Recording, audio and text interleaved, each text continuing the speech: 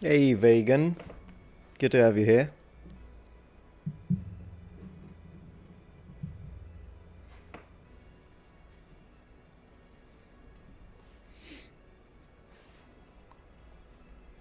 Favorite beer, wine, and liquor, asks Talos.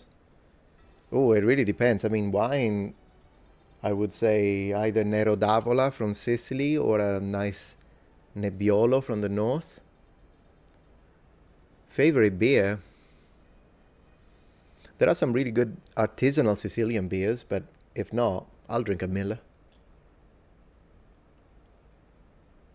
Paulaner is another really good one, but I don't know how to pronounce it.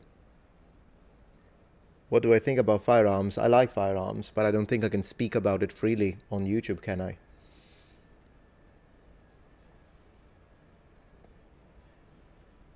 Welcome, George. Hey, Van Pride, guten Tag.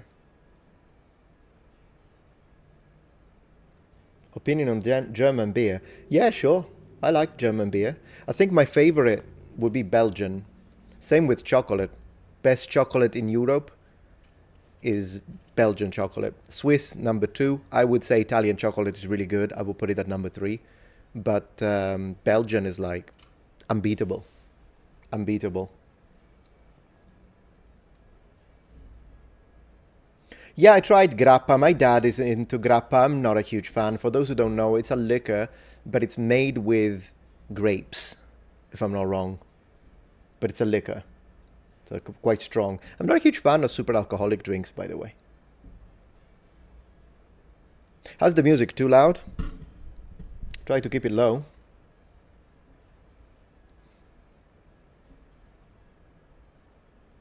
Yeah, Guinness is fine. Although I'll be honest, Jason, I only drink it when I go to an Irish pub. It's the only time so I drink a Guinness. You can't even hear the music. All right, let's add it. Let's add a little bit. How about now?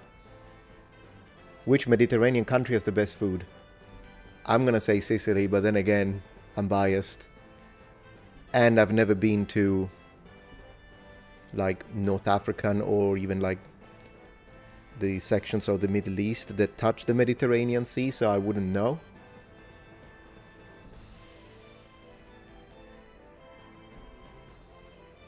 Turkey as well could be very interesting to check their cuisine. Sure, I never tried it though, so I don't feel like I can judge it. And when it comes to Greek food, I've had Greek food in Italy, but then again, unless you have Greek food in Greece, you don't know if it's as authentic as they have it in Greece. Am I right? Where does the Muppet insult comes from? Oh, I don't know. I heard it. I think I heard it when I was in the UK, and it just stuck. I mean, of course, it comes from the little Muppets guys, like Kermit. Kermit is great. He's my favorite. Thank you, Storm, for supporting the stream. You guys want to hear a joke? An Irishman walked out of a bar. It can happen. It's not impossible. Yeah, never mind. They can be carried out of a bar, I guess. Embrace the bias. Yeah, I mean, at the end of the day, a lot of our preferences depend, I imagine, on some DNA things, like on the way we are, the way we perceive taste. But a lot of it is because you're brought up with it. And so you like it. A lot of flavors, I think, can be something that you get used to because that's what is available in your side of the world. And your body adapts to it. Have you ever heard about the Italian dialect from Brazil? They call it Italian. I did, but I never really went deeply into it. People mentioned it a few times. Believe it or not, on my main channel, the biggest subscriber pool when it comes to country is the United States. So the majority of people watching as a single component is Americans in the US. But on my second channel, the language one, I think one of the biggest is Brazil. Believe it or not. What kind of dog is your little one? I have 2. So you mean the white one or the brown-orange one? Because the white one is a mix between a Bichon Frise and a Maltese. So she has the white hair of the Maltese, but the short hair of the Bichon. And then the other one is a Pomeranian, pure Pomeranian. Yeah. The white one is my wife's favorite, and the little guy is my favorite. He will be granted Roman citizenship soon, I hope. 100 men versus one gorilla. You know what, Talos? I should probably make a video about it. I should join the fray, shouldn't I? Hey, Legionario, good to have you here. Can you guys hear the music now? Is it too loud? Brian says I'm from Central Florida. Nice one. I've never been to Florida, but I do plan on visiting every state in the US. I don't give myself a time frame, so I can take all the time I want. But eventually I'd love to do that. Yeah, because each state is so unique and in its own way when it comes to the way you guys speak. When people now say the American accent, yeah, which one? Because, I mean, there are major differences, I guess, and you could create groups. But regardless, it's not just a matter of accent, it's also a matter of culture, of where you think, of food. Lots of things, a different way of life, the general colors of nature. The states are so different one from another that I really hope to be able to visit. I think I visited like 5 or 6 states up to this point. Not that many. Hello from Serbia. Hey, Christopher, did you know that quite a few Roman emperors were from Serbia? I don't know if you're aware. What's your favorite type of pasta pizza? I'm a margherita guy, unless like I'm really, really hungry. Although if you put buffalo mozzarella on it, then that's the one I prefer. Margherita with buffalo mozzarella instead of regular. And usually we call it bufalina in Italian. But yeah. But it depends. If I'm really hungry, I'll get like a capricciosa or something with a lot more stuff. And I'm not opposed to pepperoni pizza, by the way. Pepperoni not being an Italian thing, it's an American thing. And I think the actual pepperoni, they got it from, what, Armenians or something? And it's not an Italian word. But anyways, it got popularized in America. But it's good. Usually we use salame piccante. So like, that means spicy salame in Italy. So it's kind of similar, but it's still different. But I love like when they have a little bit of a thicker cut for the pepperoni, so then they kind of they turn into a little cup, and then the edges get slightly burnt. Love it. Love it. Yeah, I welcome it. The only thing I don't appreciate is pineapple on pizza, but if you put pepperoni, I'm good. I'll have it.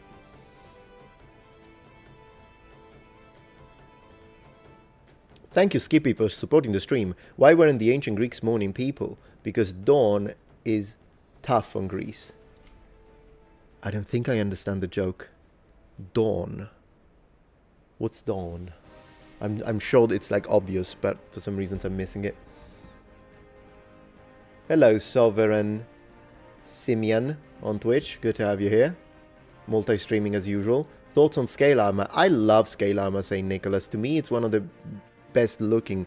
Immediately after plate, I put scale. And I prefer scale over mail. I think it looks great. I love it. It's exotic. It's very good. I really like it.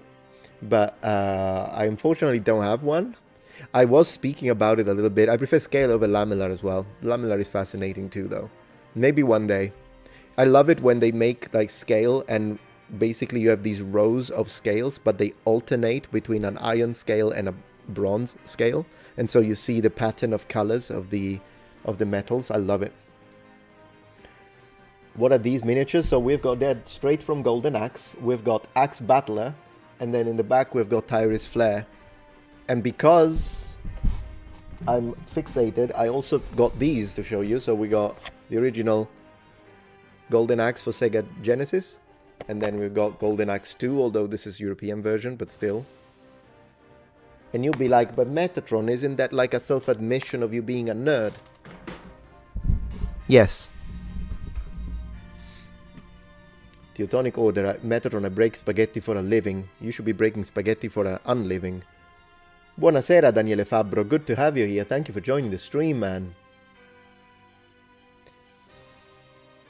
Would it be a good idea to talk about the papabili? Oh, who's that? Like, do you mean... Are you trying to say, like, people are gonna become... who could become popes? Or is it something else you're talking about? I don't know. Metatron, have you ever seen Brazilian pizzas? The most diverse pizzas in the world. No, I haven't. But Brazil... I would love to visit Brazil one day. And then if we do, I'll absolutely check out their pizza 100%. Totally. Totally. Alright. So let me close the tabs that we don't need so we get a little bit of a better connection, hopefully. I just got approved for visa. Really, vegan. Visa to go where? Come to the States? Oh, Dawn soap because of Greece. I did not know that Dawn was a type of soap. I had no idea. Never heard of it. Would you do a language experiment video like polymathy, speaking Latin in Rome as a native Italian? I think you'd be great at this. Yeah, but I would have to prepare because polymathy's level, Luke Ranieri's level of Latin is higher than mine. So he can probably just do it like this, but I would have to prepare it. For sure. That could be fun. The only thing, though, I think the reaction from people would be different because when they look at him, they usually try to speak at English, if you notice, which means they do think he's American or foreign. That's what they think. But with me, I don't think they would. So if I start speaking to them in Latin, I wonder how they would react. I might try it, but I don't know when I'm going to be in Rome, to be honest. Next, I'm just gonna, it's really far.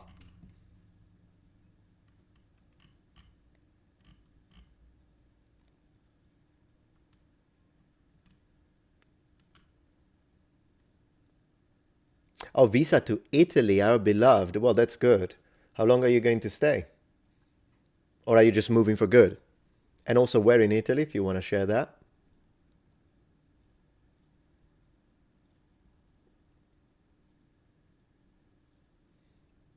Cleopatra poisoned herself, I thought. Yeah, that's one of the tales. We don't know if if it really did happen, but it is mentioned, I think, in two sources. But we don't know if it actually did happen or not.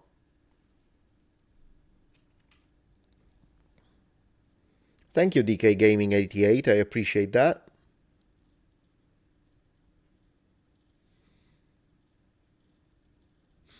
And also, thank you for subscribing with Prime. I really appreciate that. Very cool. Is Pizza Balla a common surname in Italy? Surname? I've never heard it. I'm sure it exists, but I've never met one. Scale makes you look draconic. What's not to love? I agree, Dream. And I think the ancients loved it too a lot because even though it was not as common, I don't think it wasn't as common because people didn't like it. I think it wasn't as common because it was very expensive to make. But even to a Roman, I think, particularly when it was starting to be introduced first, it must have looked very exotic to them too. And then as it becomes more like something that successful veterans or maybe officers start to wear, then sure, it becomes Roman that way.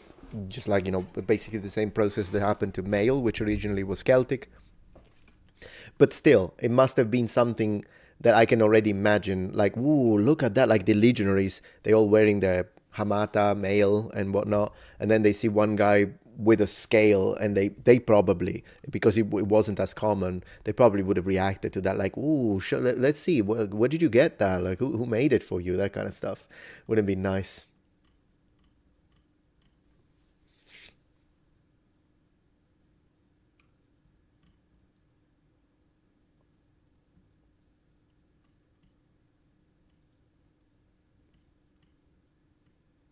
Do Sicilians consider themselves Italian? Yes. The only thing is that if you ask a Sicilian, do you consider yourself an Italian or a Sicilian first? I would say the majority of Sicilians will tell you Sicilian in that case. But that's the only situation in which I can see a Sicilian say that. And unless they, I don't know, I can't speak for all Sicilians. I get if a Sicilian feels particularly strong about their identity as opposed to mainland Italians, and you ask them, do you consider yourself Italian? And he wants to say, I'm a Sicilian. I guess, but we are Italian. We speak Italian. We have the Italian passport. We are all Italian citizens. We are Italians. So I'm not saying that no one would ever respond that way, but I'm saying that in the majority of cases, the idea that Sicilians are not Italians is discriminatory in nature, and it comes from the north. That's what it is. They are the people who say it. So if you ever heard someone tell you Sicilians are not Italian, it's either an American, a Sicilian American who didn't really experience the discrimination from the north, and so they say it, but they don't speak from the perspective of an actual Sicilian from Sicily. They speak from the perspective of a Sicilian American who has a different, so they're very proud of their Sicilian ancestry, and so they say that without understanding the actual derogatory connotation that that would mean in Italy. But the other type of person that you would hear say that is someone who just tries to look down on Sicilians. And so that's why I personally don't appreciate it when people say, you're not even Italian, you're Sicilian. I was told that by an immigration officer in America, in New York, when I first landed into the American airport. And the guy told me, where are you from? And I said, Italy. So he looked at it. Oh, you're not from Italy, you're from Sicily. You're not Italian. And I said, I am Italian. Sicilians are Italian. So that was extremely rude to say, but I don't think he meant it in a bad way. But whatever.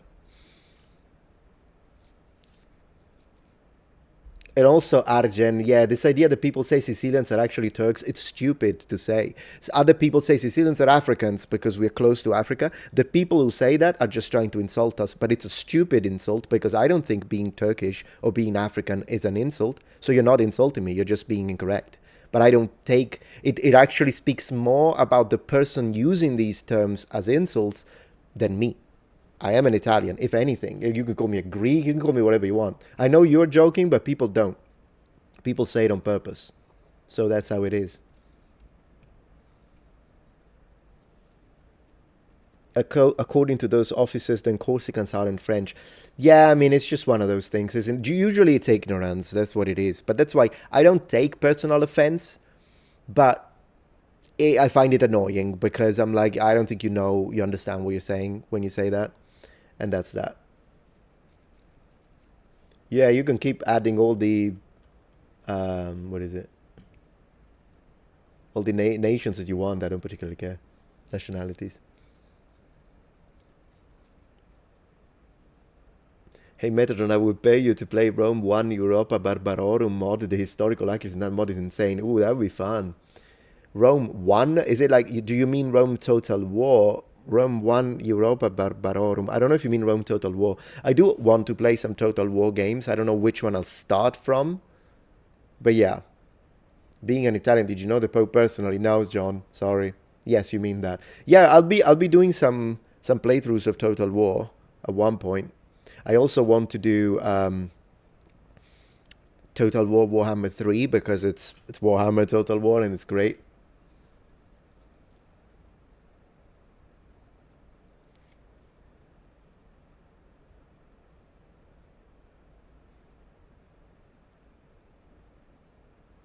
Oh, Pizza Balla is the surname of one of the cardinals that can be the next pope. Ooh, that's insane. Could you imagine, man, if the pope has pizza in his surname, I'm making a video right now. I'm telling you. If the pope becomes the one with the pizza in the name, I'll make a video about it. I can't wait for the Mafia game set in Sicily to come out. Oh yeah, I watched it. I reacted to the trailer. Is it like Mafia Old Country or something like that? It looked really good. Holy Pizza, yeah. Pizza His Highness. Which army do you main in fantasy? High Elf first, Bretonia second.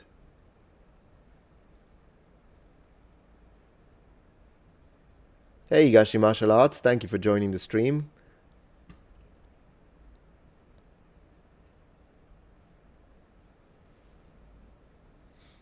I will watch more. Yeah, I will watch more videos from Professor Dave. Absolutely. I will. I never stop at one. Well, sometimes I do, depending.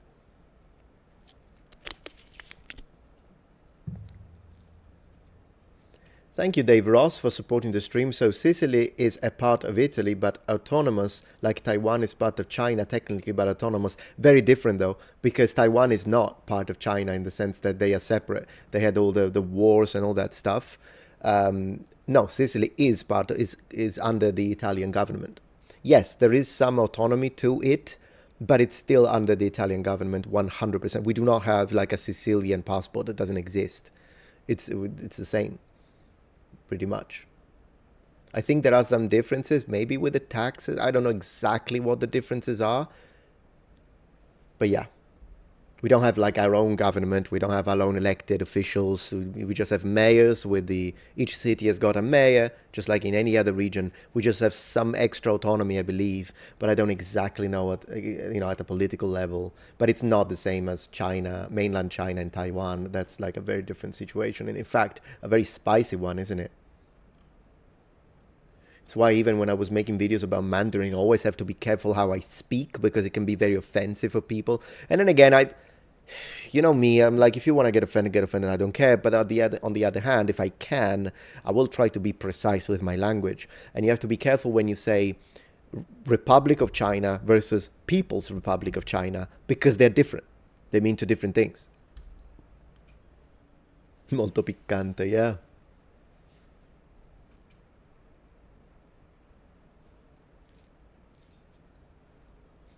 I wouldn't know because I don't. YJ, that's a very good question. Not as autonomous as a U.S. state, probably not, but I would say no. But then again, I have to see.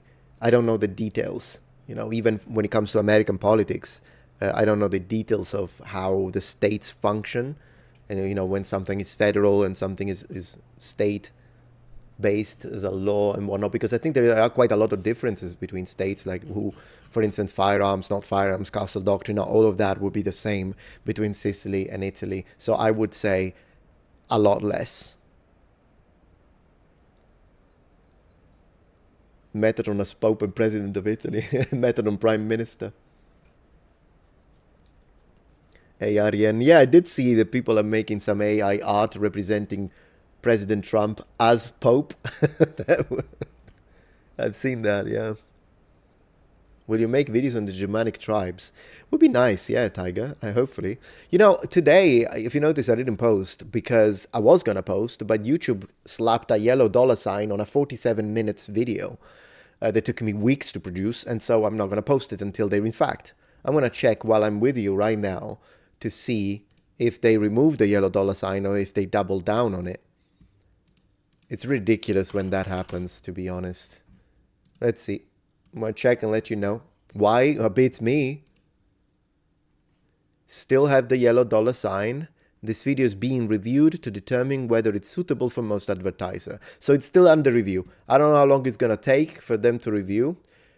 It did happen to me once that they did review a video of mine and they doubled down. And they're like, no, this video cannot get advertisers, which is always... It's a huge problem if it's like one of those small videos that it's either like an extract from a live stream and so I could put it together in 15 minutes of edit. It's not a big deal. It's annoying, but it's not a big deal. But when it's one of the deep dive videos, then it is a big deal because like if you put a lot of production into a video and then it gets a yellow dollar sign, it basically makes almost no money. Like it's not completely demonetized. It's not like the red dollar sign, but it's negligible. And they have done it in the past. Like I have a video that was extremely successful. It got like 1.6 million views. Yellow dollar sign though, so it didn't make much. In fact, I want to tell you how much that made. How about I share it with you? How about that? How about that? It's the video where I spoke about sexuality in ancient Rome.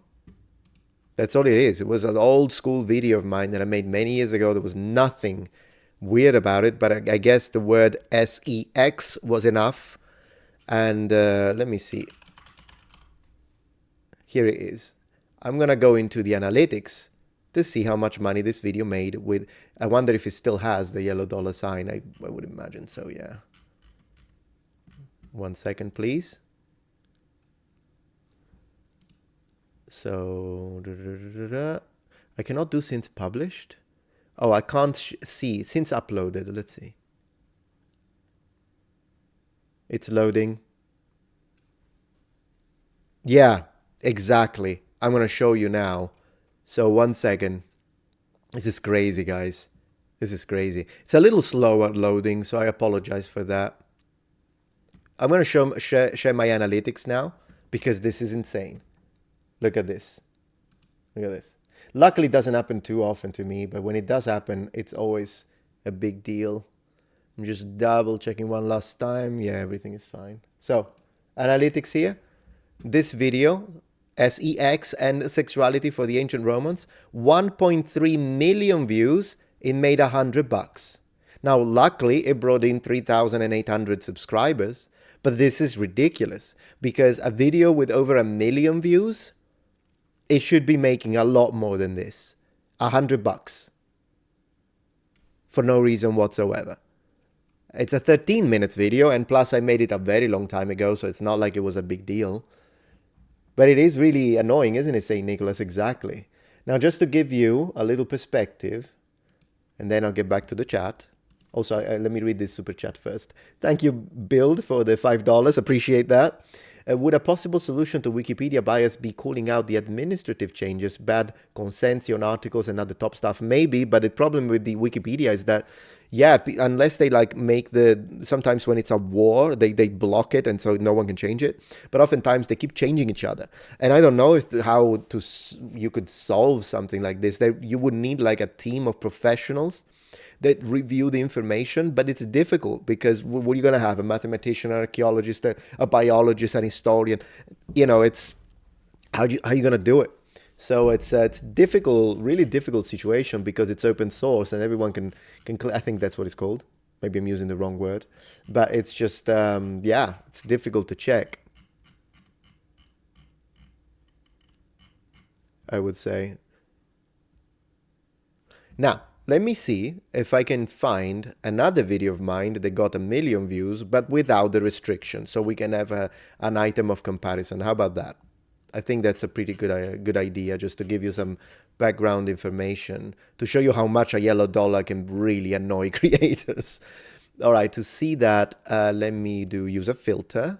We go into views, and then 1 million. That's 101, 6 zeros. Yeah, apply.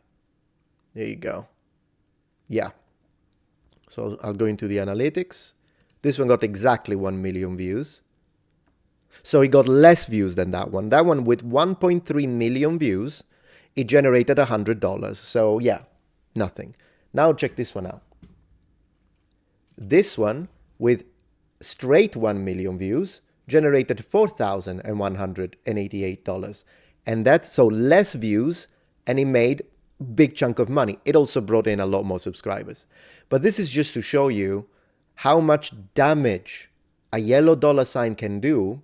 And when this happens, that's enough for a Warhammer army. You're absolutely right. Now, of course, you have to consider this money here is before taxes and before YouTube cut. So I don't get the entirety of the sum here, but still it's important to underline that the difference is huge.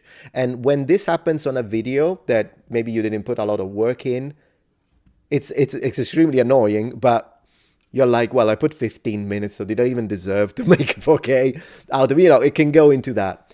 But when it does happen to something that you put like so much work into, particularly if it has a production cost, which some videos do have. So imagine a video of mine has an $800 production cost, but then if I make $4,000, it's fine. I made profit, cut for the government, we're all happy. But when this happens and it goes from, so that video would have made probably 4.5, 4.8. That's what that video would have made, maybe even close to $5,000. As I say, it doesn't happen very often, but it happened today. Today I got a beautiful yellow dollar sign, and I'm not posting until that thing is removed. And I hope you understand why. Now that I shared this little bit of background, just to give us an idea, guys. I am a 16,000. Yeah, yes, exactly. Yes, yeah, I know. I appreciate that, Storm. Thank you. We need a petition for Google to play Metatron a fair wage. Well, no, I can't complain. I mean, I'm not rich, but I do make a good amount. I know that there are people that work a lot more than me and do jobs that are a lot harder and make less money. And so I'm never going to complain about what I do. I put a lot of hours into this, but I love it. I love every minute of it. I'm here with you. I'm having a great time. I got some guile in the background to show you in a second. So I'm just saying I can't complain. As long as they don't give me the freaking yellow dollar signs or the red dollar signs, that's all I ask. I'm like, leave the green dollar sign and then let me do my job. Let me do my stuff. And yeah, exactly, Craig Gunford. Thank you for being here, by the way. Awesome channel. That's rubbish for a yellow dollar. I know. It's insane. So the video didn't get posted today. I really apologize for that. But thank you, Brad Ware, for the $2. I hope that by tomorrow the yellow dollar sign will be gone. If the yellow dollar sign is not lifted by tomorrow, then I'll post something else because I keep making videos in the meantime. And that video will stay a little bit in the background. It's a debunking video, old school debunking video. Oh yeah, it's a good one. But yeah, it's called I'm Comfortable. Yeah, I guess that's a good way to put it, yeah.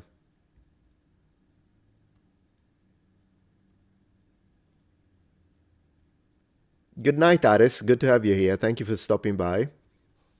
I tried making YouTube videos once upon a time, but I'm not nearly as charismatic or driven as you, says Fabelius.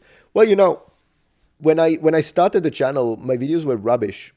And I really had to learn, and it took me a while. There are creators that are fantastic right off the box. And they have like 300 subs and they have excellent production, fantastic lighting. They got it all figured out. That was not me. It took me 2 years to just understand how to get to the freaking point. So, never too late. Never too late. You know, it's learn by doing. You know, keep making videos is what I would suggest. Because there is a stark difference between my early videos, my current videos, and not that my current videos are great, but compared to the first couple of years of production, absolutely my videos are great at that point. So it's like one of those things. And now I'm exploring a lot of streaming as well. And here we are.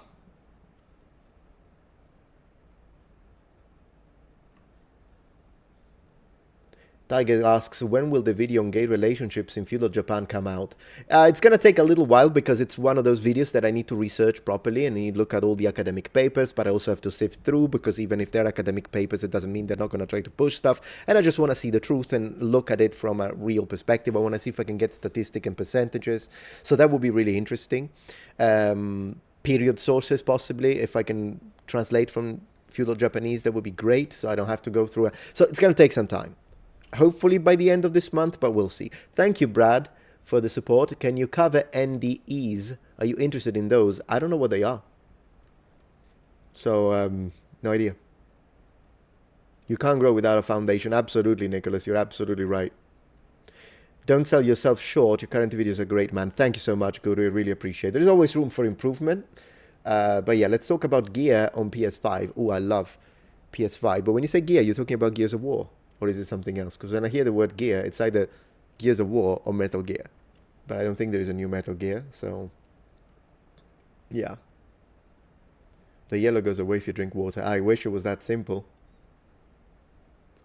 Or hi, your pigeon is now parroting Dr. Hillman's talking points. I recognize them a mile away. I said I will address it, but it needs time to be prepared because differently from other people on the Christian side like me, I don't want to do, even though I disagree with him, I don't want to disrespect his qualification and just say, oh, this guy's no one, he's nothing. No, the guy put 35 years into translation of ancient Greek, so I'm going to approach it with, I don't respect what he says, but I respect the time he put into it. And so I will address it with the team, taking time, looking at the stuff, and actually doing it with intellectual honesty. It's nonsense, by the way, what he's saying. But I will not say that the guy's not prepared or qualified or just say, who does he think he is? No, the guy is an expert and I respect that. What is my favorite Bible verse? It depends on the period, honestly, Sam. But I like the one about... I'm trying to, because I know it in Italian, so I'm trying to remember what it would be in English. The one that says, I will not fear because you are with me. The one about walking in the valley of... I don't know how you say it in English, but I think you recognize it. It's a beautiful, beautiful, very comforting verse. Let's talk about KCD2, please. KCD2 is, yeah, I need to put some more hours in it. I only put like 4 hours and then I got distracted. I started playing Oblivion and that took my time.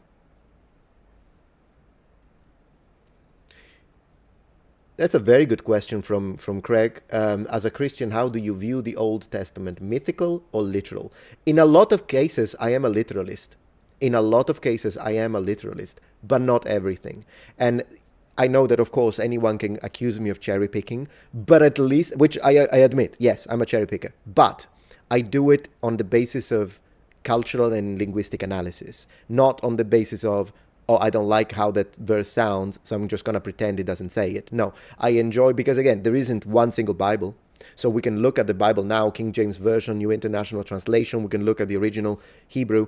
There are so many different Bible verses that it's difficult to say. That's why I don't fixate on one single verse, or I don't fixate on one single word, because that word might not be there. To give you an example that doesn't really matter too much, but to give you an example, if you read the Gospel, and that's from Greek, it's not even Hebrew. If you read the Gospel in Italian, and then you read it in English, which of course I did, there is the part where Jesus controls the elements, right? When he's with the apostles on the boat, and then he commands nature, and nature obeys. The winds stop, the storm comes down, and then there is the whole part when he walks on water. That part in English, I find it a lot more beautiful in English, for example, poetically speaking, than it is in Italian, because in English it says, peace, be still. That these are the words he uses to command and control nature. In Italian, it says, taci, calmati. And honestly, it basically means be quiet, calm down. And peace, be still is much more beautiful. But what's interesting is that he's saying two different things. So now imagine if someone sat down and created a sermon when he's, or like a preacher teaching you and telling you with the exact reason why he used the word peace is because he wants to convey the peace in our world, in our life. If you have a storm inside your heart, and then maybe he didn't even say, like if someone read the other version, is like, wait, but he didn't say the word peace. So that's why, like, if you want to talk about the core doctrinal message, then it's fine.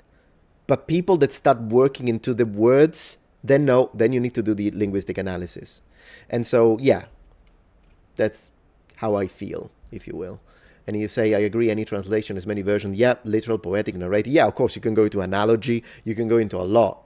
If you read the translated text, read as many versions as you can. I agree. And then I always say try to reach the original, since interlinear is available on Google. Interlinear is available for everyone, and it's important for me because that way I think it's important to give honesty when it comes to presentations of the Bible, because if you in your own church, because each religion then interprets it differently, so in your own branch of Christianity and whatever it is, if you tell me, well, this verse says this and that's your doctrinal interpretation, then you should tell me that according to your faith, this is what this verse means.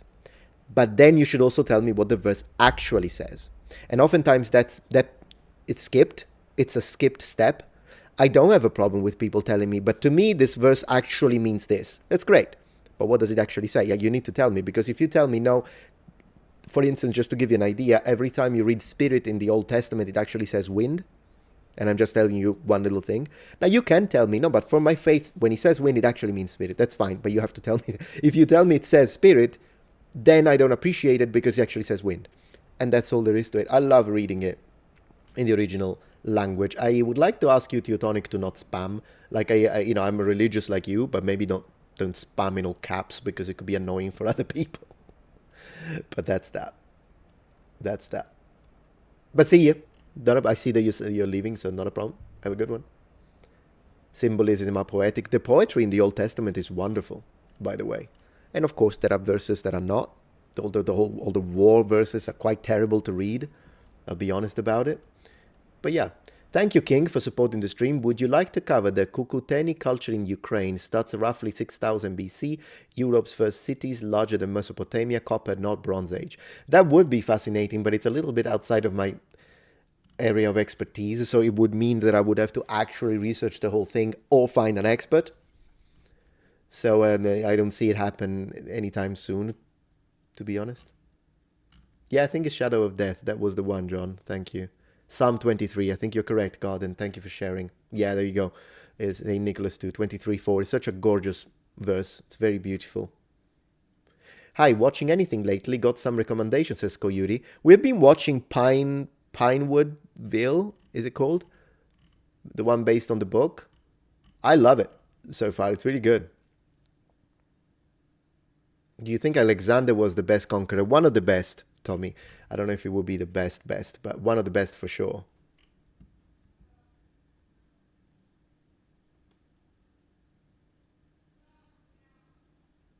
I love that Jesus spoke in parables, but sometimes it confuses me. I can understand that, yeah. Dear Biene says, hey man, awesome Professor Dave video. You articulated exactly what I thought and felt about his content. Yeah, so I still tried to be respectful. Like, I know I called him toxic because objectively he is. But everything else I said, I still tried to be respectful because that's how I strike first. Like, whenever I strike, meaning when I start to speak about someone, I say what I think, because I think, I mean, I'm treating you like a man at that point. I'm not trying to sugarcoat it. I'll say what I think. But I also, did say a few times when he presented a point, I said, yeah, I can agree with that, or I can understand. And sometimes I said, I think he's insane in the comments, very rude. But sometimes, to give him credit, some people are rude to him. So I tried to be that way, neutral about it. Now, what is he going to do about this? I don't know. Is he going to make a response video? I hope so. Because, yeah, then we can start an exchange, and it's great. I'm still someone who needs to make 30 videos a month, so that's why lately I've been poking. I've been poking bears, because I'm like, let's go, let's do it. He might ignore me completely, that's fine. In that case, maybe I will still make a video discussing his actual points this time, but I needed to get that one out of my chest, if it makes sense. If he does make a response video, then of course I'll make a response to the response. If he's being intellectually honest and he tells me, yeah, I'm an asshole, because he is. Honestly, I would expect him to know that. But then he tells me, yeah, but in this, and then he explains the points, then great, then kudos to him. But if he does what I expect him to do, kind of Alec Gunter, if he's going to pull an Alec Gunter on me, then I'm ready. I'm ready, guys. I am ready. So we'll see where this goes. Stay tuned, I guess. Subscribe to the channel, because I've got a few other bears to poke. And they will be all poked. I'm going to poke every single bear, guys. That's me. Favorite card game, these bolts. Ooh, I don't know. Favorite card game? I don't know if I have a favorite card game. The first one comes to mind is Magic, the Gathering. I suppose. I'm into fantasy. What can I say? Have you seen the History Hit video about Life of Brian? I might watch it with you guys. I have it on my tabs today, so we might watch it later. It's from that lovely lady, isn't it? She's really good, that historian. I thought she did a great job last time, so... Poke every bear at Baldur's Gate 3 player, totally. And I've got my my drow. We need to... Because that's the thing. I was playing KCD2, then I got distracted with Baldur's Gate 3 and I really got into the game, and I got the demon sword from the demonic general, thanks to you guys, by the way, because you told me that I could use Shadow Heart to make him drop it, and so I got it that way. It was really nice. And then, because I have a drow, and he looks great, my character is great. But then I got into Oblivion remaster, and so yeah, that's that. What can I say?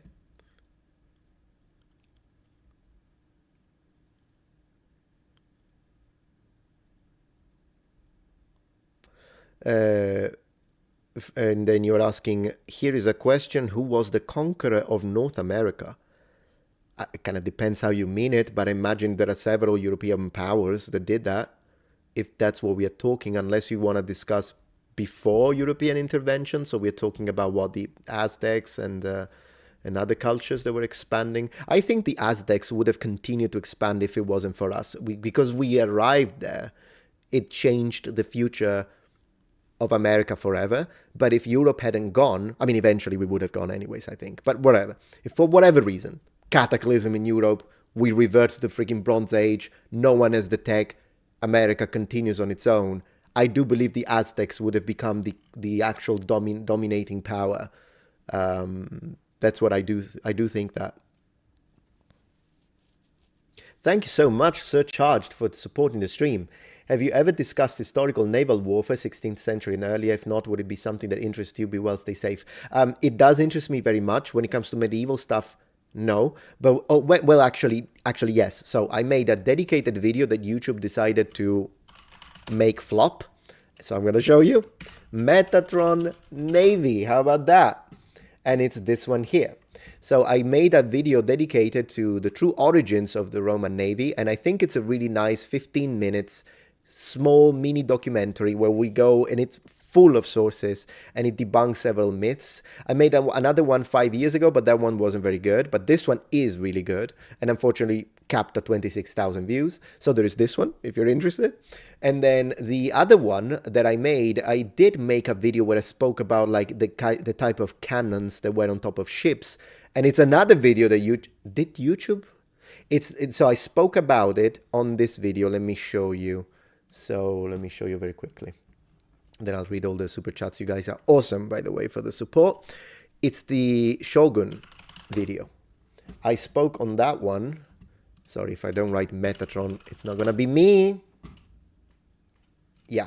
So I have these two episodes. Now, I'll be honest with you, it's been a year, so I don't remember which one of these two, but I think in both I speak about the naval capability and ballistic capability and sort of warfares of the black ships and all that. So I speak, and then I have a whole section dedicated to the type of cannons that were used in European crafts. Oh, that's me.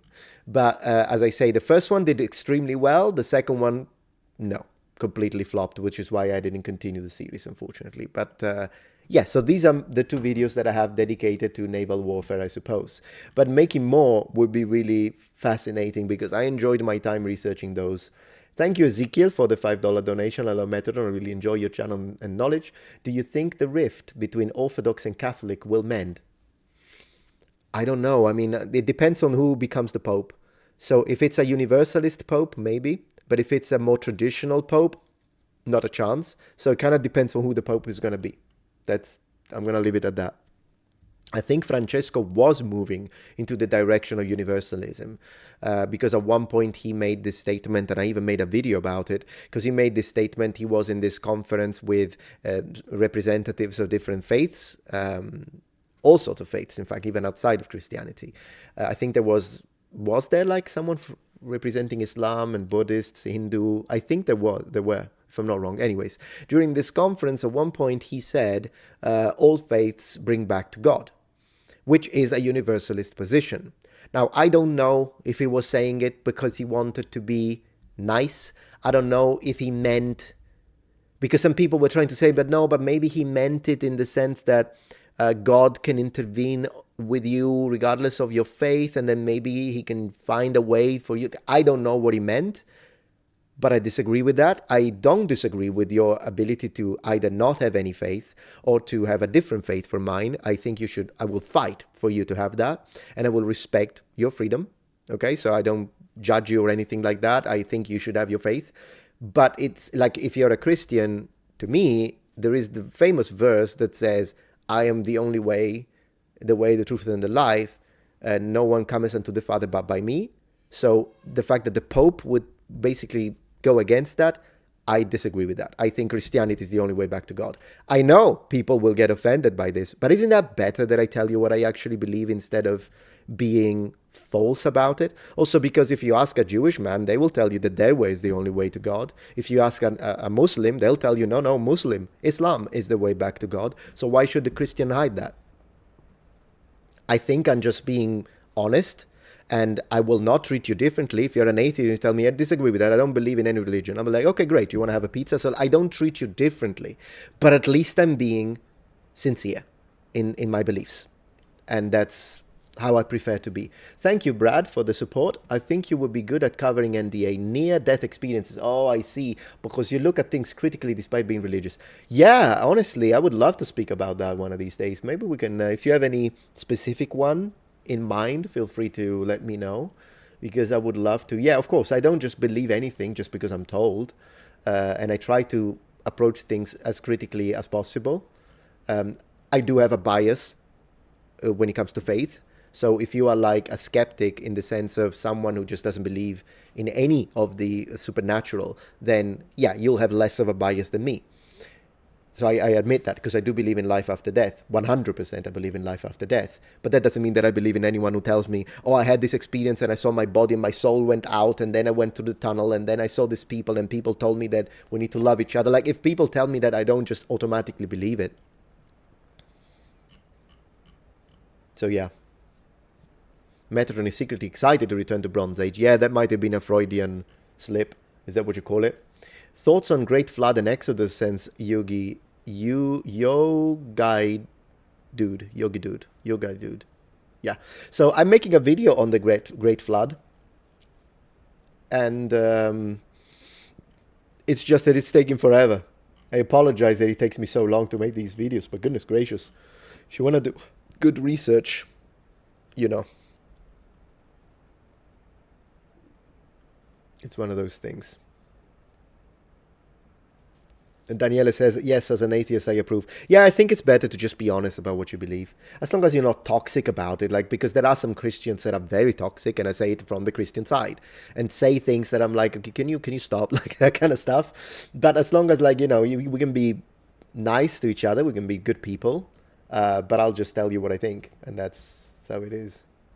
Have you ever been to St. Peter's Basilica in Rome? Oh yeah, multiple times. I took my wife there once. She loved it. And then we went into the Vatican museums that are there. And that's when we got a little shocked, because we were going through the Vatican Museum and we were seeing all the beautiful artifacts that they have there, some of which are from the Middle Ages, by the way. And then as we are walking around, both my wife and I, we stop because we see an upside down cross. And we're like, "Wait, what?" Because, of course, when I see an upside down cross, I think of Satan, right? But then it took me a minute, and I'm like, oh, it's St. Peter's. It's because St. Peter was crucified upside down. So that's what that represents. But I'm not going to lie. It took me a while. Exactly, St. Peter, very well, these bolts. But it was faster for you guys. For me, I was like, why is this an upside down cross under the Vatican? I was like, what's going on? And then it clicked.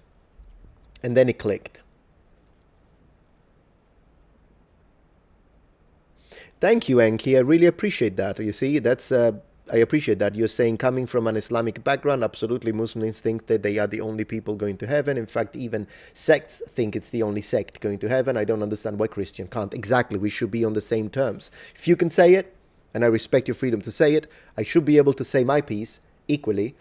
But these days, it's like it's just becoming a situation where, yeah, I had a discussion about faith with a YouTuber. You probably don't know him. Maybe some of you would, but because this was a private conversation, I'm not going to say who he is. But I remember we were discussing these things. Now, we have different political ideas, but we were still trying to be very respectful to each other, in the sense that, as you know, I tend to be more of a moderate. On some things, I'm centrist. Not on everything, by the way. Anyways, he was more of a left-winger. But we were being very respectful. We were discussing, and on some things we were agreeing. But then we started talking about religion. And his position was basically that I shouldn't speak. And I'm like, Like, if your idea is that I need to speak, why? Because he thought the idea of sin is dangerous, so I find it problematic. And I'm like, you can find it problematic as much as you want, but that doesn't mean that I'm going to have to base what I believe, because there are plenty of things you believe that I think are problematic. So what are we going to do about it? Either we both have the freedom to speak our minds, and as long as we are not hateful individual, and I think he's a decent individual, by the way. I only have a problem with the indecent individuals, because then they're just pandering, and they are using whatever politics they are pushing, or whatever religion or lack thereof they're pushing, but they're toxic, so it doesn't matter at that point. I have a problem with those. But if you're someone who's I believe you're a truly decent individual, yeah, there are still parts that I disagree, but I think you should, either we go the freedoms way, and which means you can say what you want, I can say what I want, you disagree with me, I disagree with you, and that's the end of it. We live our life accordingly. Or we go the other way, which is the historical way, which is one of the two groups overpowers the other through military force. I don't like the latter. But it's not like we have that many options, do we? So at that point, I would rather, you can tell me what you want, but the moment he starts saying, yeah, you shouldn't say that, you shouldn't be allowed to say that, I don't know, man. Also because the things I was saying were relatively mild. I'll be honest with you. They were relatively mild. It's not like I was telling him some crazy stuff. So yeah, I can't say who it is. Unless he starts saying stuff about me, then I have got everything saved. Because that's me. I'm very prepared. I've got archives. Everything anyone has ever said publicly or privately that can be used against them, if even for a split second I think you could become a liability, it's saved and archived. I've got a lot of stuff. And I don't use it. because it's private. But if people use private stuff that I tell them, although of course I'm careful with how I choose my words, but if people do that or they start attacking me, then I'm ready. That's how I do it. And you have to be like this, unfortunately, in this day and age. It's just one of these things, isn't it? Raf, let me see. Raf does check, but he has more people on YouTube. Oh yeah, no, I do read Twitch as well, absolutely. Right now, I was just going on a rant, to be honest. I wasn't even reading the YouTube chat anymore. But I'll read everything. And besides, there are a few super chats that I want to thank. And by the way, thanks so much everyone who joined the channel, because the other day on Friday, because Friday are members-only streams, and but a lot of you joined the channel throughout the week, and so we actually had a really nice little group, and we had like 3 hours of stream where we just chatted, and it was a lot easier because at that point a lot less people can write on the chat because it's members only, and it was a great way to have a one-to-one conversation and really work back and forth. It was easier. So thank you so much everyone joining, and do keep in mind that that is an option to join the channel if you want to, you know, join the streams and speak and whatnot. So there's that. Let's see. Thank you, King, for the support. Do you find it interesting that the earliest caliphs, Rashidun and Umayyad, I probably butchered that, minted coins with Christian crosses despite Islam denying the crucifixion? I have no idea, mate. Like, I've never looked into Muslim history, like Islamic history or that sort of, so I don't even know about their coins, so I wouldn't be able to say, do they deny crucifixion? I don't know. Even within Christianity, though, I think Jehovah's Witnesses don't believe that Jesus was crucified on a cross. I think they believe that he was put on top of a post, right? If I'm not wrong, because I got a friend who's a Jehovah's Witness, and I think he said that. So it wouldn't surprise me, but I don't know. I mean, does that depend on which sect of the Muslim faith that approaches that? I don't know. Because I do know, again, I don't know almost anything about Muslims, but one thing I do know is that differently from the Jews, usually Jewish people, in the sense of the faith, I'm not talking ethnicity, but in the sense of faith, to Jewish people, Jesus, of course, wasn't the Son of God. That's only Christians that believe that, but they also don't believe he was a prophet. But I think Muslims do believe that Jesus was a prophet. They just don't believe that he was the Son of God. There is a difference between how they approach it. So I don't know, though, about the cross. I have no idea. As a Christian, thanks for holding the line. Absolutely, Dreamheart. You're very welcome. It's important to maintain a balance in these things. Let me make sure that I didn't skip any other super chats, and then I'm going to have a peek at Twitch. Okay, yeah, no, I read that. So I think I read everything. The Sentry 66 says, Metatron, was there a personal experience in your life that led you to Christ Jesus? There is a plethora of experiences that I had in my life that led me to Jesus, but I did share 3 on this video, so I'm not going to repeat them during the stream, but I'll point you to the video so that if you want, maybe after the stream, you can go and check it out if that's something. That's the only time in which I actually spoke about only faith. I usually don't. Even when I speak about the Bible, I speak from a linguistic perspective on this channel because I enjoy keeping it secular so that everyone who is interested in these things can watch it and whatnot. But I did break the rule once because people asked me, and I made this video. And in this video, I speak specifically about why I'm religious, even though I am a data analysis, evidence-based individual. Because anything else, I love science. I want evidence. But there is a reason. I speak about it on this video, and then this video connects to an unlisted video for story number 3, because I only share 2. So yeah, it's here. If you're interested, you can check it out, and that's that. How are things? Claude says, am I wrong, or you debunked in a video the existence of Jesus Christ? Oh no, that's not me. I'm one of the apologists. I'm one of those who believes that Jesus existed historically. And I made videos about it, so maybe you're confusing me with someone else. So usually I oppose mythicists' positions, and so that's what I do. But yeah. Alexander the kinda great. No, Alexander was great. Alexander was absolutely great. Man, could you imagine if that man hadn't died in his 30s and died in his 60s? Another 30 years? Maybe I will be speaking Greek right now. That's the reality of it. It's possible that, man, that would be a nice. I love speculative history videos, alternative history videos when you're like, what if? It's just that I made a couple and they didn't do really well, but I might try it. I might try it again.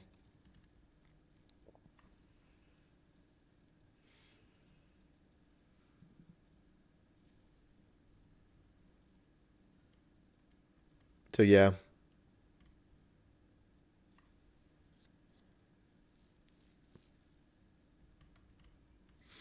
Legetu says, I do appreciate how the people on Twitch don't require moderation. Well, occasionally people's comments do get blocked by the system, but usually I allow it. Depending on, but majority of cases I'll allow it. Thank you, David, for supporting the stream. Have you ever looked into Saint Joseph of Cupertino, who could levitate? No, I never saw that. I never heard of it. Never heard of it. Man, levitate. I'm a little skeptical about it, I'll be honest with you, but I'll be happy to look into it. Because I love even the stuff that I'm skeptical about. That's why I made so many videos about what's under the pyramids. I'm extremely skeptical about it, but I freaking love it. I love thinking about it. I love these things. And all the, like, you have no idea how many videos I watched of the ancient astronaut thesis, idea, proposition, whatever you want to call it. Maybe, yeah, some people call it a theory, but I don't think they mean it in the scientific sense. I find it fascinating.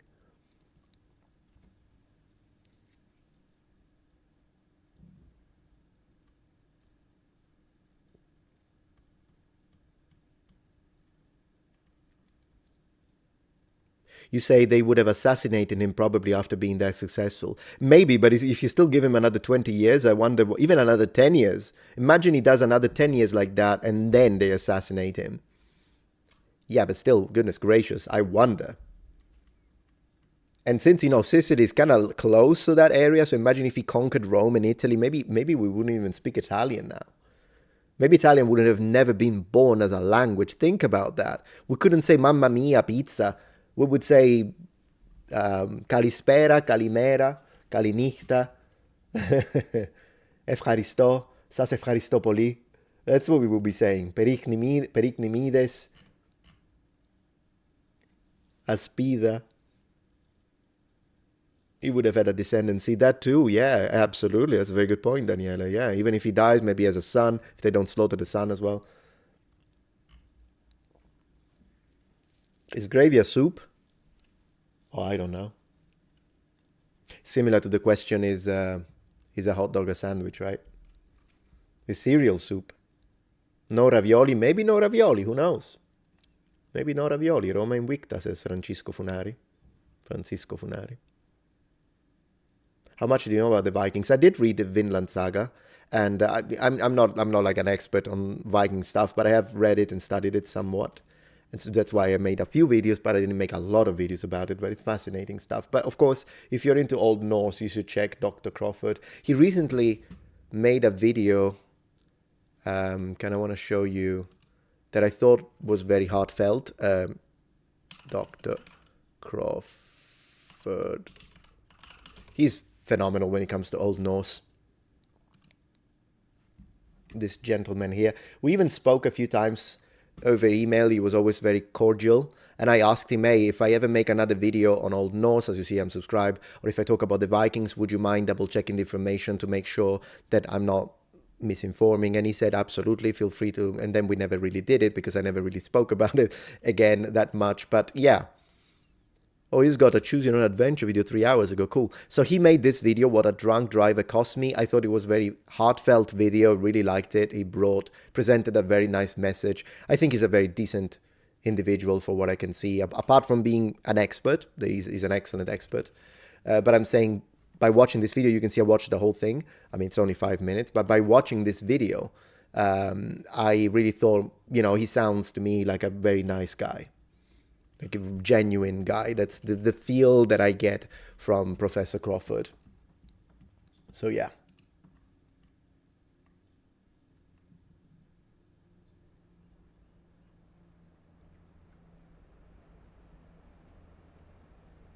Hey, Tales of Dawn and Dusk. Yeah, I can see you use the old school ware kanji there. It's been a while, hasn't it? Oh, hisashiburi desu. I hope you're doing well. How's your content production going? Thank you, Night King, for supporting the stream. I hope I'm not repeating myself because I missed the last 20 minutes. I wanted to ask if you have seen Epic History Belisario series. No, I haven't. Is it, you say some of the best? Man, I'll have to check it out.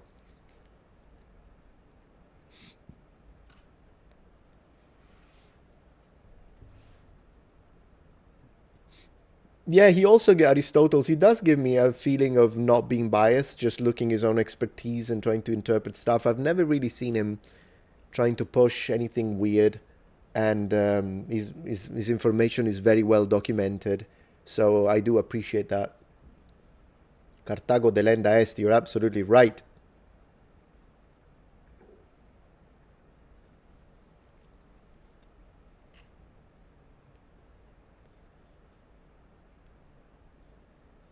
It would be, yeah.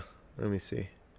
Legato says on Twitch, yeah, gravy as a soup sounds a bit too wrong. I don't know. I mean, gravy is not really my thing. I eat it on Yorkshire puddings. Love it. But I don't have a horse in the race. You should rule Lawrence of Arabia. Man, you're going old school. O Patriota says, what are your thoughts on the Antichrist and the interpretation of the 666 number? Do you think it was Nero?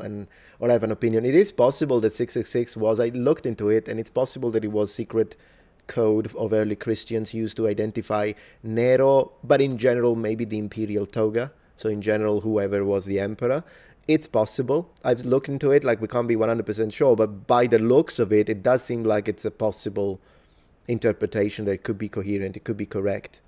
And then when it comes to the Antichrist, don't really want to go into doctrine right now, but yeah.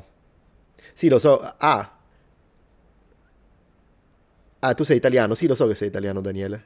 Yeah, I know you're Italian. You've been working on Latin, that's nice. Timothy, thank you for supporting the stream. Hey, Metatron, love your videos. Have you heard of the channel Inspiring Philosophy? If so, what do you think of it? Never heard of it, no, but I'll check it. I'll have a look at it. Just 1 second, because for some reasons, internet is a little on the slow side today. On my side as well. But I hope you're still getting a crisp image. Almost 500,000 subs, so it looks like a successful channel. 1 moment, please. Let's have a look. Yeah. So we got Inspiring Philosophy that you suggested. A live stream every Monday. Very nice, so we know that. Yeah, I need to write that in my description. Thank you, Inspiring Philosophy, for inspiring my description over here. So he's talking about Alex O'Connor there. Yeah, because Alex O'Connor does speak a lot about philosophy too. He doesn't just speak about religion. So he has one on resurrection.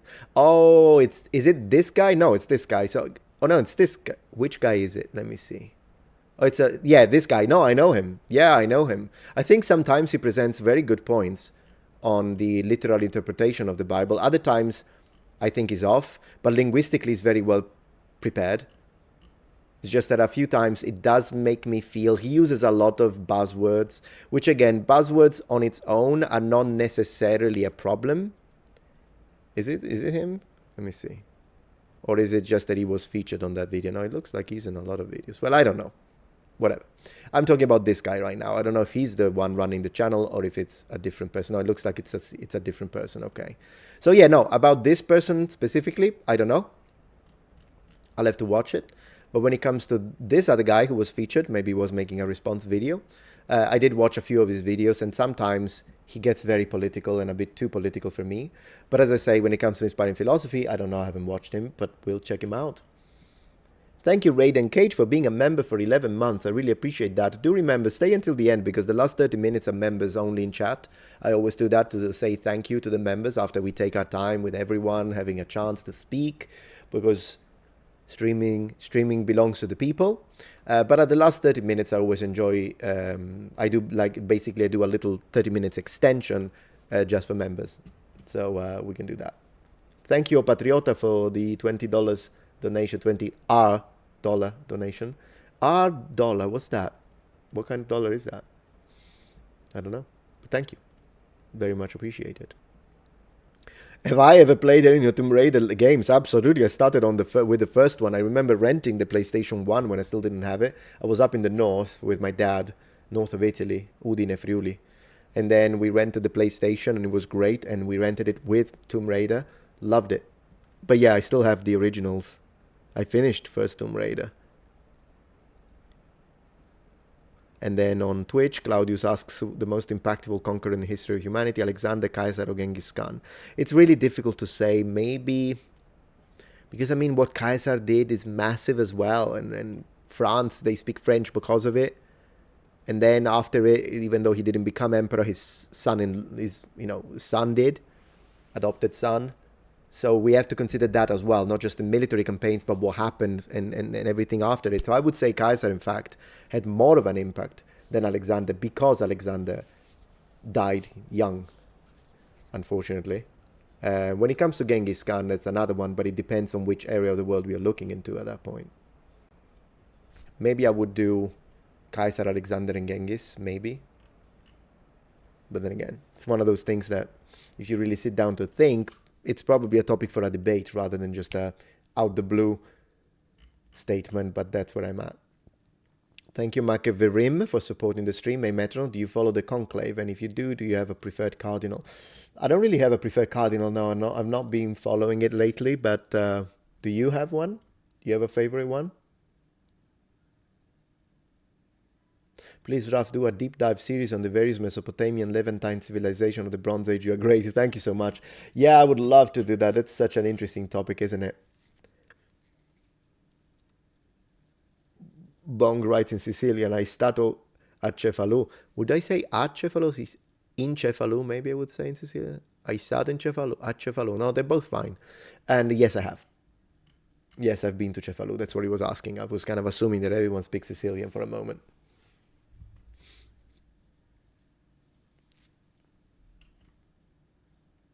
Thank you, Aloha, for the support.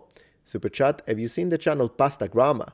Eva FR Calabria is an amazing Italian, from Calabria, is amazing home cook teaching Italian food and history. You'll love her videos. Pasta Grama, I love that title. No, I've never seen it.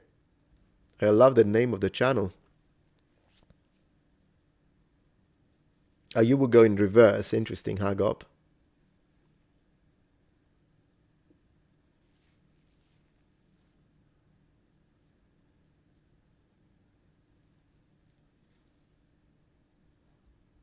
I've got to ask, how is the game you're working on going? Thank you, William, for the question. A lot of people don't even know that I've been working on games. Right now, very slowly, because too many projects. But, you know, as long as you make even if it's baby steps, I'm still in the middle of learning all the spaghetti code of Unreal Engine 5. But I have learned to do a few things. And, you know, I was having trouble animating 3D doors and how they open and writing the code for it. But apparently that's a common thing. The doors are always a massive problem. I didn't know that. So now that I know it, I feel a little bit better because I was like, why am I having so much trouble with doors? But luckily, you know. You should do a reaction. Thank you, Toaster.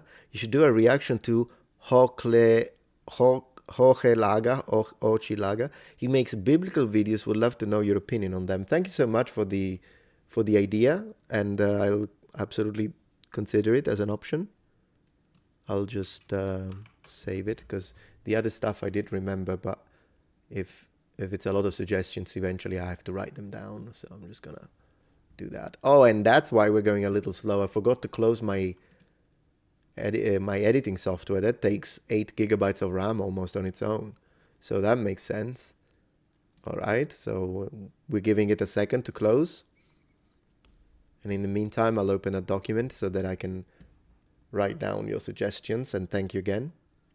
Pasta Grammar, I still love that name. Yeah, I've been working on how to make games. I mean, trying to learn, because that would be so fun. You also need a lot of time to do it, but all right, I wrote down your suggestion. Thank you. I'm trying to learn, yeah.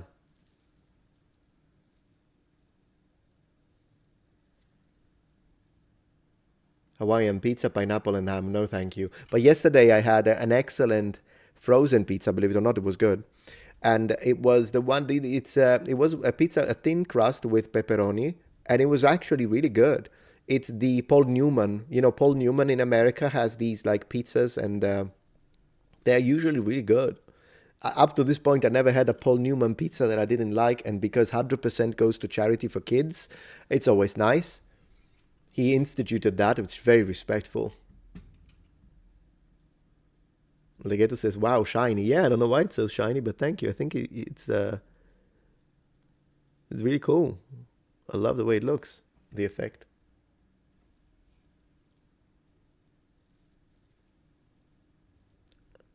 No, not as in purpose, as in actual American pepperoni. So basically, type of salami.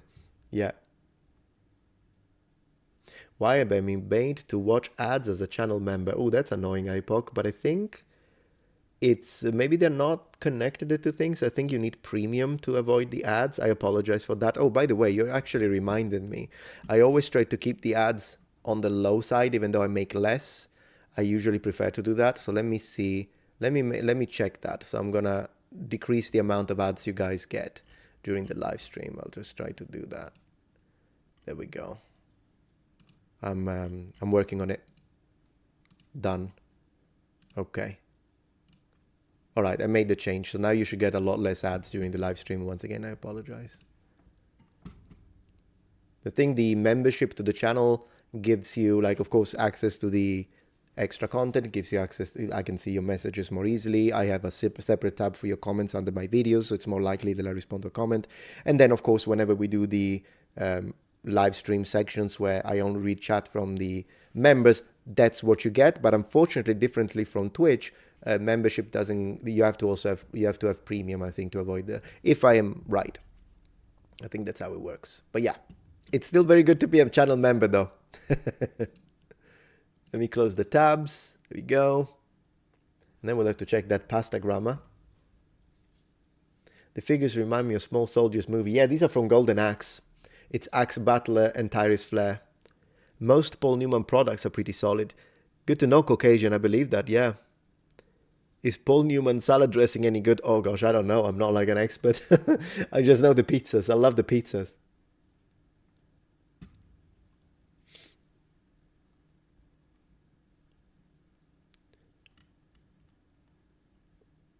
What's your take on Kings in general? I have a video, Raiden, and thank you for the support.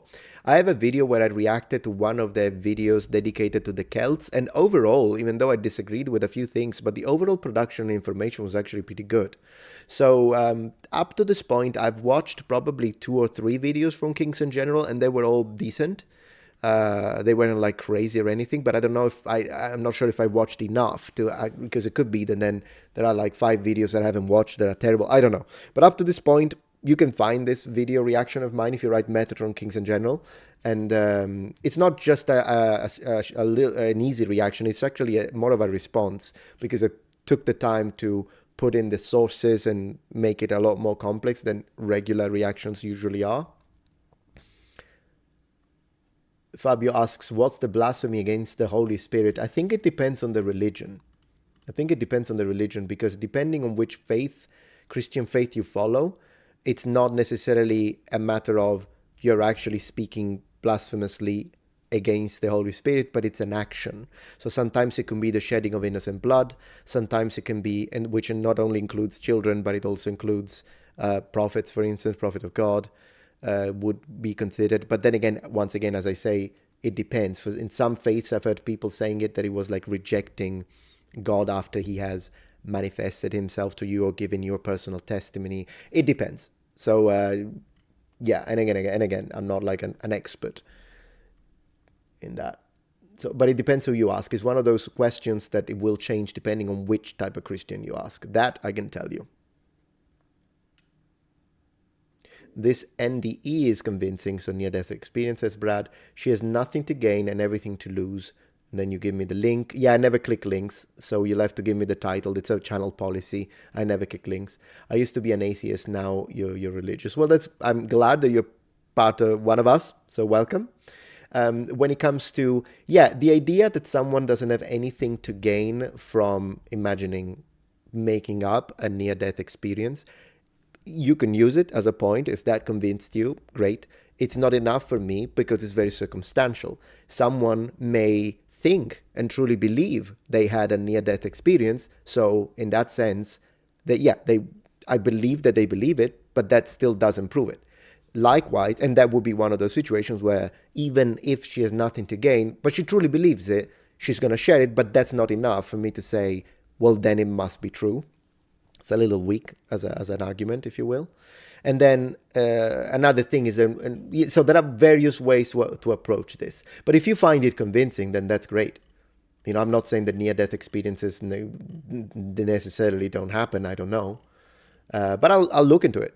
I'll definitely look into it. It's just that you'll have to give me the name of the video, because as I say, channel policy, I never click links, whether it be in comment sections, whether it be during live streams, or even on emails.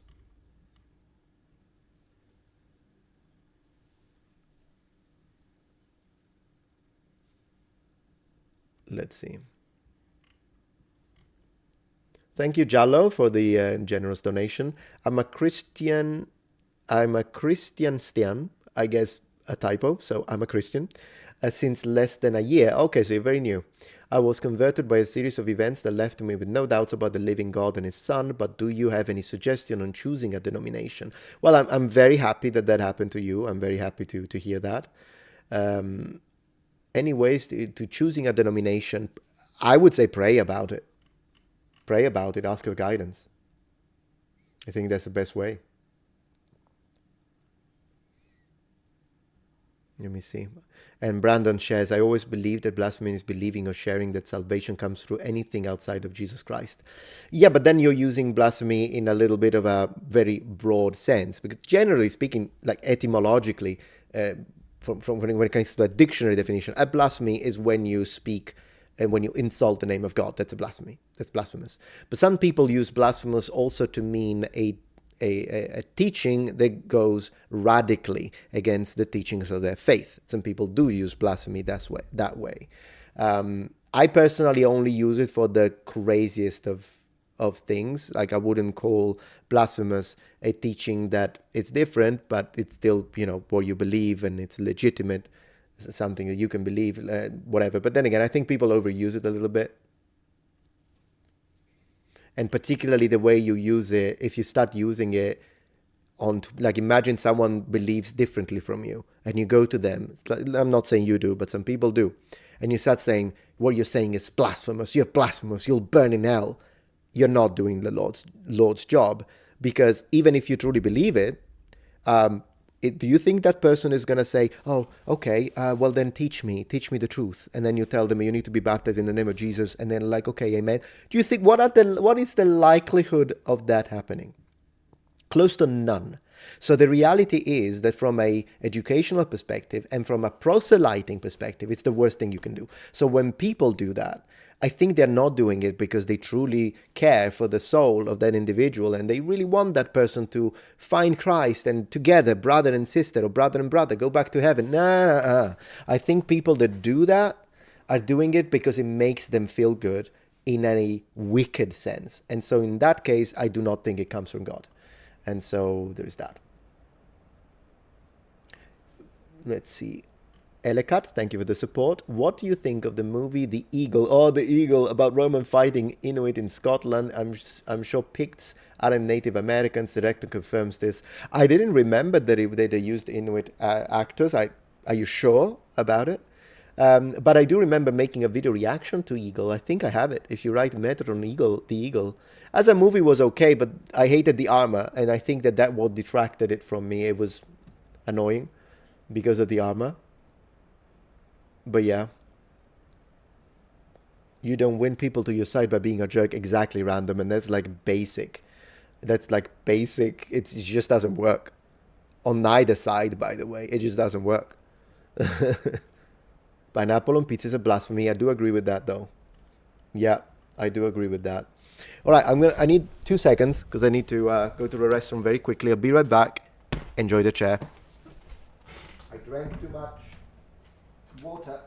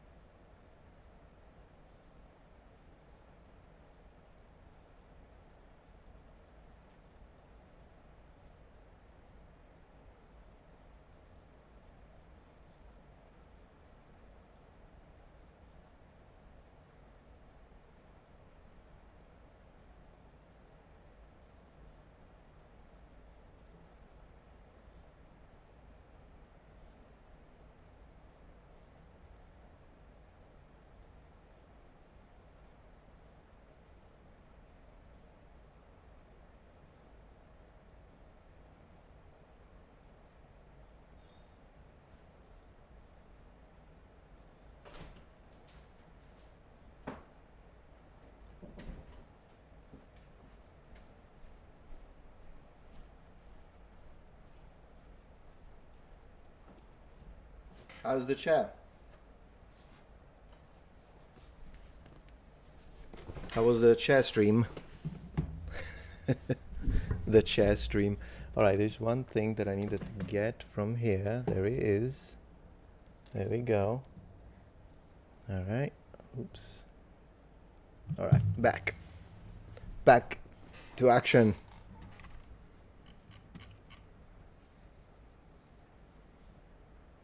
Chat is fine. Good. Thank you, Joe, for supporting the stream. Do you have any videos comparing the Norman legacy in England with the Norman legacy in Sicily? Oh yeah, there is legacy in Sicily, absolutely.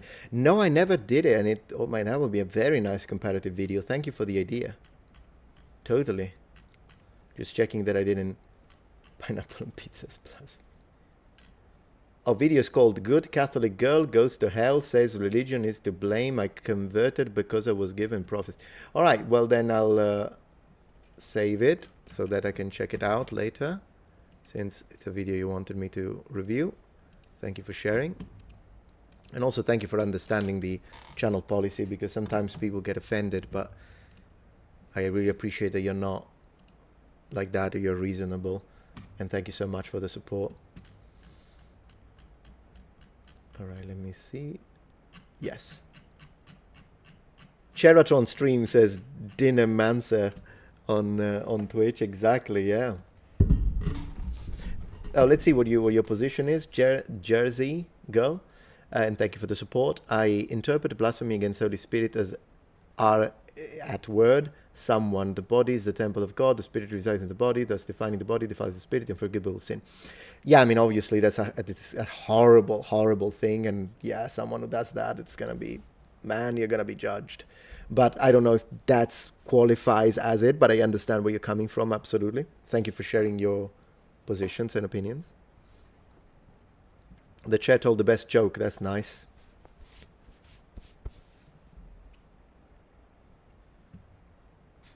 What about BBQ sauce on pizza? Nah, no. Honestly, no. No. Yeah. I mean, I understand it. Maybe one of those pizzas that you guys do with like chicken, but then again, I don't know why. Yeah, not really for me. But if you like it, it's not pineapple on pizza, so I wouldn't burn you at a stake for it. But please, be reasonable.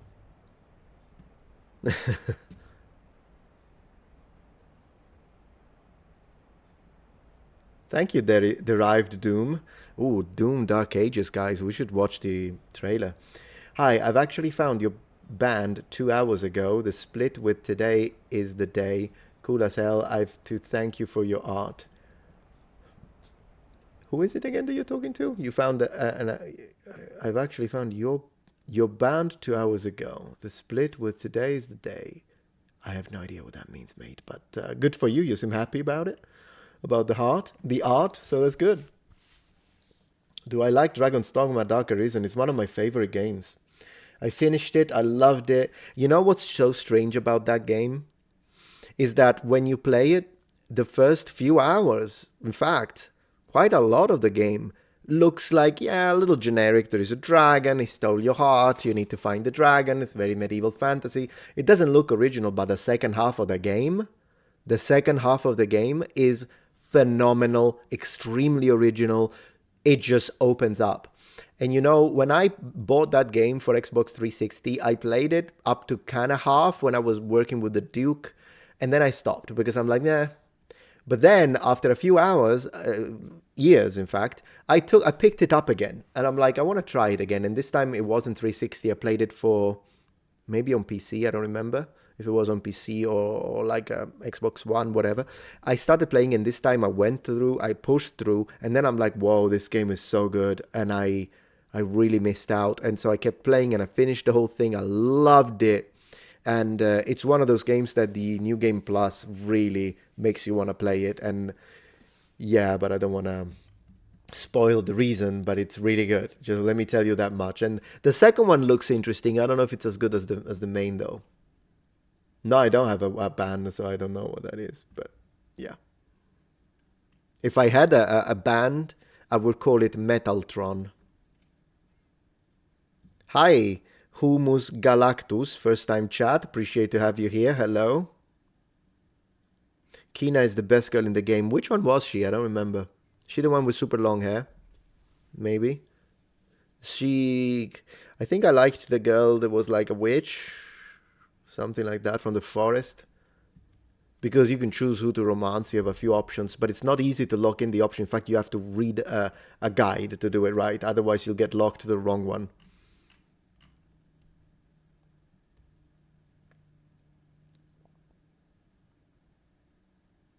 The stream looks good. Oh, good to hear, Legato. Thank you.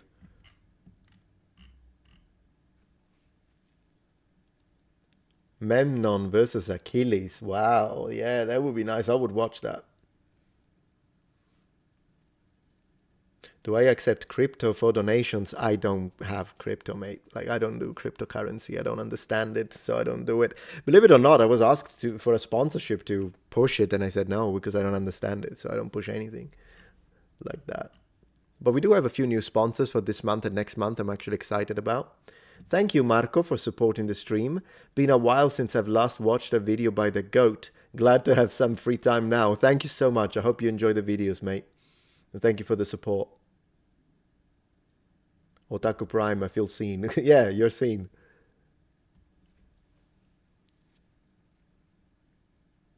What do I think of Alex O'Connor, asks me KR11. I think he's a very intelligent and also intellectually honest individual. I honestly think he's one of the best on the atheist side when it comes to debate. Because there are a few debaters that annoy me, but he's not one of those. And his debating skills are like a freaking machine. Like, this guy is like on point. Yeah, I like him. I was actually considering making a response video to a video of his dedicated to Adam and Eve because I think he misrepresented some aspects of it. But no, very, very sharp rhetoric. Excellent creator. And I think he looks like a good person, to be honest. He describes himself, for those who don't know, as a non-combative atheist, which I do appreciate.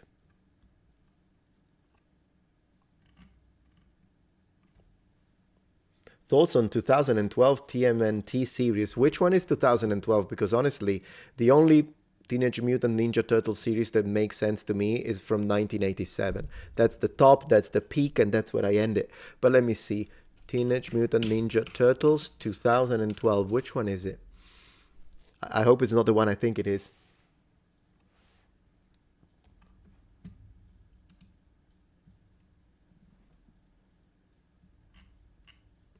Oh, those. Yeah, no, the games are pretty good if you're talking about the games. Like these, right?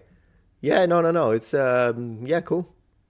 Still 87 rules, but pretty nice.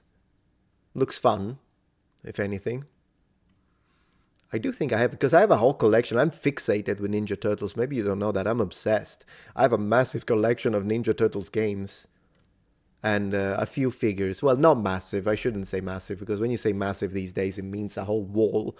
No, but I've got like the best games. I've got them all original in box and that kind of stuff. CGI one. Yeah. For me, it's 1987, guys. For me, is this. For me, is these guys. These guys are the Ninja Turtles. Yeah. And that's the only April O'Neil. Anything else is fake. That's April O'Neil. Yeah. So did you ever beat the original TMNT NES game? No. I did manage. So as a child, and I'm talking 11-year-old, I did get to Shredder, and then he shredded me. But I did get to Shredder. I don't even know how. Honestly, I did that, but I did. As an adult, I die a lot earlier than that. A lot earlier than that. Go Ninja, go. Can you explain to chat who Memnon is? So Memnon is usually traditionally understood as being a hero of African origin that was, and I know some people will disagree, I'm getting there. I will present both ideas. Anyways, usually Memnon is represented in art, and so you see him represented like Achilles is represented as well. It's like a hero of the past, and in fact, same era as Achilles. And yeah, so he normally is understood as being an actual black warrior and hero. The only thing is that there are some people that challenge that and say that he wasn't black. For what I could see, I would agree that he was black. However, I haven't gone as deeply as I have with other characters that I have discussed. So, of course, if someone presents evidence and the evidence is strong, then I would change my mind, because I'm not an ideologue, I'm not ideologically based, right? And that's the same with Cleopatra, by the way. I will scream that Cleopatra is Greek until the end of days, unless someone is like, no, we found the DNA, she was black, then I'll say it. Then I'll be like, guys, she was black all along. But, it's one of those things. So at this moment, my position on Memnon is that he was black, but I don't know 100%. So if someone shows me evidence, then I'll make a video and say debunk. Hannibal, however, he was not black. I'm pretty confident with that one. Case by case, right? You're very welcome, by the way, Otaku. Oh yeah, Narek, absolutely, my friend. Can you please say happy birthday to my friend Menwa? Menwa, happy birthday. Come on, chat, let's go. Let's say happy birthday to Menwa. Also, have you ever talked about the disappearance of the MH370 flight? No, not really. I mean, I love this kind of topics, but it's a little bit outside of my channel's spectrum of content, if you think about it. I mean, occasionally I do go a little bit outside, but I think that would be a bit much. So yeah. Welcome to the new people on Twitch, by the way. Welcome, welcome. Yeah, Shredder. I think I'm mispronouncing it, but he made me pay for it. All right. What a name, though. It's a cool name, Shredder.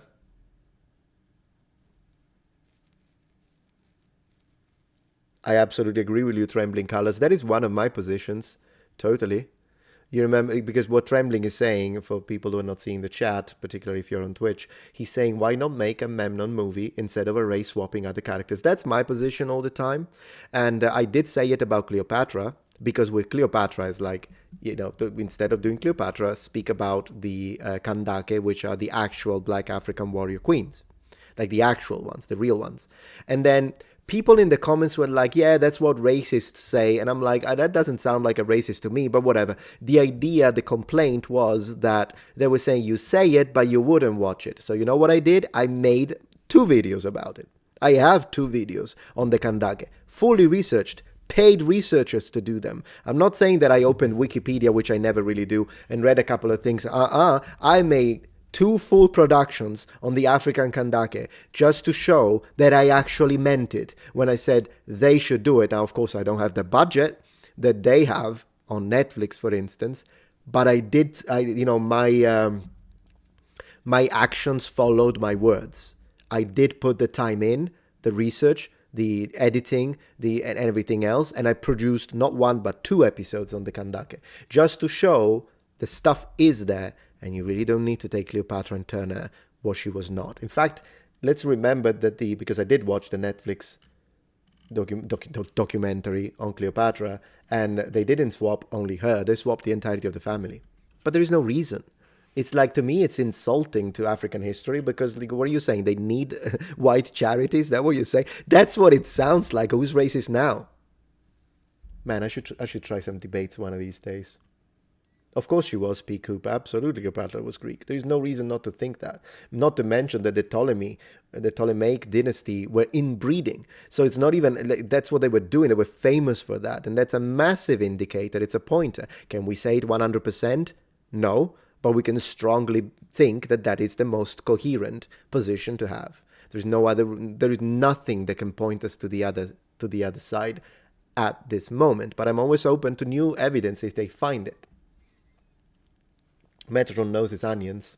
I don't know what that means, but I do love onion.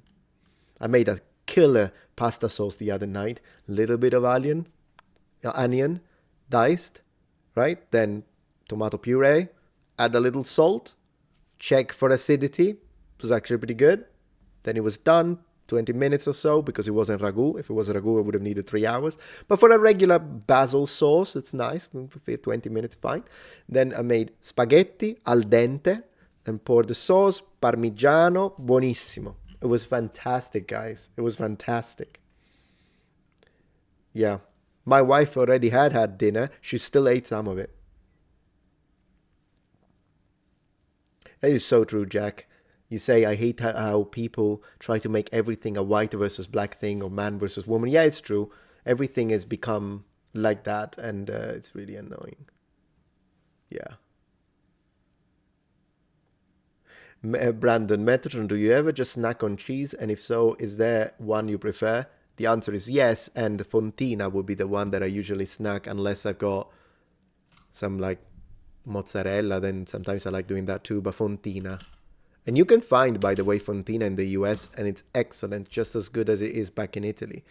And you know that I wouldn't say that lightly. Fontina. There are a lot of pictures, not all of these are Fontina, so you'll have to, let me tell you, but you find it, if you live in the United States, you will find excellent Fontina at Publix. Fontina. It is ever so slightly on the bitter side, but it only notes. It has bitter notes, but it's very creamy. So it compensates very well. And it's, as usual, we always end up talking about cheese. Why do we always end up talking about cheese? Anyways, Fontina is excellent. So I would strongly suggest you, and it's very nice. You cut it a couple of times, a couple of slices, you eat it. And I love pairing my my cheese with olives. Olives. I don't know why I said it like that. With olives. With olives. I think because I said onion, which I do say onion. Anyways. I do pairing. You have a little bit of fresh baguette, but it needs to be crunchy. Don't give me stuff that looks like a freaking brioche. A baguette, take a piece, crunchy, a little bit of olives, and then a couple of cuts of Fontina, and that's dinner for me. I'm happy. Sam says, what would be my Italian football team? Probably AC Milan. Occasionally watch it, but not that much. And of course Palermo, but that one is because of the city anyways. Why not talk about cheese? Absolutely, Nicholas. Yeah. So, Zodiac signs in the King's Chamber. I never read that theory, Bad Whiskey, but it does sound interesting. Talking about Egypt, I imagine.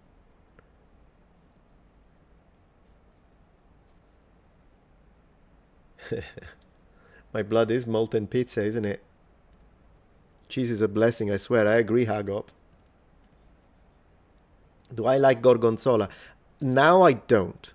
When I was like a teenager, I did, but not like I wasn't one of those that just cuts up a piece of gorgonzola and eats it. I don't like the taste. But if it's like a pasta sauce and it's creamy and it's just a little bit, then I'll eat it. But generally speaking, I'm not a huge fan of blue cheese now. Gorgonzola. Not a huge fan.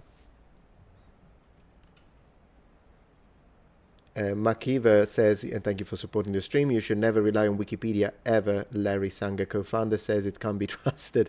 True. I mean, Wikipedia is, I don't like it either. It's good for very basic stuff. Like if you want to know where an emperor was born, looking it up on Wikipedia, I double checked it. It tends to be right. So there are like, if you want to see what I don't know, something about a town population, usually they get those right. But yeah, if you want like a deep dive, it's not good. But for a cursory look into a subject, you can read it, but you can't just read Wikipedia to your audiences and call it a video if that's what we're talking about. Because unfortunately, yes. No. I'll find your chat. Don't worry, Jersey. And if I miss it in the first few seconds or minutes, I always click fan funding and check it. So I'll check it now. In fact, I found it. So if you were ever in a band, would you be on drums, keys, vocals, or bass? Is electric guitar an option? Because I think I'd like that, or maybe I'd like vocals, but you need skill. Do I have the skill? I don't know. But if it comes packed with the skill, then I would like to be vocals. I would like to sing, be like a metal singer. That's what I would do. Checking the rest of the super chats, but I don't think I missed anything now, so I'll return to regular. Regular means I see everything, by the way. So no, I don't like Gorgonzola very much, Somber. Bass face? Maybe. I would shred on guitar, absolutely, Jessica. Is spray cheese even cheese? No, not to me. It's like, yeah, it feels like a cheap cop out. Just go for the real deal. Metatron, singer of the Metaltrons. Yeah, I'm getting hungry myself. I'll have to ask my wife for some cheese in a little bit. Opinions on the historical metal band called Sabaton. I love Sabaton. Didn't they do the one about the hussars? The winged hussars. It's great. You could so rock that hair. Absolutely, a metalhead hair. 100%. I stopped consuming milk products. Sorry to hear that, Kaju. I've never tried spray cheese and I'm not going to unless like someone pays me to do it. A lot of money. Have I watched The Chosen? I watched some episodes, but I posted a few video reviews if you're interested on the channel. It's kind of funny because to find them you would have to Google Metatron The Chosen. Sounds cool? Sounds good to me. I hate the armor of the Romans, by the way, on that show. Yeah, winged hussars. I remember that, Kristen. Yeah. Pretty nice. Oh, you're allergic to dairy. I'm so sorry to hear that, KR. Oh, bass? Oh, that's right. Bass, not bass. I don't know why I said bass. But thank you for the correction. I appreciate bass. That's a based thing to say. When in Rome, you're in the USA, spray the cheese. No, luckily, I found places where you guys sell the real stuff. So, have you ever tried Publix spicy chicken, the chipotle chicken? It's a cold cut. It's phenomenal. Man, you just give me a few cuts of that, put it in a baguette with some mayo, and I'm good for it. I'm good. I think I have some in the fridge downstairs. I might eat it later. I hope it's still good. I might eat even if it's not. But yeah, Sabatons rock. They're great. Sabaton did the song Winged Hussars, exactly, creating the greatest meme ever. They did vote. They absolutely did. Didn't they? By the way, Marco Gini, I really appreciate your donation is still up there because it was a very, very generous donation. So I just want to say thank you again for the support. I really appreciate that. You guys are awesome.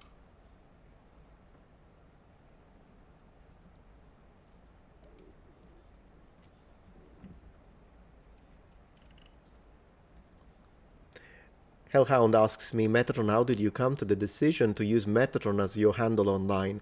Believe it or not, I have a video from many years ago, so I don't really recommend it because I never get to the point where I explain it. But generally speaking, for two reasons. Reason number one is my favorite angel. Reason number two, because he's awesome epic with 72 wings.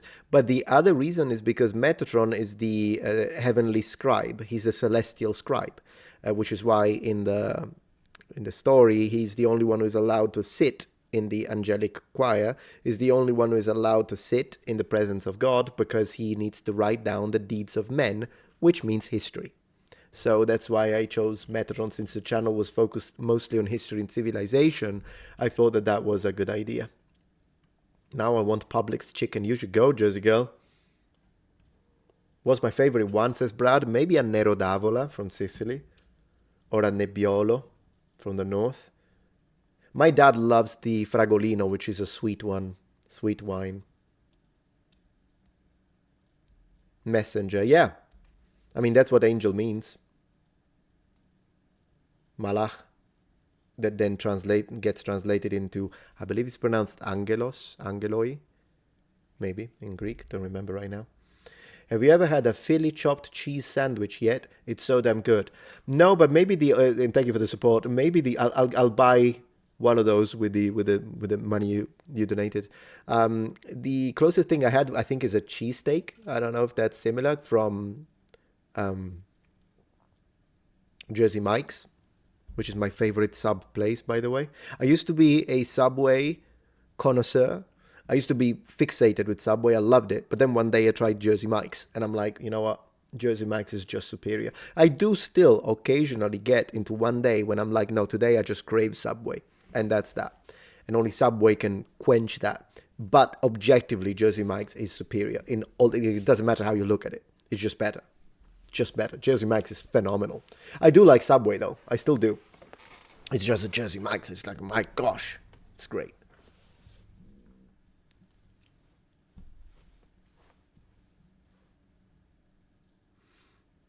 Caucasian Rice on Twitch says Subway over Jersey Mike's over Firehouse subs. Okay, try and order a cheesesteak at Subway and then order a cheesesteak at Jersey Mike's and then tell me again. Also, the tuna is better, to be honest, because they add a little bit of celery over at Jersey Mike's. Very nice. But I do like Subway, as I say. I like the chipotle mayo on Subway. That's how I get it. Always with that. Subway cookies are the best cookies in the world. Yeah, Duck. Every time we order it, thanks for the support. Every time I order it, I get a cookie from my wife because she likes the cookie. Yeah. Brandon says Jersey Mike's is so good. Why would we always speak about food on this channel? I can't do Subway because once too many times to put way too much sauce on it. Oh, I see. I can see that happening. Thank you, Jersey Girls, for the other. You're being very supportive of the stream. What if you're really Angel Metatron? Well, if I was, I wouldn't be able to tell you. So there is that. Believe it or not, I have a video. Ooh, I have a video. But wait, I'm gonna answer like this. I'm gonna answer like this. You take it however you want, but I'm gonna answer like this. 1 second, because this is perfect.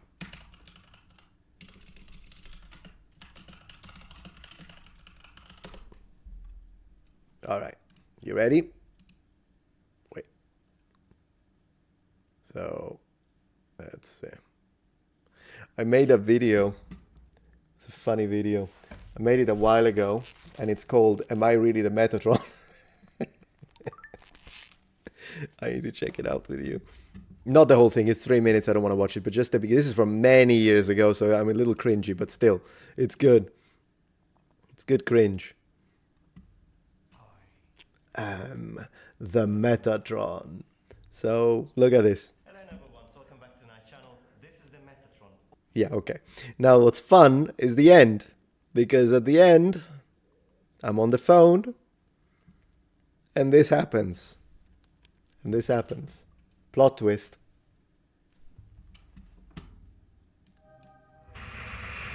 Plot twist, guys. How about that? All right, so now I've revealed my true form.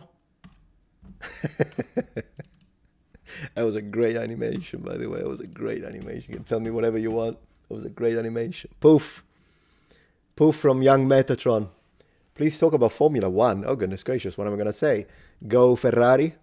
I think that's what I'm going to say. I like how Metatron seems like he lives in every country. I have lived in 3 continents. Yeah.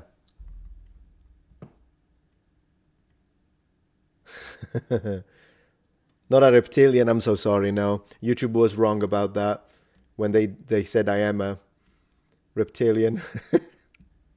Is it true you once went to the Vatican archives? The secret archives? Yes. Yes, I did. I was invited. Oops. And so I went there. And it's not like the secret. I know they're called secret Vatican archives, but they're not secret in the sense that, well, people are not allowed in unless you're invited or unless you have a special permission. So I guess that's why they call it. But yeah, I've been there.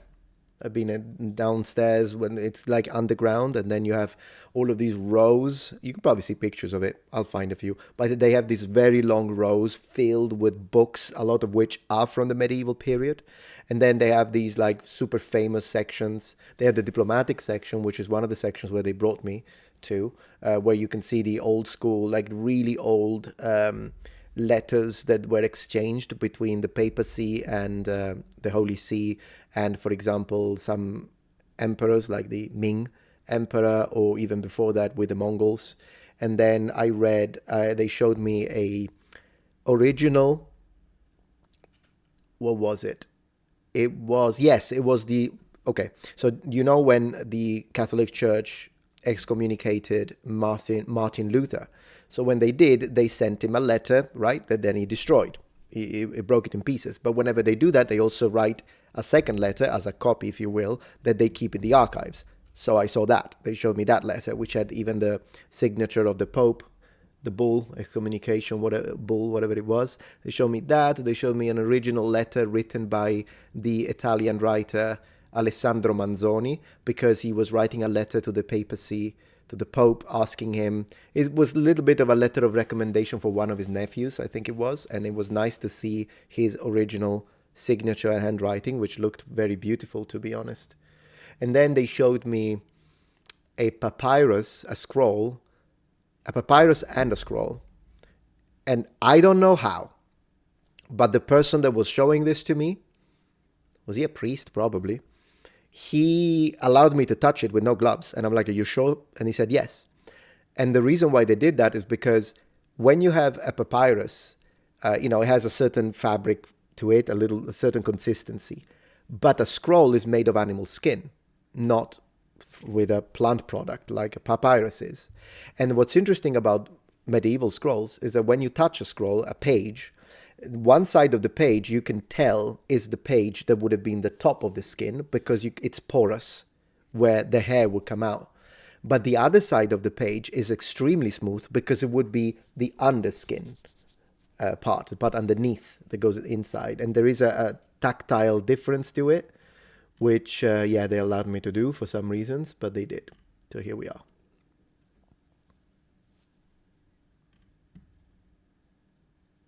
What do I think about the Shroud of Turin? Once again, I have a dedicated video, and it's a 50 minutes video, 47 minutes maybe, so I would refer you to that one.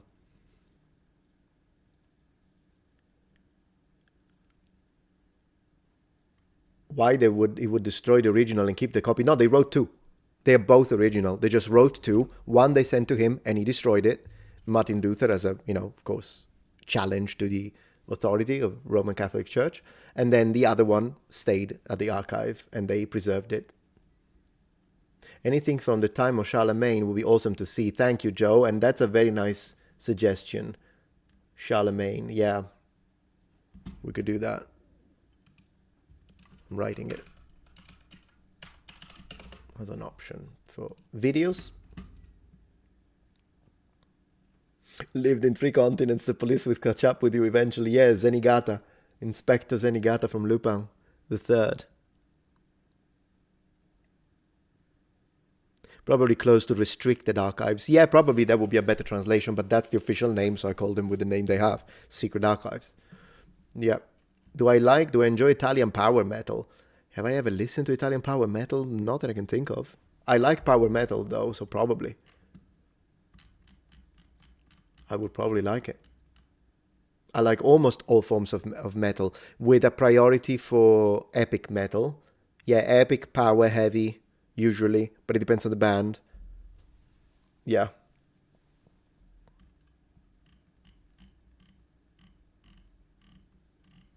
Been to a firehouse up here in Canada. It was good. Sounds good, vote shall I? Have I ever been to a firehouse?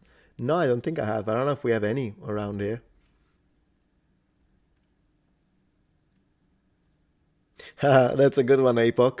Did they show you the section where they keep all the documents the Romans took before they burnt down the Library of Alexandria? Man. Yeah, that would be the place, wouldn't it? Try Karma Coma, Avanti Savoia. Oh, now that you say that, Avanti Savoia, I heard the name. It rings the bell. It really does. Exactly, Savage. That's a good way. Sealed would be a good way to mean it, yeah. Have you seen the animated Jesus movie, King of Kings? No, I don't think I have, but I maybe on passing. Didn't really watch it though. Metatron, Man of War. What, the ship? If you ever go to a firehouse, order the meatball sub. Ooh, that sounds good, actually. I would go for one right now with all the sauce. Are you kidding? Nice and warm. Be great. It's the hotline, isn't it?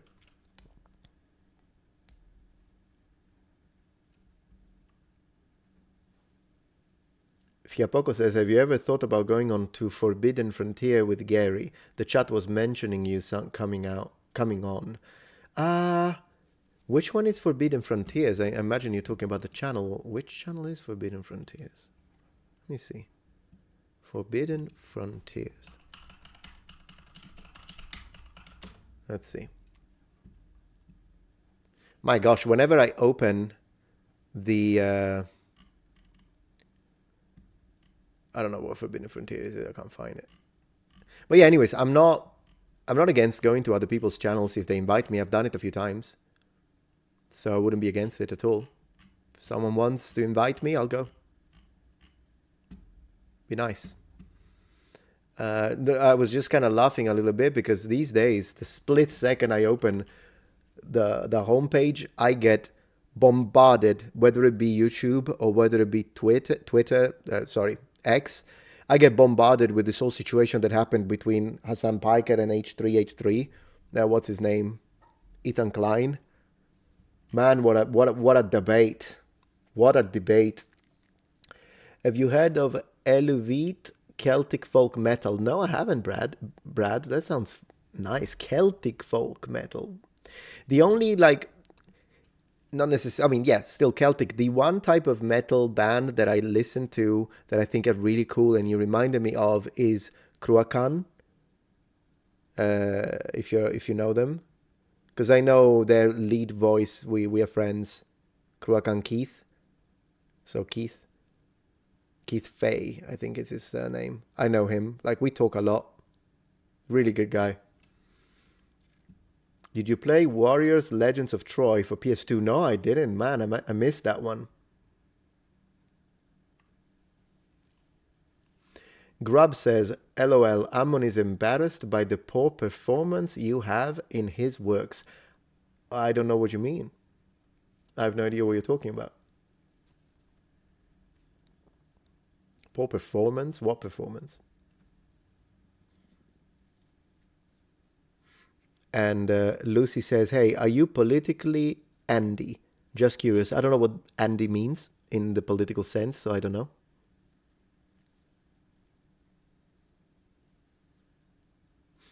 Oh, it's Nerdrotic that runs the Forbidden Frontier. Yeah, I've been once there. I was a guest with Nerdrotic once, which upset some of you.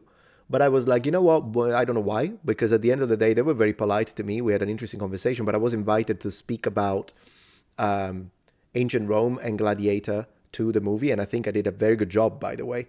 If I can say so myself. I was very well prepared. Shad was there too. And yeah, so that's what I did. I just spoke about that. And as I explained on a post on X, if they invite me again, I would go because I had a good time. But likewise, I would go if a very, I don't know, left-wing or very liberal podcast were to invite me. I would still go. Like, I would go regardless, because just because I'm going, it doesn't mean that I agree with every single thing that people... And I also, you know why I would go? I would go because I hate guilty by association tactics. They piss me off. So, yeah. So, yeah, anyone invites me, I will go to whatever podcast. If I agree with what they say, I'll say it. If I disagree, I'll say it. If I'm asked to speak about history, I'll speak about history or languages, because I can speak about both things. And that's how it is. Right, left, up, down, whatever the heck, I'll talk. Speaking, it's all about... Because I'm a very freedom guy, so like I'm always into like, yeah, let's talk. Let's speak, let's discuss. Discussion is the basis of everything. And thank you, Clive4523. You write in Japanese. Konbanwa. Love your YouTube channel. Thank you so much. I appreciate that. And Rimart says, if only more people thought that way. Well, we gotta stick together. And thank you, Talme, for subscribing at tier 1 for 3 months. Man, thank you for supporting the streams. Thank you very much. Oh, you meant, Lucy, no, I meant, are you stream about politics? Not really, no. I almost never talk about politics. Very rarely talk about politics. Occasionally, if people ask me questions, mostly during live streams that I speak, that I bring up politics because people ask me and then I'll speak. But I only ever made one video that was just about politics where I shared my positions a little bit. And then apart from that, as I say, I have a very mixed audience. I have full-on right-wingers, full-on left-wingers. I have centrists. I have people who are apolitical and don't care and just want to watch the history stuff. I've got it all. And I'm good like that, because as long as you like history and you like civilization, but most importantly, you are not here to be pandered towards, but you're here to know what does the evidence say. And then if you have the open-minded position that sometimes when we review the evidence, your side will be right, but other times your side will be wrong. And if you're okay with that, then you're more than welcome here. You're absolutely here. This is the place. This is the place. Ever listen to Type O Negative? Not really, no. It would be nice to have a video about the Library of Alexandria. Would have to be a nice... Yeah, I'll ask Library of Alexandria. So that's nice. Good idea. Thank you, Slavic. Hey, yay, finally caught your live stream on my day off. I'm glad to hear. I'm always streaming at 5 p.m. Central Standard Time, by the way. That's when I stream these kind of streams, and then occasionally I game at night. I do some gaming at night. Have you ever seen the Japanese practice of kintsugi used? I don't know what that is. Never heard of it.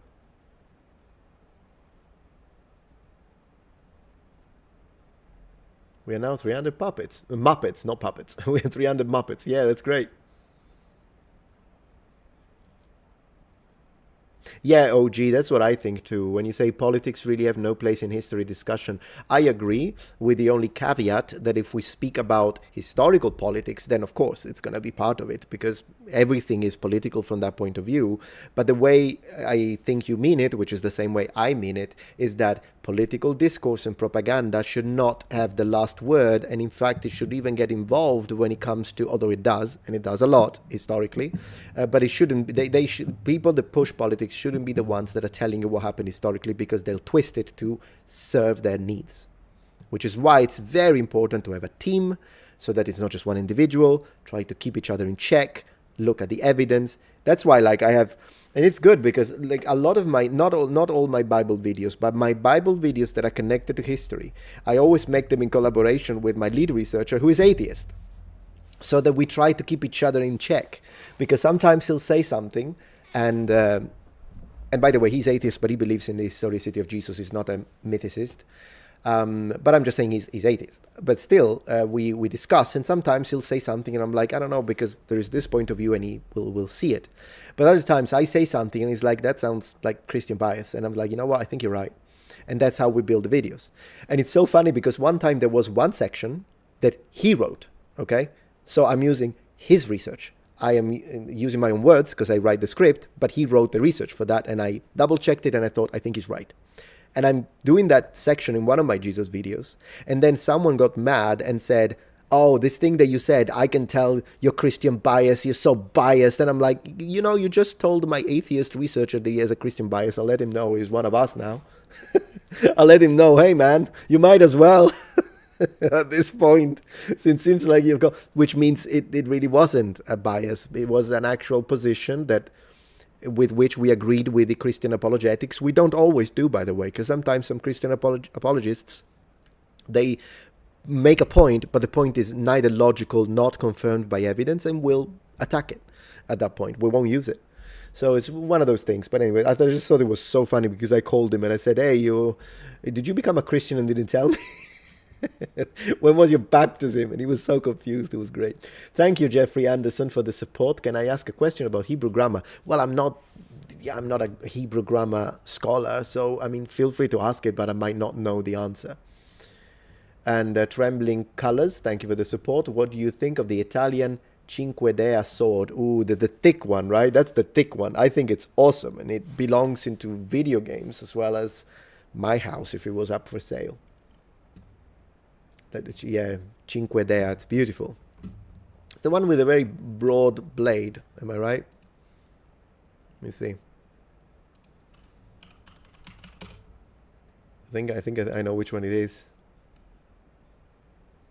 Jonathan asks, Metatron, what do you prefer, being in a fantasy story between vampire, werewolf, hunter, cleric, paladin? Paladin. Absolutely paladin. Love paladins. Yeah, there he is. Mamma mia, look at that. Yeah, look at this. Cinque Dea. These are some repros. It's pretty awesome, isn't it? Who made it? Cold Steel made a replica. Be nice if Albion made a replica. Cult of Athena, I know it's Scalagrim's favorite website. The problem I have with Cult of Athena is that sometimes some of the stuff they have is great. I mean, as a matter of fact, they also sell some Albion, and you can order through them as a middleman some weapons made by Todd from Todd Cutler. So yeah, some of the stuff they have is fantastic, but other stuff is really cheap and badly made. So it really depends. But anyways, this one looks kind of cool. But yeah, I wonder if Albion has a replica. My gosh, look at this. Yeah, it's a nice sword. That's a nice sword. I mean, it wouldn't be the sword I would choose to use because I prefer reach. But still, this thing hits you. This thing hits you. It's gonna hurt. They made this one in the quote-unquote Damascus steel, although it's not Damascus steel. It's pattern welding, but it's not Damascus because no one knows how Damascus steel was actually made. It's kind of a little bit of a term that, after looking into it, wow. That's directly from the museum, is it? Be good for close quarters. Yeah, I mean, it could be, mamma mia. Incredible. Absolutely incredible. I mean, it looks like something that is supposed to be enchanted. I'll be honest with you. It looks enchanted. That's what it looks like. Yeah. Very nice. Could you fight a ninja with that? Yeah, why not? Smack him in the face. You hate it? No, I think it's good. Again, I prefer a good tuck. Stocco. Like the long, pointy one, then I prefer that. But the late medieval ones, not the early modern era version. So yeah.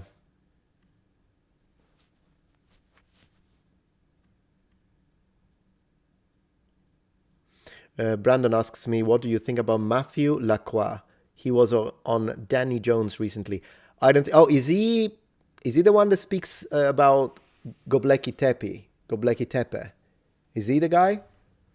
The one with a very thick, like a bit of a... Speaks a little bit like this, all right? Is he the one? Because I think I started watching it because I was thinking, is this video material? And then I kind of stopped watching, but I might get back to it.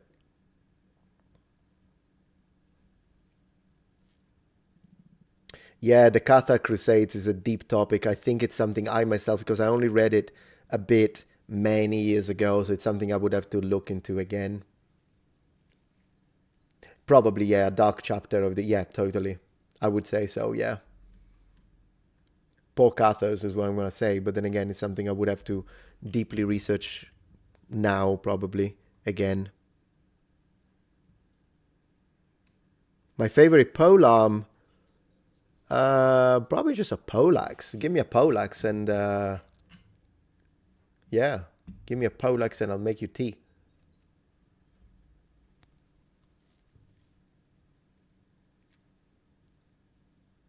Yeah.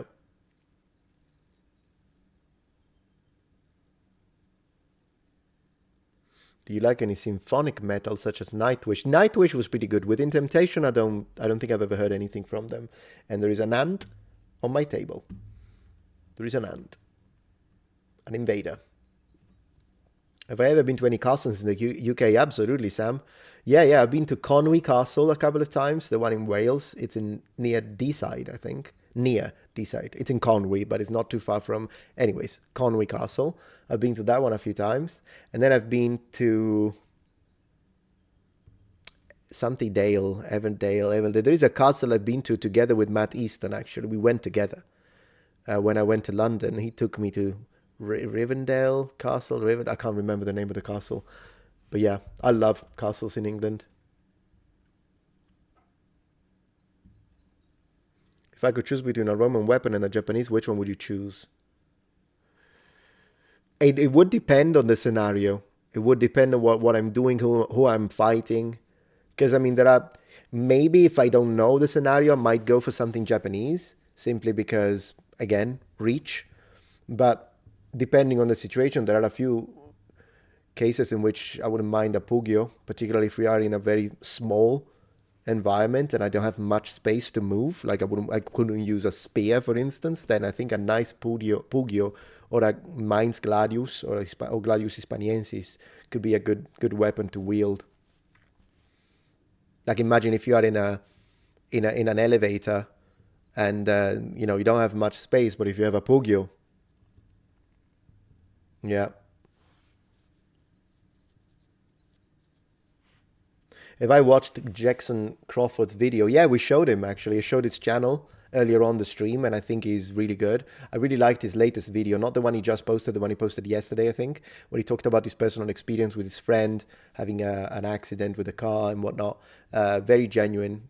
Anyways, and he's an excellent expert when it comes to Old Norse. Yeah. Chewy says, hello, Metatron, love your takes. Much love from Malaysia. Thank you so much. Appreciate that. Very cool. From Malaysia. And thank you, the Lubies, for the support. Hi, I saw a video of your girlfriend wearing armor and I thought, oh no, two nerds. Yeah, she's my wife, but yeah, I put her in armor a few times. In fact, I put her in Roman armor. I put her in medieval armor. Next, we should do samurai. I should put her in samurai armor. That's what I should do. Can we talk about Christopher Nolan, The Odyssey? Oh, goodness gracious, can we not? It does not look good, does it? Like at all. Looks pretty bad. She was an amazing Joan of Arc. Thank you so much. I agree. She was great. She had a good time as well. We had a good time. Hey, Sir Dude Man. Good to have you here. Thank you so much for stopping by. Rivendell is from Lord of the Rings. Yeah, I got confused. Which castle was it that I visited with Matt Easton? I don't remember. Let me see if I can find it. Let me see if I can find it. This is many years ago now. Metatron.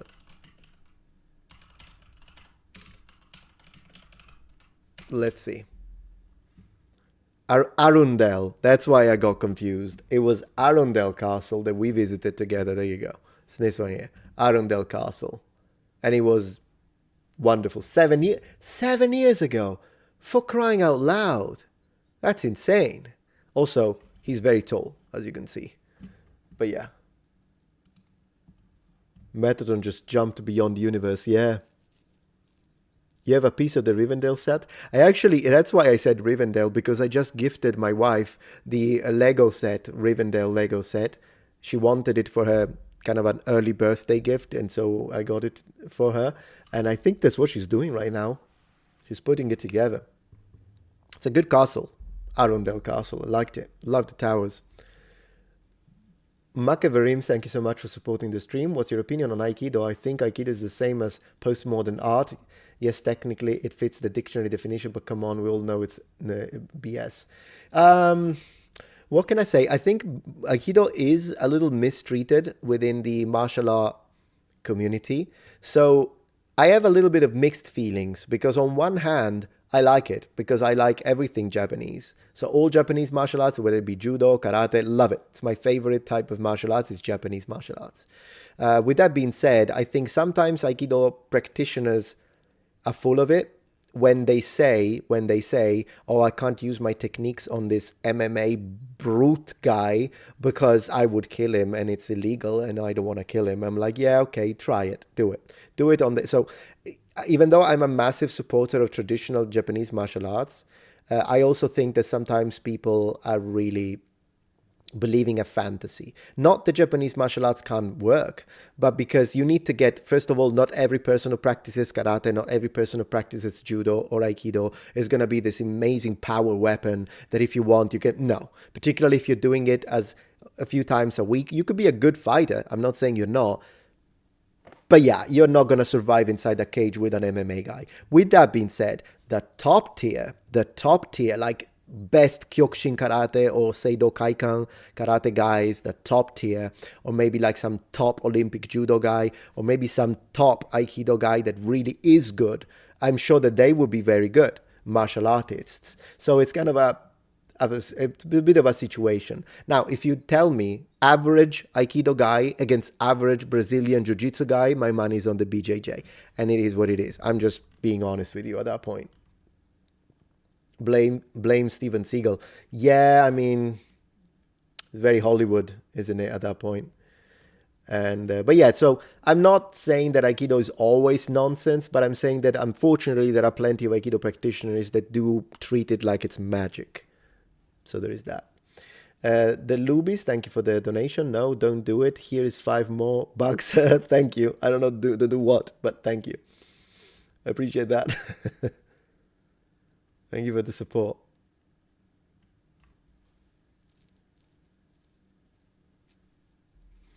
Oh, lucky. I need to improve my finances so I can have more fun things like Legos. Legos are nice, but they're expensive for crying out loud. Yeah, I love watching capoeira. It's nice to see. My favorite styles, Kyokushin Karate is my favorite style ever. That's my favorite style, martial art. I have a massive respect for MMA practitioners because it's legit. It's legit. What else?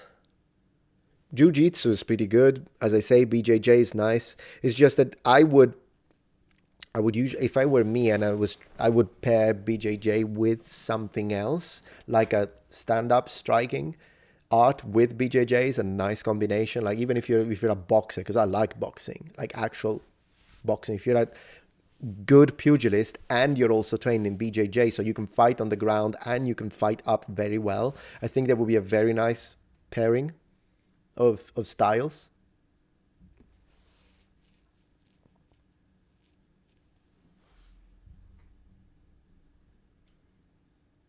So yeah.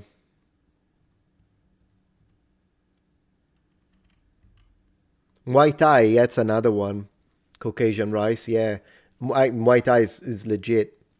They don't have front kick. I just realized that. I didn't know that. They don't use front kicks in Muay Thai. I heard. I heard. It's a lot of roundhouses, isn't it? Hit the knees and the shin actually. Yeah.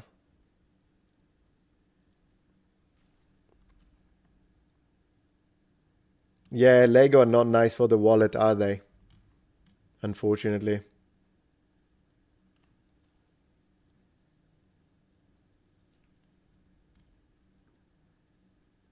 Don't put your wife in armor. She hates it. You're saying, oh, that's what it is. Thank you. Well, I don't know. I mean, she didn't hate it. I don't think she hates it, as far as I know. But yeah. Plus, she's a good sport like that.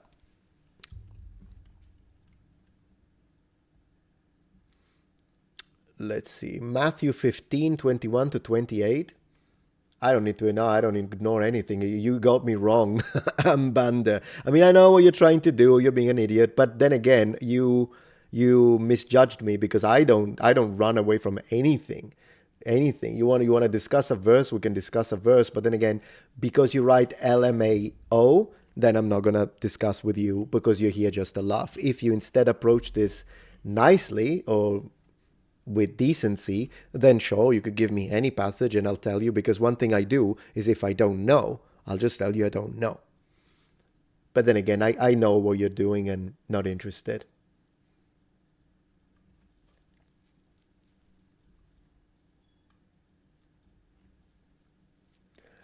And then again, I'm Bander. I'm gonna respond to that. You say so. A non-answer. I'm not being an idiot. Okay, let's see. I said LMAO because I asked nicely 4 times and you ignored it. You're wrong. I'll just tell you directly, I didn't see it. But you're so self centered that you literally think that I saw your single comment under all of these comments on 2 chats that I'm reading on Twitch and on YouTube. There are hundreds of people here. But you think that I categorically saw your comment and chose not to read it. That tells me all I need to know about you, to be honest. And it's a silly thing to say. I didn't respond because I didn't see it. But here we are. Okay, you're banned. Hide user from channel. Gone. Great. Now it's us again, and that's nice. Yeah, he's a troll, exactly, so I banned him. Very self-centered, but here we are.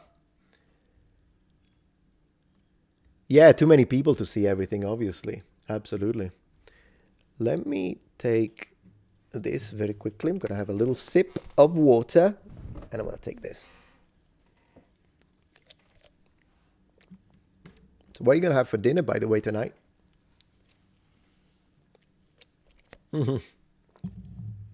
All right, cool.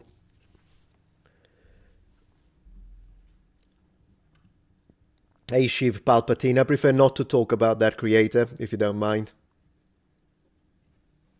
Yeah, that's true, yay, man. So I can say yay, man. Yeah. Soup, chicken and potatoes, that's nice. Oh, you made my lemon tuna pasta, the one we talked about on stream the other day. Did you like it? How did it go? It's pretty good, isn't it? Lasagna. Oh my gosh, Savage is having a good day today.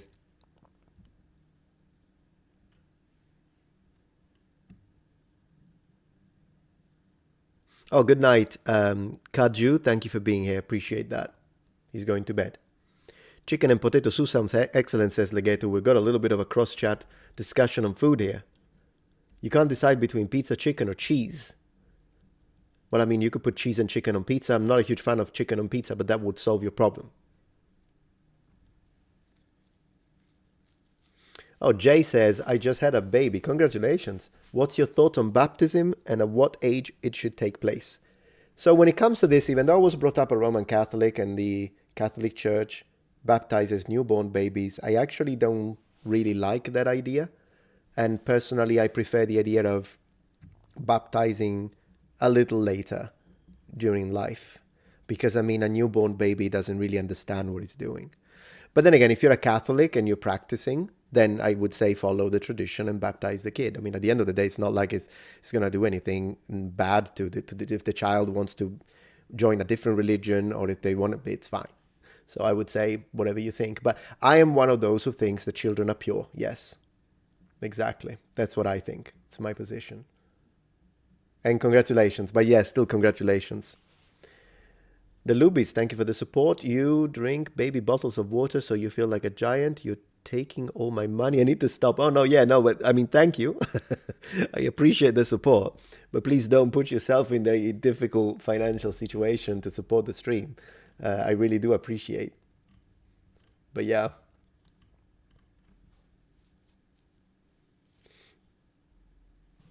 Yeah, and the reason why I think that way, by the way, with the baptism is because, once again, I like the idea of following Jesus's example. And he was baptized as an adult. And that's why I personally like that, because that's how he did it. And so since we do follow him in everything, that's what we try to do at least. It's difficult, but I also think that if that was, it may be, I don't think it's random. I think there is a message in there, if you know what I mean. Random says, oh, the pasta is delicious. I threw in some capers. Oh, yeah, no, I'm not offended. Hope you're not offended. No, capers are great. It's a good way to bring up the salt without adding actual salt. It is a personal choice, OG, absolutely. So I don't have a problem with people who still choose to do it. No, I never watched those videos, Somber. It sounds good, interesting. Trade explainers videos on lost books of the Bible. Yeah. You will deliver your kids to its fate in limbo. I don't believe in limbo, by the way. You can, you're free to do, Joe, but I don't. I don't think there is any such thing. I think there is heaven and hell, but not limbo. Thank you. Oh yeah, and I did read that. Super chat, I did read that.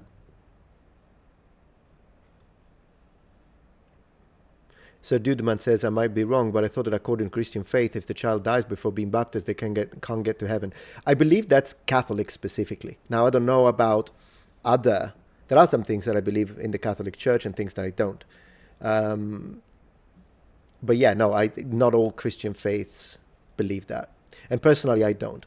A child to me is a pure being, so if they die as children, they will go straight to heaven automatically. And I think that about animals too, by the way. I do think animals have souls. And I think that, but they are pure.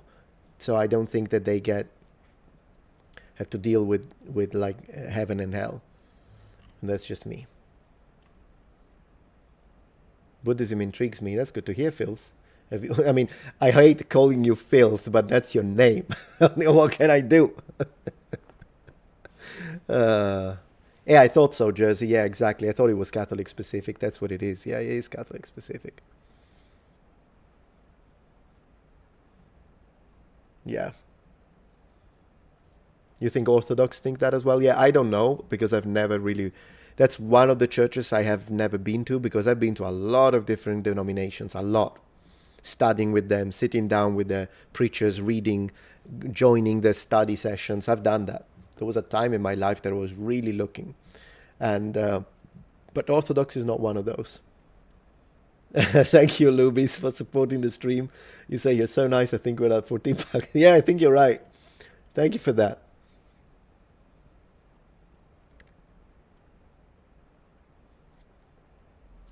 Zero Empathy says, Metatron, in your opinion, what was the race of ancient Hebrew Israelites? What does academia say? It varies. I mean, they are Semitic. They're clearly Semitic. Now, Semitic is a massive umbrella term. And within the Semitic branch, we can call it, you have all sorts. So, like, for instance, yeah, Jews are Semitic. Even Akkadians were Semitic. You could say Arabs are Semitic. There are a lot of Semitic people, and then you have Ashkenazi Jew versus man. I'm losing the other term right now. I said it on stream the other day. Serafi, is that the word in English? So yeah, when you say Semitic, there is a massive range, and so even from an ethnic standpoint, when we look at the actual phenotypic traits, oh my gosh, you've got a lot. I think in the Fitzgerald Patrick scale, you go from 2 at least, maybe even 1, but definitely from 2 all the way up to 4. So the variety is massive, and it's difficult really to pinpoint it. Yeah, Semitic means, well, it comes from Sem, but it's a group. Like when you say you have Semitic people, you have, you can divide the human race into different branches, and then, yeah, of course, Semitic can also be used for language, Semitic languages. Hebrew is a Semitic language. Once again, Arabic is a Semitic language. In fact, they share Shem. Yeah, I think that's in English, Shem, exactly. And yeah, I agree, Shiv, totally, 100%. Yeah, Arabs are Semitic, absolutely. Yeah. Yeah, you have Slavic subgroup, exactly, you have plenty of subgroups.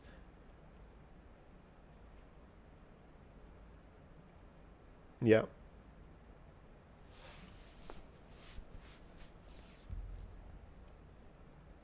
I do love Star Wars. Who doesn't like a Star Wars? A little Star Wars.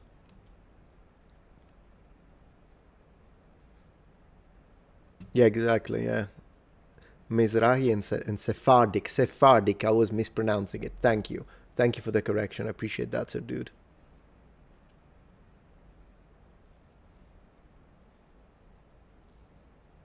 Again, I don't know what kintsugi is, Tiger Star, so making a video about something I know nothing about would mean having to put resources into the full research, so we'll have to see. Would Egyptian be Semitic, Metatron? In my opinion, at least when it depends on the era. It depends on the dynasty. Now, for me, yes, a big chunk of the population, particularly in the Delta area, I would say yes, Semitic, absolutely. Then if you go into Upper Egypt and the section that borders with the Kushites, then a higher percentage of that Egyptian population would be black. Or Ethiopian, like the ancient use the term. But yeah, totally. I think the majority would be Semitic, and then at least in the Delta region. And I know I get hate because of it. I do get hatred because of it. But then again, same is for the Carthaginians and Phoenicians. I think they are Semitic. I know that there are people now that are trying to counter that, and they don't think they are Semitic, even though we know they came from the Levant. But then again, if I see I'll have to look into that and see why they say now that some people are saying the Phoenicians are not Semitic. I always knew that the Phoenicians originally were Semitic. Now, how much they intermingled with local populations in North Africa, I don't know. I know they had some enclaves in Carthage, so Carthage would have been quite diverse. But then again, it's a coastal region, so that's quite normal. If you take the level of diversity in coastal regions, it would have been higher. But then if you look at places like, I don't know, Gaul and Germania, I think the level of ethnic homogeny would have been insane, like probably 99%. You almost wouldn't have seen 98%, like really, really high. And even in the medieval period, Europe, it depends on the places. Cities that are port cities is one thing. But then again, if you look at a place like, for instance, Czech Republic, Kingdom of Bohemia, yeah, I mean, it's majority are either Germans or Czech. Majority. Like, I'm talking like extremely high. Maybe the only town that would have been a bit more diverse would have been Prague, but then again, I mean diverse in a medieval sense. So, like Italians and French would have been in there. How much diversity in the modern sense would there be? Maybe a little bit. But if you go to a rural area, probably nothing. Probably nothing. In medieval areas, it kind of depends. Already, if you go to a place like York, then I can see a higher percentage a little bit. Are you watching Andor? No, not really. Should I?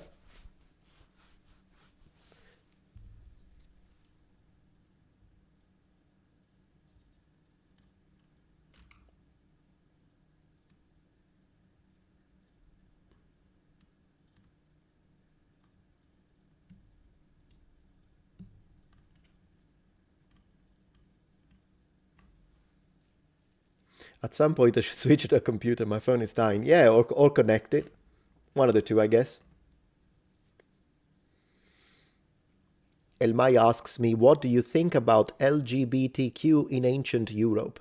In ancient Europe? Like, are you talking about classical antiquities? That what your question is asking?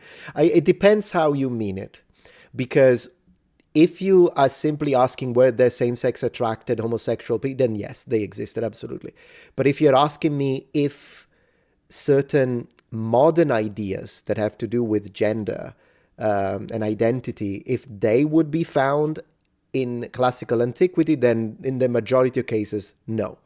There is some overlap, like clearly someone is gay now, and they're gay in classical period, they do have a certain level of overlap because they're both attracted by the same sex, but they would live it differently and they would think differently because it's not the same. So it really depends. Like, it would have to be a case by case situation. Like, what are we talking about exactly? And it depends how you ask the question. So it could be a very anachronistic question, or it could be something that I'm like, oh yeah, that existed too, totally. So it depends. It really depends. Yeah. But if you mean it as like, was there the modern idea, like, yeah, LGBT as a group, of course, didn't exist, but I think that's obvious. So that's why I'm not going there, because I mean, it's obvious. It doesn't exist. So yeah, it depends. It depends.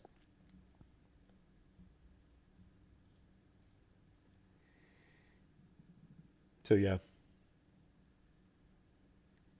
But yeah, no, it depends on on what we're talking about.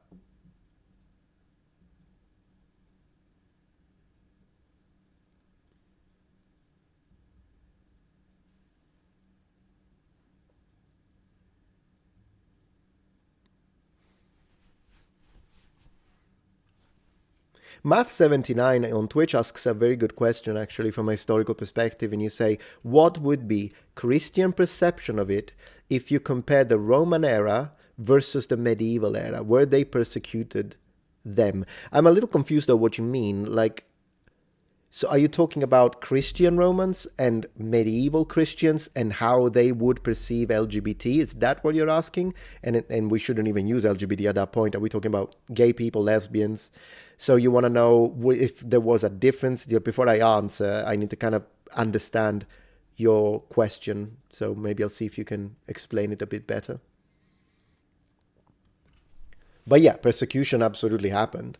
Totally happened, which is why it pisses me off. Like, once I made a video responding to this channel that was pushing the idea that in the Middle Ages, in the medieval period, homosexual relationships were endorsed, pushed, seen as normal, and in fact encouraged specifically between medieval knights. And I'm like, not only you're building a fantasy at this point, but you're being disrespectful to the people that were actually persecuted in period because of that.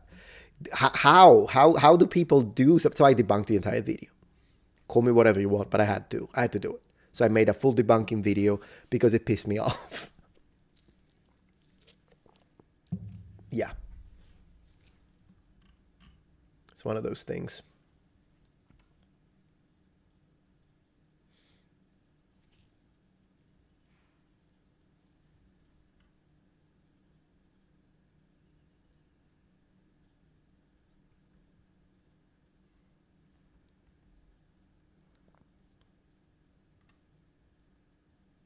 Sounds like present day medieval fan fiction. I agree, but what annoyed me is that it's a channel that instead it's supposedly doing history, and then they get sponsored.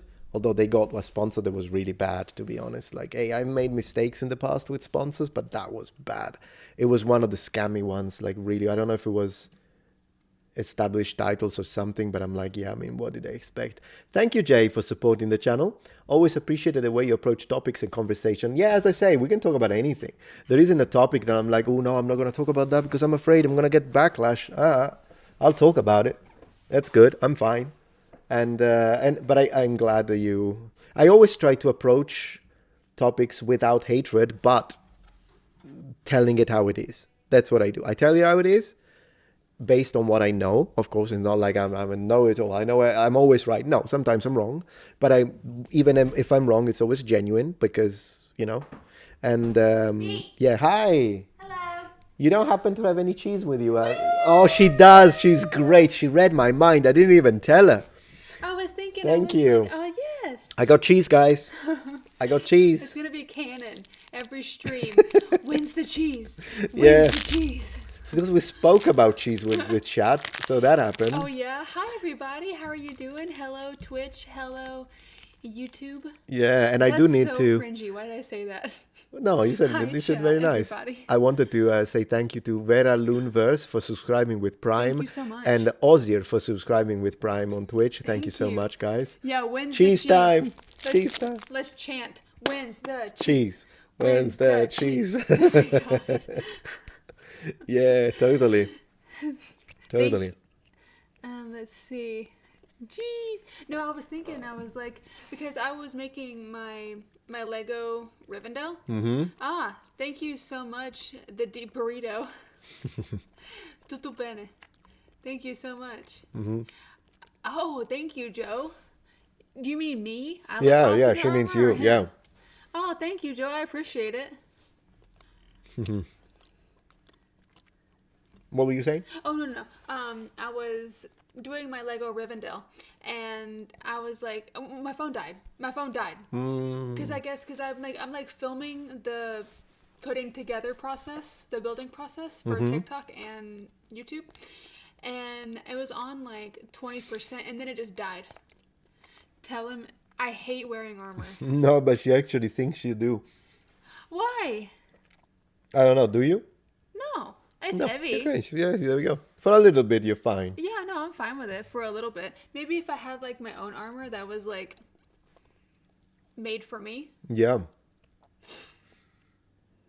I do YouTube. I do well, I have 2 YouTube channels, but the one he'll Let's do the probably book, link yeah. is the book one. But I don't do long form content yet. I do short form content on the booktube currently. But if a lot of people want to see long form stuff, then I can definitely start doing it. Yeah. I'll just put it here if you want to check out her channel. It's a little slow, the computer, That's unfortunately, okay. but Thank I'm you trying so much, to. everybody. I really appreciate it. Oh yeah, I have to use the Lego instructions. Oh my gosh, could you Oh, yeah. imagine me building Rivendell with no instructions? I wouldn't know what to do. I'd be like, what is this? Yeah.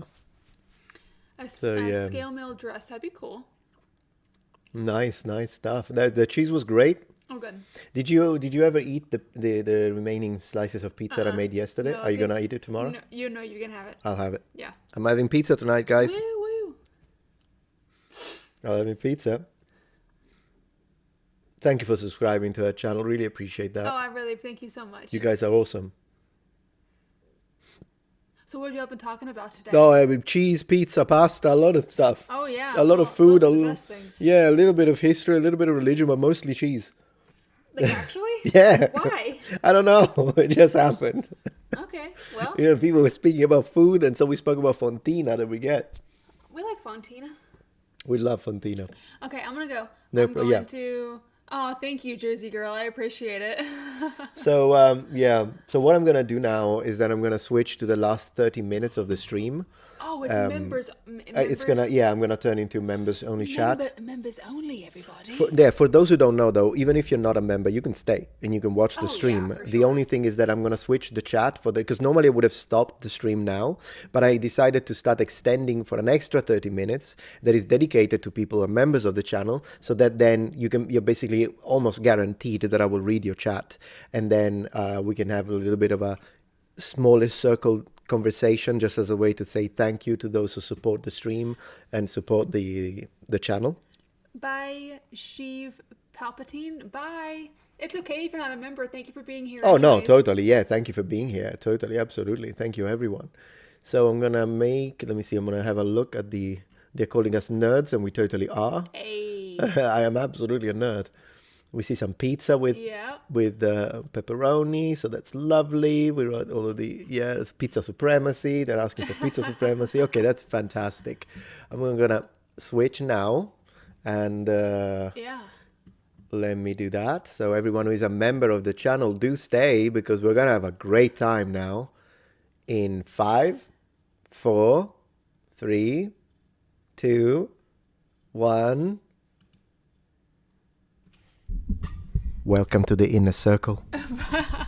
Bye, Screenbug. Bye, everybody. But feel free to still stay and chat. Oh, It's- totally. Yeah, yeah. Oh, what's that? 14 out of 10? Yeah, it's been going very well on Twitch as Oh, well. So guys, y'all thank are you. incredible. Thank you, Math79, for gifting all the subscribers on Twitch. I really appreciate that. Thank y'all you. Are so nice. Oh, man, I should not Yeah, do you, that. you see the green ones here. They're all members now. Hello, everybody. All right, guys, it's the beginning. Now it's the new starting. Let's Okay, go. I'm gonna go. Y'all have a great Yeah. last few minutes. 30 Bye. minutes. No, good, Yeah, good, last good 30 half an minutes. hour. Oh, Yeah. Bye, chat. Have a good night. Bye, Twitch. Bye, everybody. Bye. Hello, Wendy.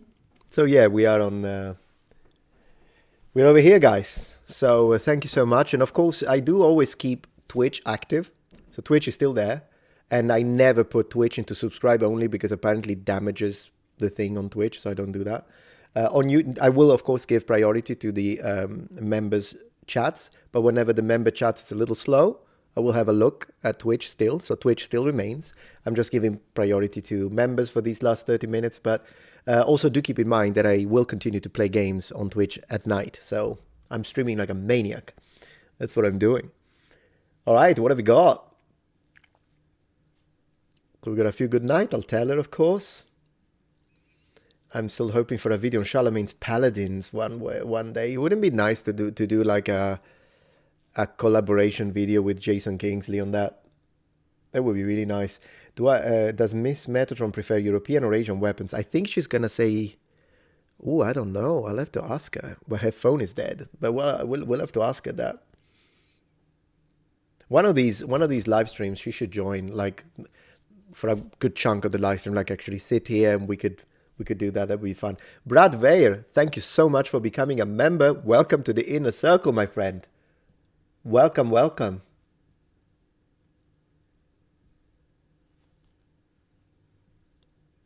Do I have a favorite fantasy universe? Ooh, gosh, D&D probably. One of the D&D, either, I don't know which one to be honest, but yeah, either Dragonlance or Forgotten Realms. But there are so many, like Ravenloft, Dark Sun. I remember those sounded cool. I swear this phone keeps throwing in all the typos. Hey, typos are great. Typos are artistic. It's a form of art. Kingsley is a goat. I agree. I need to, because he's a game producer, as you know. He's got Rebellion, his studio. I would love to do like a collaboration with him, and we could. It would be all him though, like all the resources and everything. But we could like think of a video game, a historically accurate game about Rome. Man, I would do it like in a heartbeat. Yeah. Or the medieval period, like I could do something about Italy. Maybe it would be great. I love video games. I don't know what to tell you. Say Nicholas says, I like Warhammer, non-end times a lot. Me too, actually. Yeah, Warhammer lore. But Dark Sun was such an interesting thing. I remember that in Dark Sun, because it's so hot, right, the desert and whatnot, that the money in that game, like it's difficult to wear armor in that setting if you play, but still, I remember the money was made of marble pieces, and I remember this about it. I don't know why I remember it. Do you ever play Rise Son of Rome? If so, thoughts? A little bit, Halfdan. Good to see you back, by the way. That's another cool thing about being, working with members, is that I start recognizing the names because you guys are always there, and I tend to read a lot of your comments, so I can remember in the names. So did you ever play Rise Son of Rome? I played it a little bit. I really didn't get into it, but mostly because it was a cool game, but I just think I didn't get into it because of the gameplay, and the story didn't really hit me that much. But I'll try it again on stream. Do I play any TCGs? What's TCG? I don't know what TCG is. Table seed game? Do an interview with Amon Hillman. I don't know if I would do an interview. I think first I need to address his points. It makes more sense that I do a response, also because that's what I do, right? When it comes, because that way, if I ever did an interview, although there are other people that I would interview first, like I would rather have first a conversation with someone like Alex O'Connor than someone like Amon Hillman. But I'm not against the idea. But it's just that what's the point in having a conversation, an interview, if, he's already got Danny Jones doing that. And the only way that would make sense would be for me to have actual points to present. So I'd rather first do something like that. Oh, trading card games. No, I don't think I'm into any, to be honest. Not really into any. Does Meta woke? It's Wokatron. Have any tips for a build in Dragon's Dogma Dark Arisen? I've always played the Mystical Knight, and that's my favorite gameplay-wise. I enjoy it very much, plus it looks really good. Oh, Magic is a TCG, yeah. So yeah, no, that's what I play. I start Warrior, and honestly, Warrior is solid. Like I could play Warrior the whole game. But if you really want to change into one of the late game classes, I really like the Mystical Knight. It was my favorite. Do you prefer board games or video games? Video games. 100%. But I do love board games. We actually had a board game session yesterday and we played Nemesis with a bunch of friends. It was good, but it got a little intense. Some people don't like losing. I'm not that type. I usually enjoy playing even if I lose. I don't get too competitive, although I do try to win. But yeah, thank you Jasper Owens for becoming a member of the channel. Welcome among us.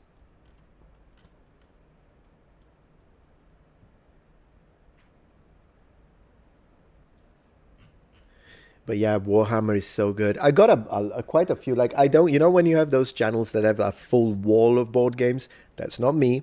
But I do have quite a few shelves. I probably have. Yeah, I've got like 45 board games right there, right next to me. 45 board games. So I'm really into board games. I really like board games. Yeah. No, I don't really play Monopoly, to be honest. No. Your dad always cheated? Oh no.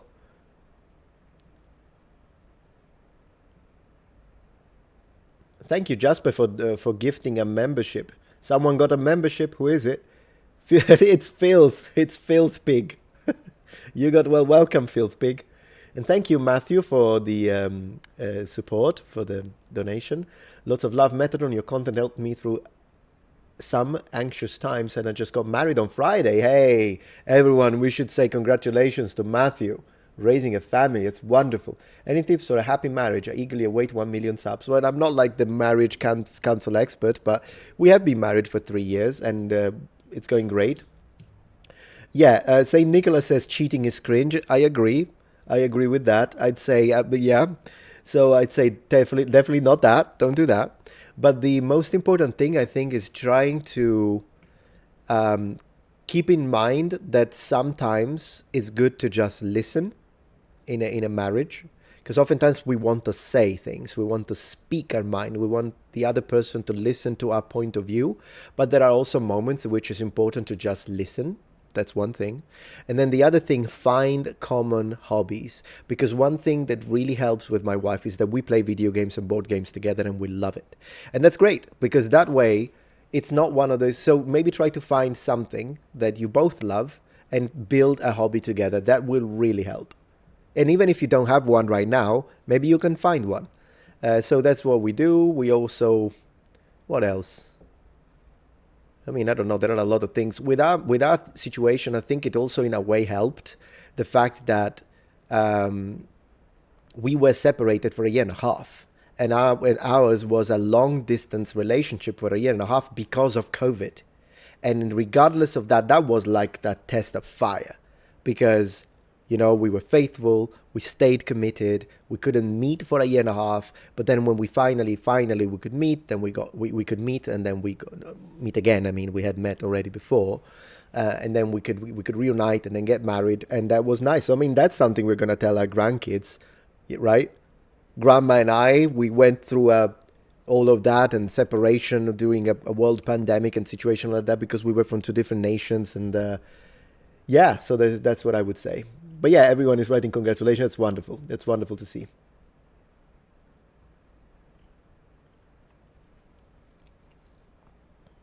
Yeah. Holfdan says, cooking for me and my wife, spending time in the kitchen together is great. We do that too. And what I'm about to say, I promise is not sponsored, okay? I have been sponsored by them, but I've said this before. So HelloFresh, right? That's what we do together. And we've been doing it for like 4 years. We started very early on in our relationship. And we love cooking HelloFresh together. And which is why, it's true, I have been sponsored by them. But I sought the sponsorship because we were paying HelloFresh for 2 years. We love it. And then at one point I contacted them and I'm like, listen, I already speak about you all the time. Could you pay me for it, please? And so, yeah, they've been sponsoring me for a while. And that's one thing that we enjoy doing. It doesn't have to be HelloFresh. I mean, it can be you go to the grocery store, buy stuff and cook.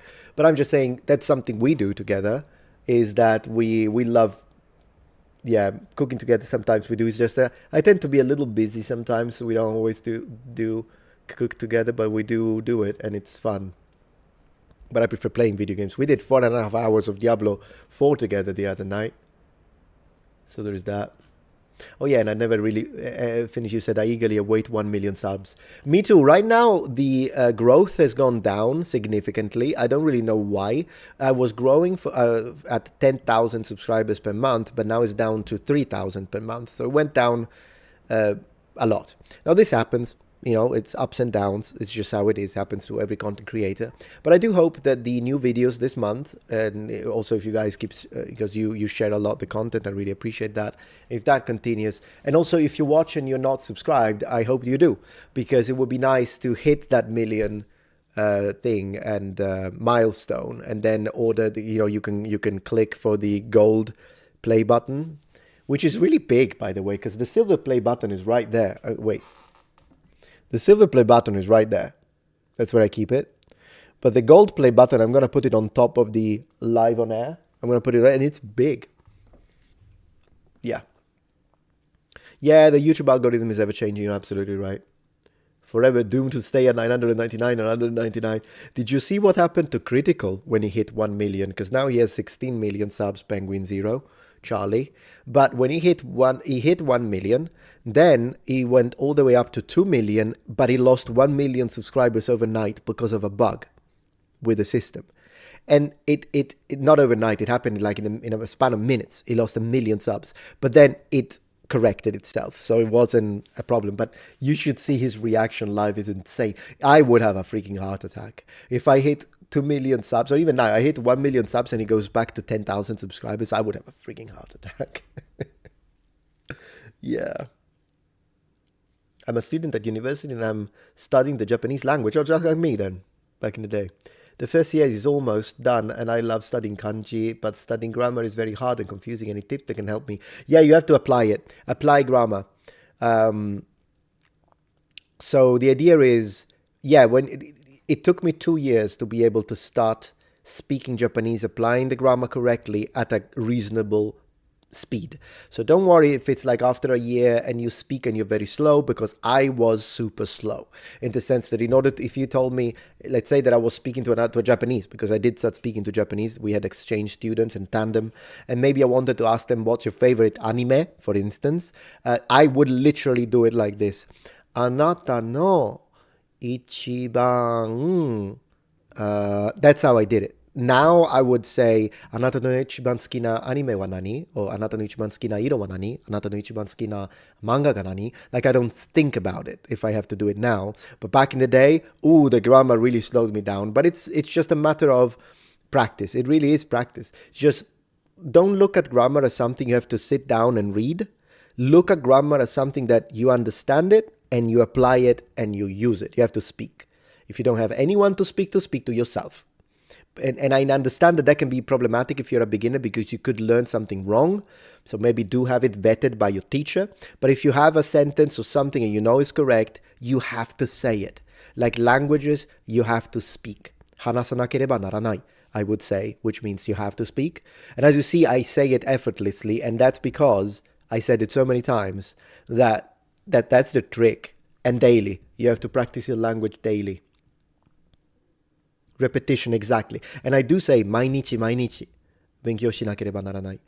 So you have to do it every single day. Otherwise, it just doesn't work with language learning. If you practice a language every day, you learn how to speak it. If you practice a language a couple of times a week, you learn about the language. And this is as honest as I can be when it comes to learning other languages. The same with my English. I picked it up because I used it. Yeah.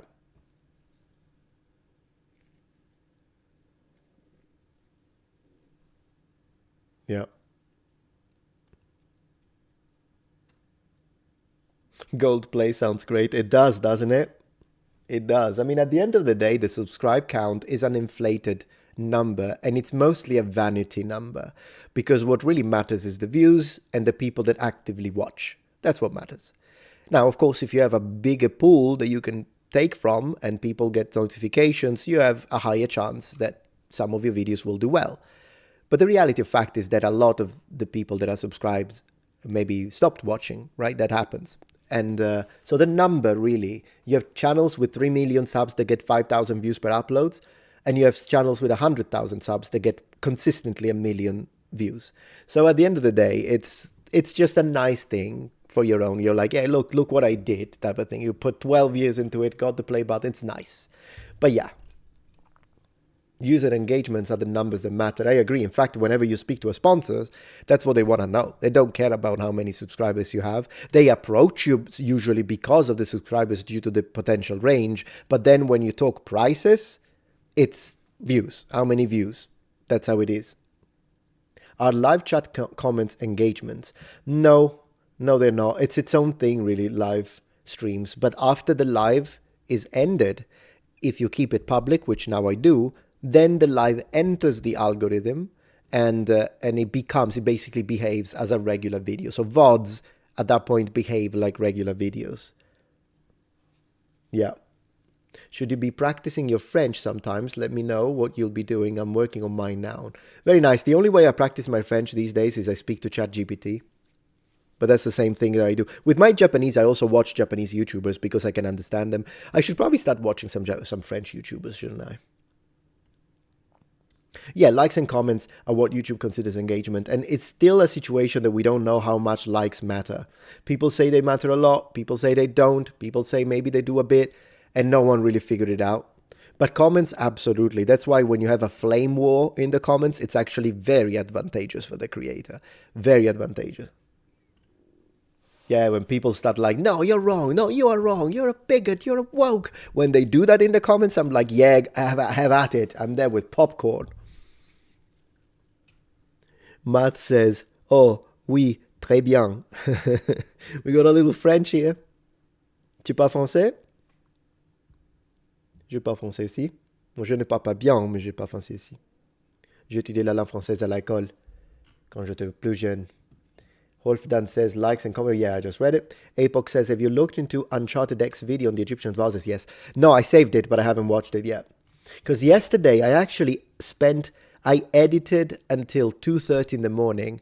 Then I watched 5-10 minutes of YouTube videos, and then I went to bed. Once I'm done with a few projects that I've been working on, I'll look into it, because if it's content material, then that would be great to make like a reaction or a response or whatever it is. Thoughts on how Buddha shooting lightning inspired George Lucas of how Jedis should be? Well, I don't know. I never heard of that. I mean, I can see how the Jedi Knight is a bit of a mixture between chivalric medieval European ideas of knights and Buddhist concepts of like meditation and that kind of stuff. So I can see how it would be a merging of the two philosophies and ideas. I have no idea about Buddha. No idea, mate. It's major content material. Oh, that's good to know. I'll definitely check it out. In fact, I'm going to write a note so that I don't forget. But yeah, that sounds interesting.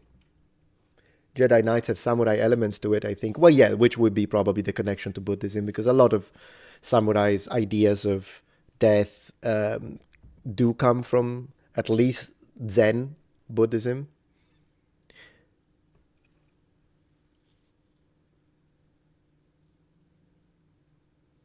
Yeah. I'm a barbarian for the French. Why? A Montreal French. Oh, I see. Very cool.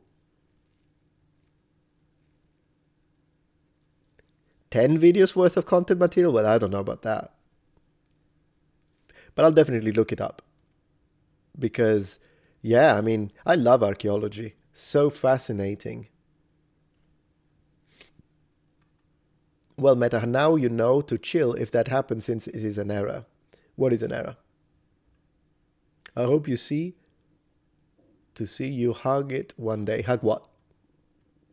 Join the two. Oh, the play button. Oh, okay, sorry. Yeah, sure. Absolutely. How do I reply to messages on YouTube live chat? Gosh, as a watcher, because I watch it as a content creator. As a watcher, maybe just at the person. You could add the person. You could try that, I suppose. I feel like I'll never master Japanese language 20 years and still getting nowhere. 20, like you've been studying it for 20 years, then there is a problem with the methodology. It's not a problem with you, by the way. You can totally master it. It's just a problem with the methodology. All right, so I'm just going to tell you this, guys. And I'm not sure if it's too early to say it, but I'm going to say it since I see people that would really benefit from it. I am close to releasing my first book, hopefully. Like, I'm working on it. And it's going to be about language. So now to actually do that, how to break free of the plateau, how to really reach fluency. It's going to happen. So stay tuned, stick with the channel, because there will be a big reveal. And will there be an audiobook version? At the beginning, no, but we'll see. I know I said it before, but I only mentioned it in passing, so I'll say it again. We're getting there. Evil Dia will be investigating this tome. Yeah, I hope so. He's pretty good. He'll get. I'll send him a free copy then. If he wants to talk about it or not, it's up to him. Kurosawa Akira, or Akira Kurosawa, like you're saying. Yeah, Kurosawa Akira 7 Samurai was one of those works that inspired George Lucas. I love that movie. It's a little slow because it's old school, but it's pretty good if you've got an afternoon. It is the method, yeah. I listen to Japanese music. Yeah, but music is not a great way. I would listen at this point to... It's not completely useless. You can listen to some music. But if that's all you do when it comes to listening exercise, then it's not going to help. What you should do is instead try to listen to conversations. And to listen to conversations, movies are a good idea. Some anime can also be good, but you have to be careful how you choose, because some anime is easy. Like if it's a little bit of a drama anime between two characters and he's in love with her, but it's a triangle. Those kind of anime are usually pretty good because they're not too difficult. But if you try to listen to Evangelion, for example, or Ghost in the Shell, good luck with that. You won't understand anything because Evangelion goes very technical. I do remember still some words because I watched the entire thing. Like, for instance, Shinzo Mahi. Shinzo Mahi and Shinzo Hosa, medical terms that I picked up from Death Note, because they mean heart attack and cardiac arrest in Japanese, and I picked them up from the anime. But then again, And there are a few that I got actually. So quite a few medical terms I got from that anime. Evangelion, I remember the term Kyoku Soshitsu. I picked it up from that anime, which means amnesia. So when you forget something. But instead, something like Ghost in the Shell. Ooh, that's like incredible, extremely high. Like even I would have problems understanding, and I would have to stop it and look it up stuff for the dictionary. Whereas if you give me like a regular anime, I can understand like 90%, 95%. So with anime, you have to be a little careful. But if you find a movie, a TV series, a horror movie, something that you like, then watch that. Better than listening to music. Thank you, Jack Shepard, for becoming a member. Appreciate that. Welcome. Welcome among the inner circle.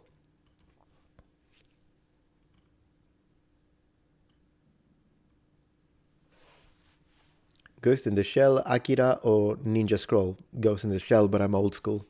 I mean, so is Akira, to be fair. To be fair. Thank you, Jack. I really appreciate that. I hope to be able to finalize it soon. It's difficult to dedicate the time due to the fact that I have to produce content. At one point, I was even considering, should I just try to kickstart the writing career? Because I have so many books in mind that I want to write. Not all about languages, but one is. And I might at one point. We'll see. I just don't know if then Kickstarter is the best thing, crowdfunding is the best thing. I don't know. I'm looking into it, but yeah, it's gonna happen. Hopefully soon. Meta, do you play good or evil in KOTOR? What's KOTOR again? I really appreciate the tips. It kills me I've struggled this long, and I understand that 100%. But you have to speak out loud. That's another thing. Like, for instance, if you're looking up, hey, today I'm studying adjectives because you want to expand your vocabulary, right? And then you're looking at the adjectives, you're like, oh, something nostalgic is natsukashi, or something tasty is oishi, and whatever. Then you have to say them, because if you just read them, you're never going to learn it. To speak a language, you have to speak it. It's as simple as that. So at that point, I would suggest you to choose a few words and try to use them throughout the day. Even if you take them and forcefully insert them into your native language if you're still not capable to construct and build full sentences. That's a bit of an intermediate thing. If you're still a beginner, what you could do is like, okay, I've learned the word sugoi, which means fantastic. Now swap it. Like you're watching a movie, you're like, wow, this movie is really sugoi. And then you tell your friend, you're like, hey, you know what? I found this bottle of Fanta and it's really sugoi. And they'll tell you what the sugoi means. And then you'll tell them it means fantastic. You do that 4 or 5 times and then you will never forget it. Because now it's not just a word on a piece of paper, it's an experience and a memory. And that's how you learn the language. That's why living abroad is so good, because you can do that. It's immersion. But sometimes I understand it can be difficult because you're like, I don't feel like I can do a full sentences in the language. Then just do the little words. Swap the words. It's not insane to talk to myself. That's how I learned a lot of my... That's like, yeah, no, it's totally fine. It's totally fine. Speak to yourself. I do it all the time. Who cares? People will think, oh, this guy's weird. Yeah, but I speak 7 languages. So, like, not all at the same level. But I'm like, I'll take it. I'll take it with people thinking, oh, this guy's a little cuckoo in the head. But then when we go out and there is a guy and he's Japanese, the person that was making fun of me won't be able to say anything. And I'll be like, Nihongo dekimasu ka? Watashi mo Nihon ni sunda koto ga arimasu kara. And it won't be a problem for me because I speak on my own. And also because I speak with them a lot. But yeah, it does help. And also speaking to ChatGPT is actually pretty good. Yeah. Advanced language models are excellent for that. Very good. Very good. It's definitely worth it. Definitely worth it. You do drop the words you know in your conversation. That's good. But then you have to add new words. Because if you only add the words you know and you stick to that, then you create a plateau. That's what the plateau is. But then if you want to break out of it, do the verbs. For instance, here's an exercise for you. Tomorrow, whenever you have breakfast, lunch, and dinner, name the food you're eating. So if you have like tomatoes, how do you say tomatoes? And then you say tomato in Japanese, 西红柿 in Chinese, for instance. And then you're like, and how do you say potatoes? And then you can say imo and tudou in Japanese and Mandarin. I do this. This is why I have the vocabulary at hand for both. Because I do it. Like, I open the fridge, it's a fantastic opportunity to practice everything, start saying stuff. So yeah, that's a good thing. And then you can do, how do you say breakfast, lunch, and dinner? Could you answer that right now? in Japanese, for instance.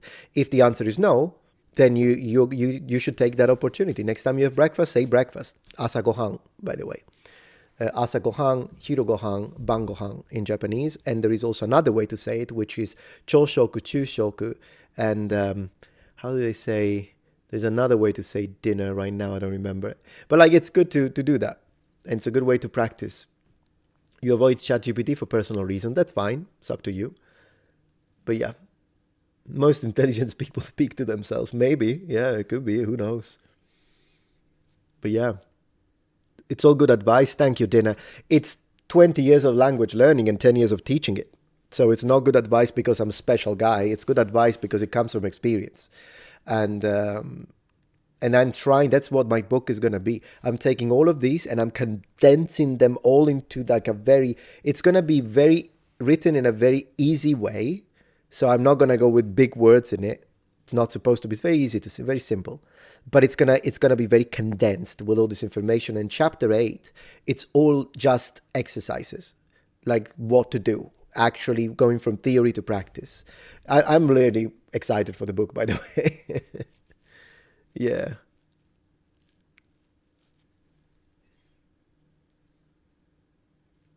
Yeah, best way to learn a language to be around people who speak it. I agree, King, and generally that's what I would suggest, but sometimes people can't do it. And in that way, you have to try and simulate it. You have to try and recreate a scenario. Another exercise, this is one of the exercises that I already have on chapter 8 in my book, is if you don't have anyone to speak to, something that you could do is, for instance, turn on a video of a movie, and then whenever they say something, pause.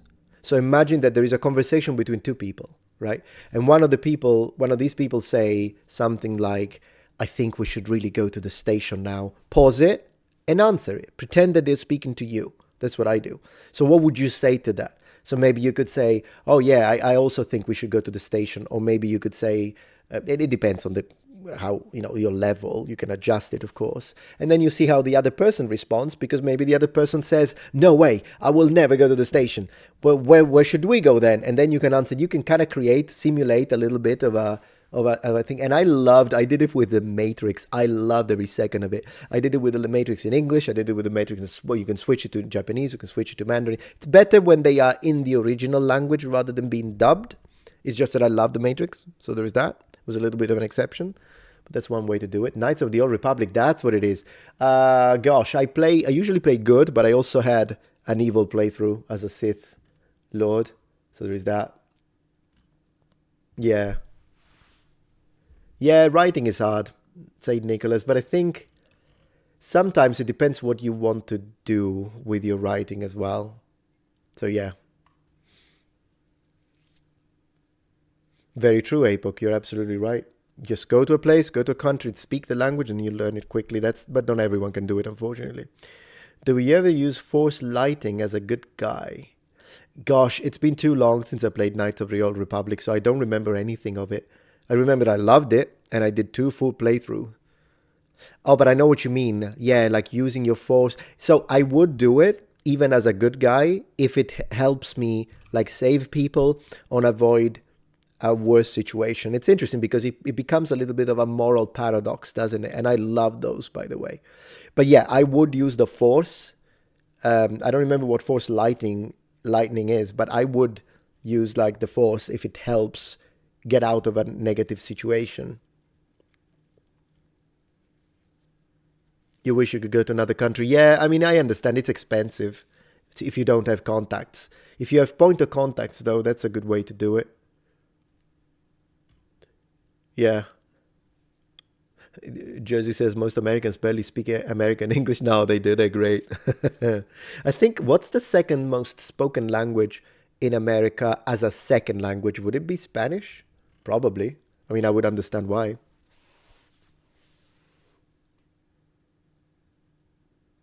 Shooting lightning bolts from your hands. Ooh, I see which one it is. I don't remember if I used it, honestly. Because the Emperor loses in the movie. Yeah, I mean, why not? Why not? Fry them. Fry them. Chinese or Spanish? Really? A lot of people speak Mandarin. I wish I would run into some. Every time we go to New York, we go to Chinatown. We always go to Little Italy with my wife. That's like we always do. But we also go to Chinatown because it's right next to it. And every time I go to Little Italy, we try to speak Italian. But when we go to, and when we do, but when we go to Chinatown, I always try to use my Mandarin. And sometimes I succeed, sometimes I don't. But that's the fun of it. That's the fun of it.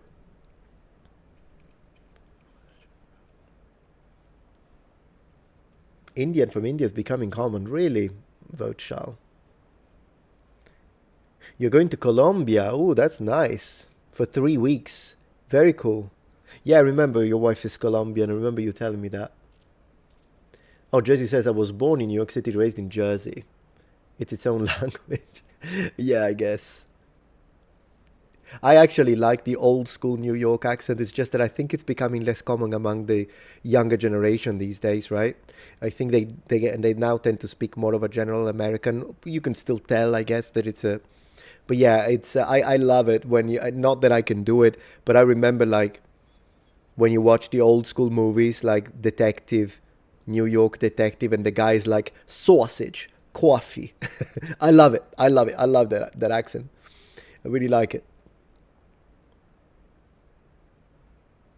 Hello, I'm just getting the end of the stream. Yeah, Marts, we're kind of getting towards the final section of the stream. But I say the scream. But I will leave it public, and tomorrow I'll be live again, 5 Central Standard Time, 5 p.m. Central, every day, Monday to Friday.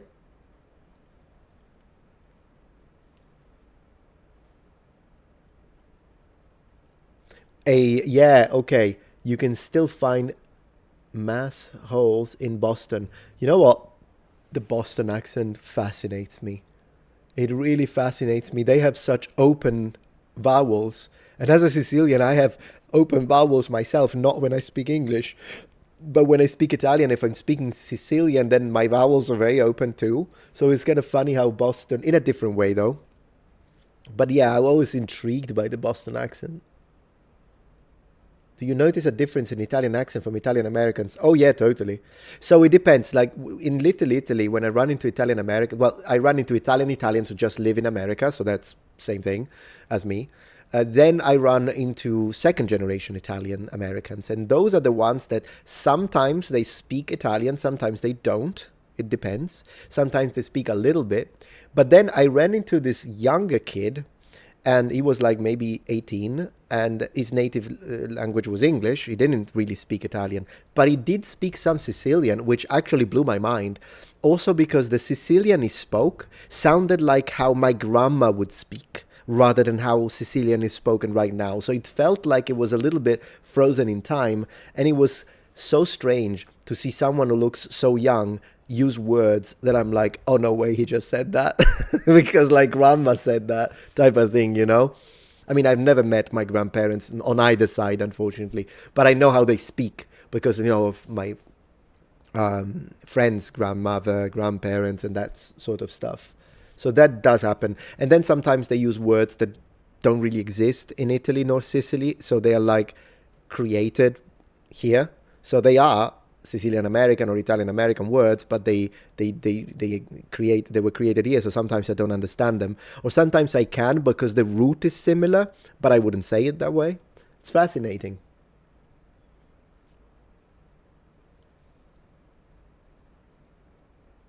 Yeah, I mean, Sledge, you have a point. I've noticed that the more open the vowels, the louder the people. Well, yeah, I guess. Yeah, I mean, I would imagine Southern Italians are the loudest of all Italians. I will admit that. That's true. That is absolutely true. Yeah. I like how in Heir to the Empire Luke thinks about a similar moral question. Yeah, sure. Maybe we should have one day one stream dedicated to paradoxes, and we just watch a few and share our opinions on them. Because I love philosophical paradoxes. All words are made up Thor. Yeah, including Thursday, which is your day, Thor. The day of Thor. Thursday. My dad's Jersey accent never faded, and my mum's Jersey accent was heavily influenced by her Sicilian side. That's really cool. Hey, Ben Kenobi, thank you so much. Well, yeah, we're talking about Star Wars. Star Wars. Thank you for joining the stream, and just want to remind everyone who has joined the stream and joined the membership that not only every live stream, the last 30 minutes with subscribers, so we can just read your. It's a way to say thank you. But every Friday, 5 p.m. is fully dedicated to members. The stream. So welcome.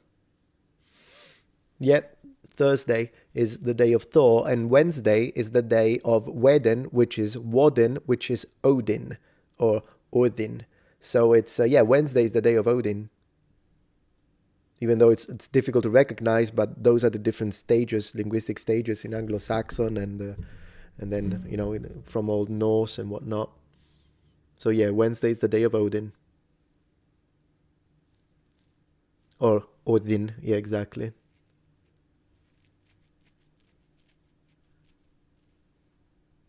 We got Obi-Wan Kenobi. Obi-Ben Kenobi.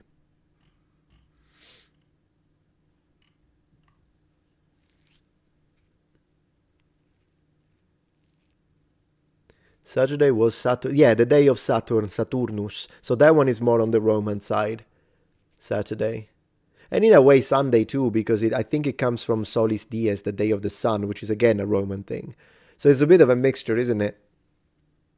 Speaking of gods, do you know why Artemis and Selene are both related to the moon? No, but usually if I were to think, if you ask me specifically one about the moon, I would say Selene. Artemis maybe secondarily, I would imagine. Possibly, but then not sure. Yeah, the correct pronunciation of Wednesday should be Wednesday, which is how every beginner of English mispronounces it. They all say Wednesday because, I mean, that's how it's spelled, isn't it? But then you correct it and say, no, just think Wednesday, right? Wednesday. But yeah, Friday's Freya's, yeah. And moon, I think it's from money. Monday, it is from the moon, but I think in terms of divinities, deities, I think it's the god Mani, the one with the two wolves that goes up to the moon, if I'm not wrong. I mean, I didn't double check it, but I think that's where it comes from. And Tuesday is it Tyr or what? It's another of the gods. We'll have to see. But yeah, every day has its own deity, which I think is awesome, by the way. I love it. This is why, like, when people say that they want to stop using BC AD because of reference to religion and Christianity, and they want to say BCE CE because that could offend non-Christians. And I'm like, first, I've never run into a non-Christian who's offended by that. It's usually people who have had other reasons why they want to, but whatever. I guess it could offend. But then again, I'm not offended by Thursday. I think it's awesome. And I don't believe in Odin. I don't worship Odin, but I think it's great. It's fantastic. Because then I think about, wow, like I imagine like the crow, and I imagine that the eye is missing the eye, and cool. It's great.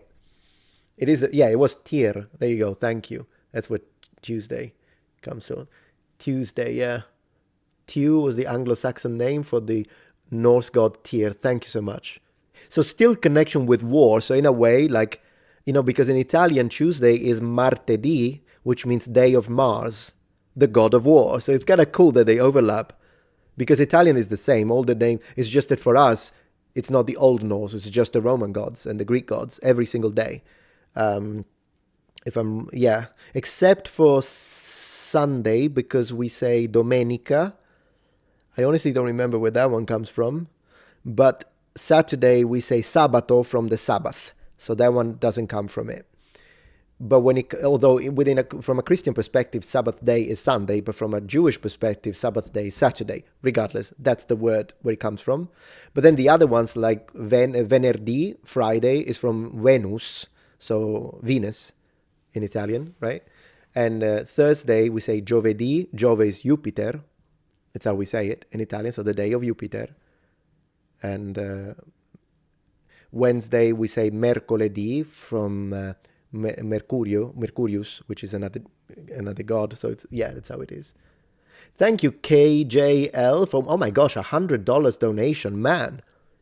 Thank you so much. I really appreciate your generosity. Sadly, I only recently discovered your channel. You have grace with charm, humor, and brains. Take my money and keep up the great work. Thank you so much for the support, man. I really, really appreciate that. Very, very generous of you. And everyone, by the way, thank you for the support. Today was a very successful stream. I know that there are streamers that do the goals. I don't know. I don't even know how to do it. Maybe I'll do it at one point. But regardless, you had done great today. Fantastic. Very good stream. I really appreciate that. Both sides, by the way. GG, that donator says Legato on Twitch. You got the support on Twitch, of Twitch as well. And on Twitch, we got 14 subscriptions on Twitch. Thank you so much. I'm going to be playing some games. Maybe you could play some games tonight on Twitch. How about that? Yeah, 11 p.m., guys. I'll try to be live on Twitch to play some games around 11:30 maybe tonight so we can play a little bit. I'll multi-stream it on the gaming channel as well. If people don't have Twitch, to give an option. But yeah. Sorry. It's nice to have a button to mute. I know one or two people that would love to have a button to mute. And thank you, Jeebus, $50. You guys are number one today. My gosh. Jehovah's Witnesses believe Jesus did not die on a cross. That's what I thought, yes. The word in old text doesn't mean cross, so it seems to be true. It was a simple stake. The cross was a sun symbol, just like the halo. Yeah, I know where they come from with that one, because as I say, I have a good friend of mine who's a Jehovah's Witness, and we spoke oftentimes about what we think about the Bible. They changed the Sabbath from Saturday to Sunday also. Yeah, exactly. Yeah, that one is true. Thank you again for the donation. We would have to see, because again, the cross is a Roman thing, so it's connected to Roman law. So I would have to look if we have any representation in the Roman world. I think I even looked at it at one point. I might have a video dedicated to it. But I do know that the Jehovah's Witnesses believe that 100%. Yeah, today has been great. Oh my God, the donations today have been phenomenal, guys. Thank you so much.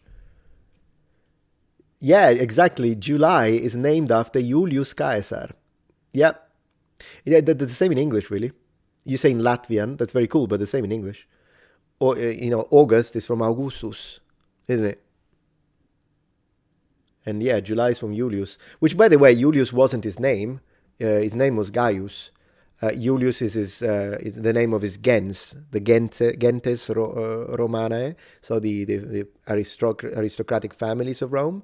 The Julia, gens Julia, so every member of that family is named Julius, but they also have a first name, praenomen, in this case was Gaius, and then oftentimes they had a cognomen, which is basically, we could wrongly think it's a last name, because oftentimes that's where last names come from, but it's easier to think of it as another name. It's a name that you give someone because of a characteristic that they have. It can be an immutable characteristic, sound of their voice, the way they look, a physical imperfection, a caricature, a physical thing, like someone is tall, you'll give them that name. Or it could be a name that you get because of their personality trait, or it could be, the cognomen could be something because of an achievement. This is why you get people that are called, like Scipio Africanus. He gets Africanus because he served in Africa and then defeated at the Battle of Zama. He defeated Hannibal Barca, so of course he gets the name Africanus. And that's the same with Germanicus. So they get these names because not because he wasn't from Germania, but he did campaigns in Germania and he gets the name. So that's how you get these last names, and a lot of his last names are like that. Money, says Ben Kenobi, thank you so much. A nickname, thank you for that. I couldn't think of it. You know why I said an other name? Because in Japanese it's Adana. For some reasons, Japanese just confuse me, and I use that as a matrix in my brain instead of thinking nickname. So thank you for the correction. Yeah, a distinguishing factor or a distinguishing feature, exactly, random, to separate them from the same people that have the same name. Exactly. So imagine how many Gaius Julius you would have, or Gaia Julia, for instance, if it's a feminine version. I think Roman names are really beautiful, by the way. Why does it look red-pink outside your window? Oh, it's because of the live on air symbol right here, the neon. The neon is projecting the light on the window. That's what it is. So if I turn it off, Oh, it's still there actually. Woohoo! What the heck? Oh, it's yeah, I know why. I know why. Sorry. For a moment I got confused. It's the other neon, the one in the background. I know it looks orange, but for some reasons that one is looking pink in the reflection, but that's what it is. That's what it is. I actually turn on the all these neons because I love the reflections on the walls and the windows. That's why I do that. Like John Smith, yeah. Toll versus John Smith with the scar, yeah, and even Smith. He probably was a blacksmith, some ancestor. It makes sense that that's where he comes from, probably. Have I ever been to Mount Etna? Yes, I have, Murph. It is gorgeous up there. Very volcanic. It feels like you are in freaking Valheim. That's what it feels like, the new area, you know? It's pretty nice. A lot of volcanic ash when you go up there. It's walkable, though. You can walk it. Takes a while.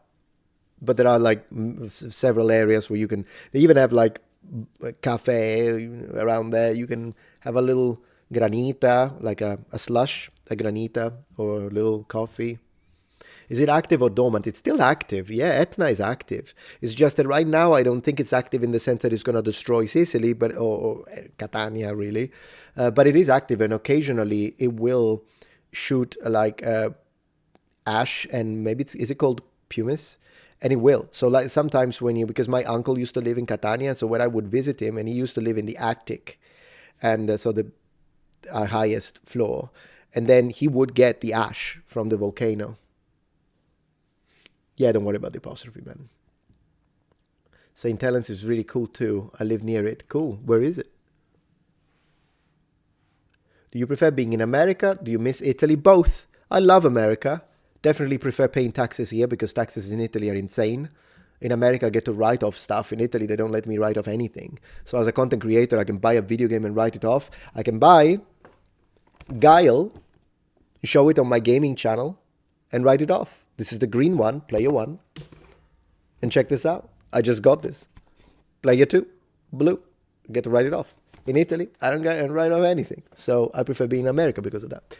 And I love America. I love it. I love being here. But at the same time, I do miss certain things about Italy. Yeah. One thing that I miss the most about Italy is the coffee culture when it comes to cafe.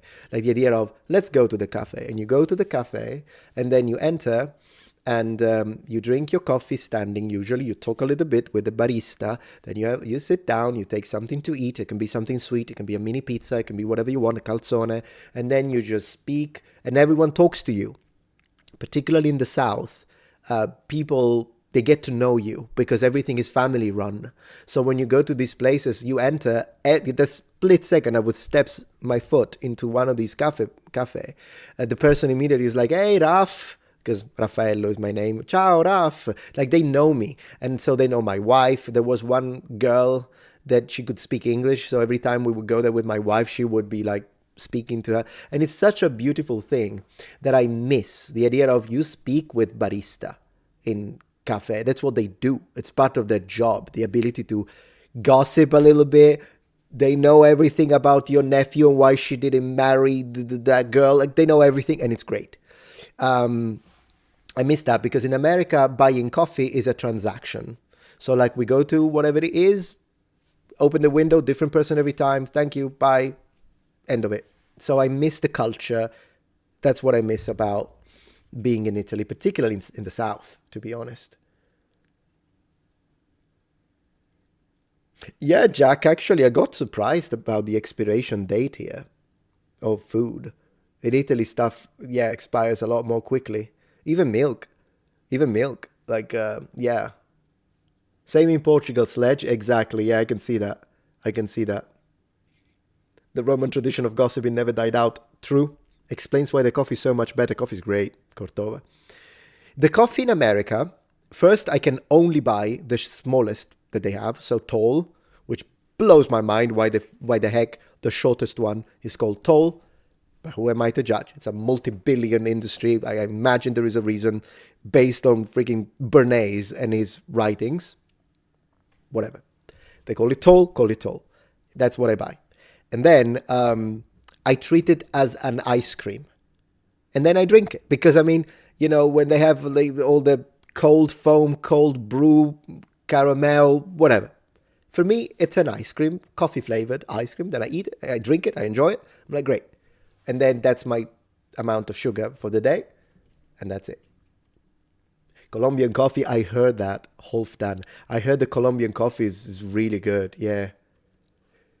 Yeah, you guys go big with everything. I mean, when it's steak, I'll take it because I love steak. Oh, the way Americans cook steak, it's number one. Number one. I've had steak in Italy. It's good, particularly in Florence. Pretty good. I had steak in Japan, including Kobe. Kobe Gyu. It's really good. But man, steaks in America, it's unbeatable. It's unbeatable. Like a nice ribeye with a little bit of marbling and get your... It's kind of funny because I always eat steak with French fries, aka chips for the British audience. And man, it's good. No A sauce. Throw that away. Good steak is good as is. Black pepper and salt. That's what I need for my steak. Love it. Do I love Mexican food? I do. I love Mexican food. So does my wife. We enjoy it. Every time we go to a Mexican restaurant, I end up talking more than eating. Like I eat, I love it. I eat the whole thing. But then with the waiters, I'm always like, oh, ¿cómo estás? ¿Hablas español? O yo hablo español también. Y me gusta el idioma. And I love speaking a little bit of Spanish with the Mexicans. It's great. Buin Gia Tuan, thank you for the support. Sorry, but coffee in the US is a glorified water. Yeah, some people, I mean, I get it. Yeah, it's a lot. That's why I say, like, if I think of it as an Italian coffee, then, no, I can't drink it. But if I think of it as its own thing, and for me, it's like I'm drinking a frappe, then I enjoy it. I drink it. But I couldn't do this. And I've seen people in America, it drives me nuts. I've seen people that order the venti, which is the biggest one. It's an Italian word, thank you. The biggest one, and they ask for extra sugar. I'm like, how? I guess you get. I think what it is that the bigger the higher the amount of sugar you get, the more you don't taste it anymore. You get used to it, and I think that's what it is, right? That's what it is, I think. Dark roast Colombian black with a shot of espresso. That's my order. Wow, with a shot of espresso. Man, you double down. Can you even sleep after that? I make my own coffee, by the way. We've got like a few coffee machines down there. And it's one of the first things we bought in the first apartment before we even had a house. And so it's very nice. We got some very nice machines that can make proper Italian espresso. Not espresso, by the way. It's espresso. There is no X. But yeah, espresso. Just like Brandon wrote it, he was correct. And I enjoy it macchiato, so I never add sugar to my coffee. If I drink Italian coffee, it's without sugar. But I do enjoy making it macchiato, so I do put a little bit of either milk or foam, because traditionally macchiato in theory should have the foam. But you can also do it with a little milk if you wanna. We call it macchiato freddo. So cold macchiato, you can even ask it at a cafe. Because at a cafe in Italy, if you ask for a macchiato, which by the way in Italian means stained, because you're staining the coffee with milk. If you order a macchiato, it's with hot foam. But if you want it just with a little bit of milk, you can ask macchiato freddo. I love both. You like coffee with sugar? That's fine. Not a problem. I mean, you're American after all. So it's totally fine. And by the way, if I'm drinking American coffee, I also drink it with sugar. Yeah. I tried ordering Starbucks with no sugar. And, I mean, it wasn't great. It wasn't terrible, but it wasn't great. In the US, it is espresso since everyone is in an express rush. It makes sense. I mean, sure. I enjoy, if it's Italian coffee, I like it without sugar because you can then, it's an acquired taste. You might need some time to get used to the bitterness. But if your coffee you're drinking is very acidic, then it's not great because coffee should be bitter, but it shouldn't be acid, right? Acidic, like sour. Coffee shouldn't be sour. So then if it's just bitter, then it's something that you can get used to it. And once you get used to it, similarly to beer, then you actually enjoy the aroma and the taste more than cheating with sugar. But people love it. So, I mean, you do you.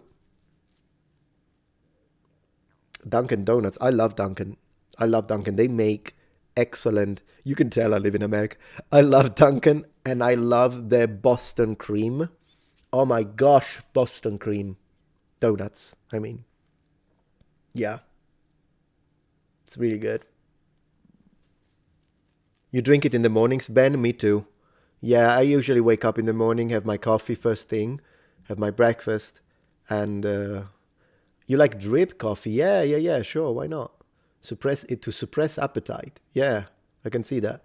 Right now, I have an appetite that won't be suppressed by any dripped coffee, but yeah, I would love to try real Italian coffee. Each coffee session, I need at least 200 milligrams of caffeine or more. 200 is a lot. I mean, I think an Italian shot has, what, 60? Am I right? So a double shot would have 120. I think that checks out, yeah, for a regular coffee.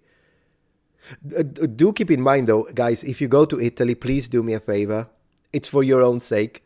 But when you go to a cafe and you want to drink a proper Italian espresso, don't say un espresso, per favore.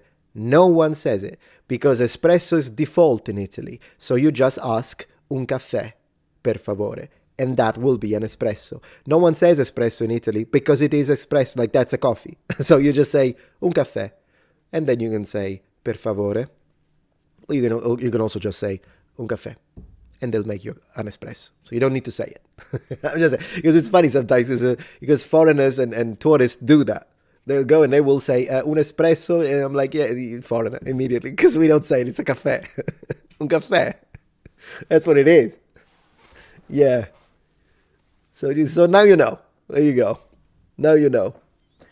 Would you say Americano for what we see as coffee? Yeah, and I mean, in Italy, you can order un caffè Americano, but it's not great. Like, at that point, it's better that you drink actual American coffee, because un caffè Americano, all they do is that they will add hot water into your espresso and give it to you. Not great. Not a great idea. There are plenty of other things. You can have a flat white. You can have un bel cappuccino. You can have a cappuccino, usually in the morning in Italy, though. If you ask for a cappuccino in the afternoon, you can try, but some may refuse because it's a morning thing, cappuccino. But there are many things that you can order coffee related. If you are in a sweet mood, you can ask for a cremino. A cremino, it's like a coffee mousse, but because it's Italy we're talking about, it's 100% from coffee. Like that stuff, it's coffee and cream. There's no chemicals, nothing, so it's great. Cremino.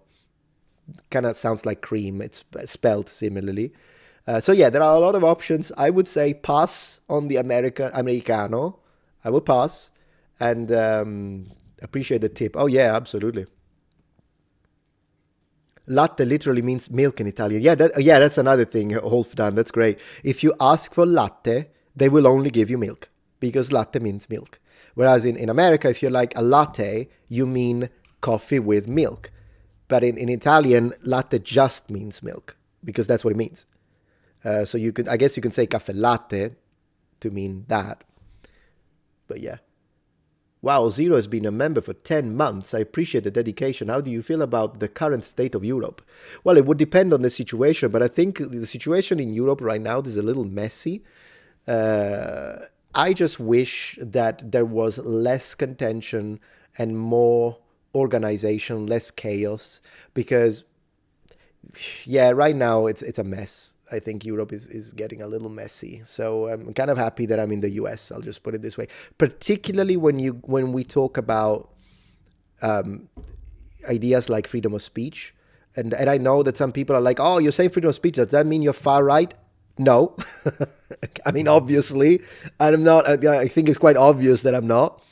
But I do believe in freedom of speech and the ability to be able to speak your mind freely. And that's something that I see targeted, particularly in the UK, and it's not the England I used to know, if you know what I mean. And then I've seen people that are left-wing, like Labour in England. I know them, and they tell me, I mean, I'm not a left guy, but I'm not a far-right guy either. I'm kind of, depends. You would have to ask me. On some things, yes, economically, like maybe economically from an American perspective, some of my ideas are a bit left-wing. Like I like the idea of healthcare for everyone, or like that kind of stuff. But then I'm a Christian and I'm into tradition, so I'm a kind of a mixed bag. It would depend. But when it comes to like freedom of speech, I'm always pro freedom of speech. I'm always pro. So England right now, it's kind of scary that you say something like, could I go to jail if I said Cleopatra was Greek? I don't know. When is it gonna end? Where is the line? And you should be able to say, because if someone says something hateful, right? Hateful. I do frown upon it. If someone is being hateful towards people, like even towards minorities, I will be like, hey, that's a horrible thing to say, but I wouldn't send them to jail. And that's where I draw the line, to me. And I think that's important, if you know what I mean. Moderate. Yeah, I do describe myself as a moderate.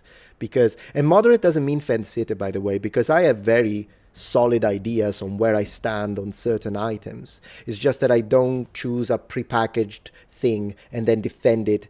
Even maybe there is something I wouldn't agree with, but now I chose the package, so I have to agree with everything. That's why I prefer picking and saying, oh yeah, on this item I agree with the left, on this item I absolutely agree with the right. Like, it depends. And in this one I absolutely agree with the left, but this one is right wing, I agree with that one. It depends. But at the end of the day, I think if you're a decent person and you're not one of those toxic, crazy extremists that drive me nuts, then it's nice to sit down and have a conversation with one of those coffee we just mentioned, a nice cafe.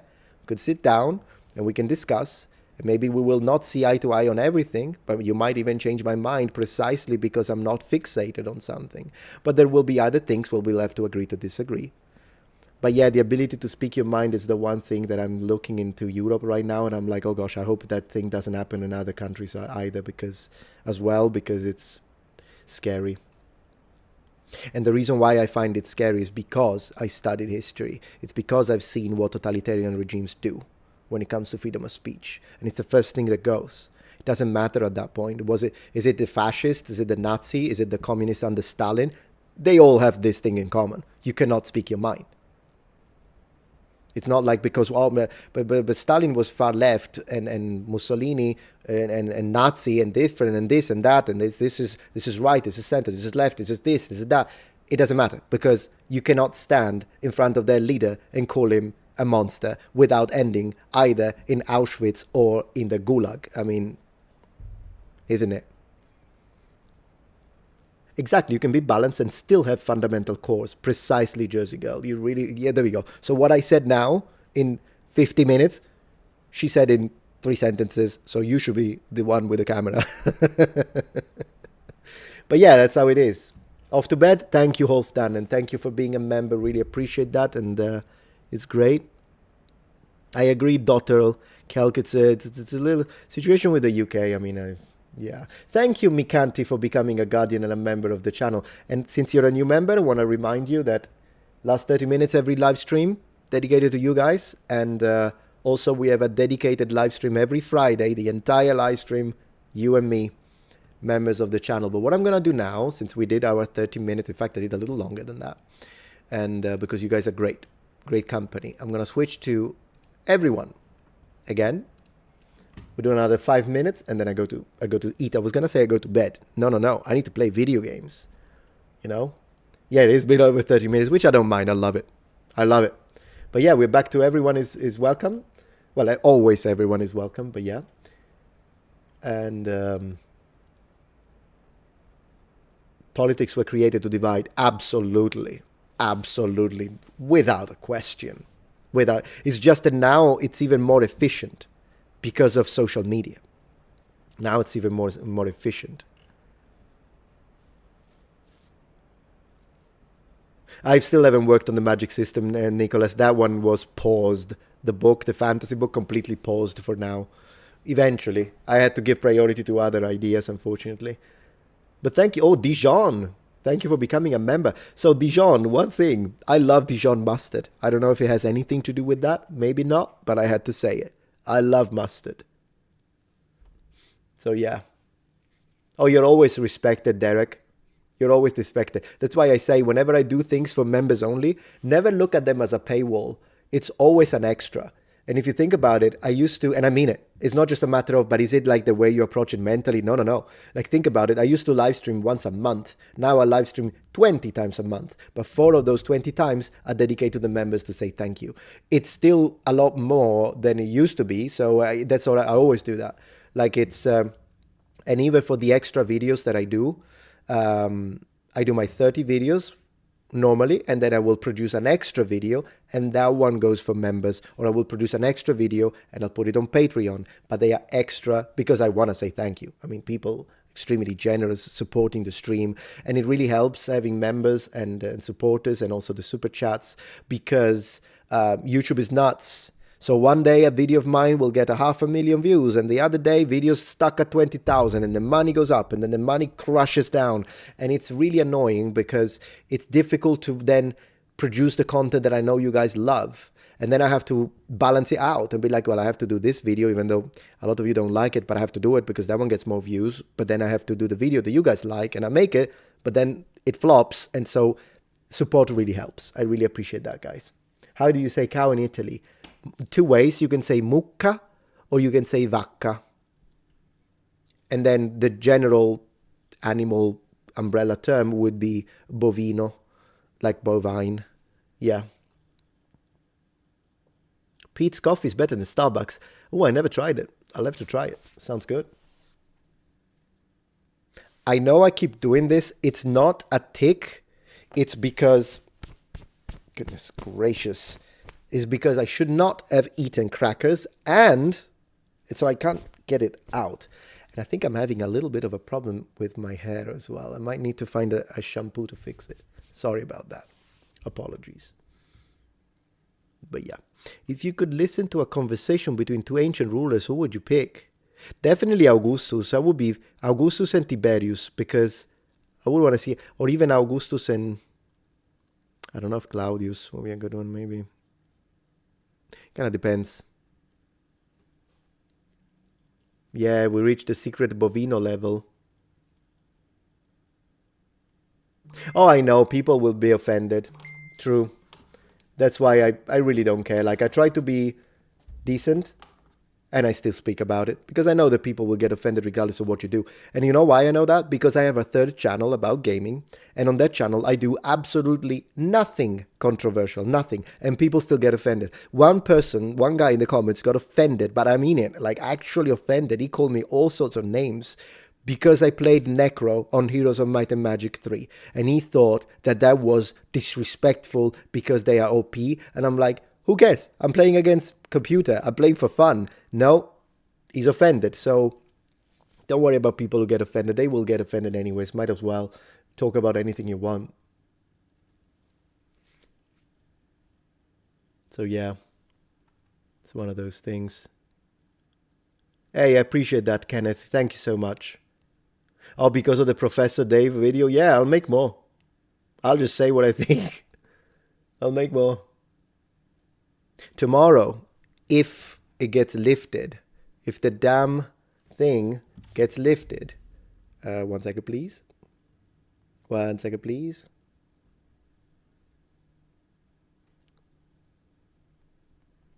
So if the yellow $sign gets lifted, I'm gonna check right now with you. Then tomorrow I'm gonna post a video. It's a debunking video, and it's really good. No, still limited. The video's been reviewed. All right, well, hopefully they lift it, and then hopefully tomorrow I can post it. So it's possible tomorrow I'll post a really, really good video. It's rare when it's actually, the offensive is actually real. I agree. Exactly, it's not my fault if someone chooses to be offended. It's on them, and that's it. Thank you, Judah, for supporting the stream. Can only watch one channel at a time, so here's a donation, but I'm listening to Shad. Hey, that's great. Say hi to Shad from me. Might be able to do a live stream together, switching channels back and forth and enjoy them around the same time. Yeah, I would love to do some live streams with other creators, including Shad. It would be fun. I have some guests. Maybe we'll do it. We'll do it this month. How about that? Haters are gonna hate. You're absolutely right. Okay, so let me see. Let me see what my wife is doing.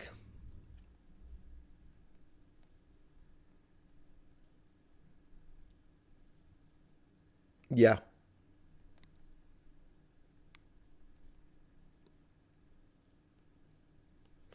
Yeah, so I'm gonna go.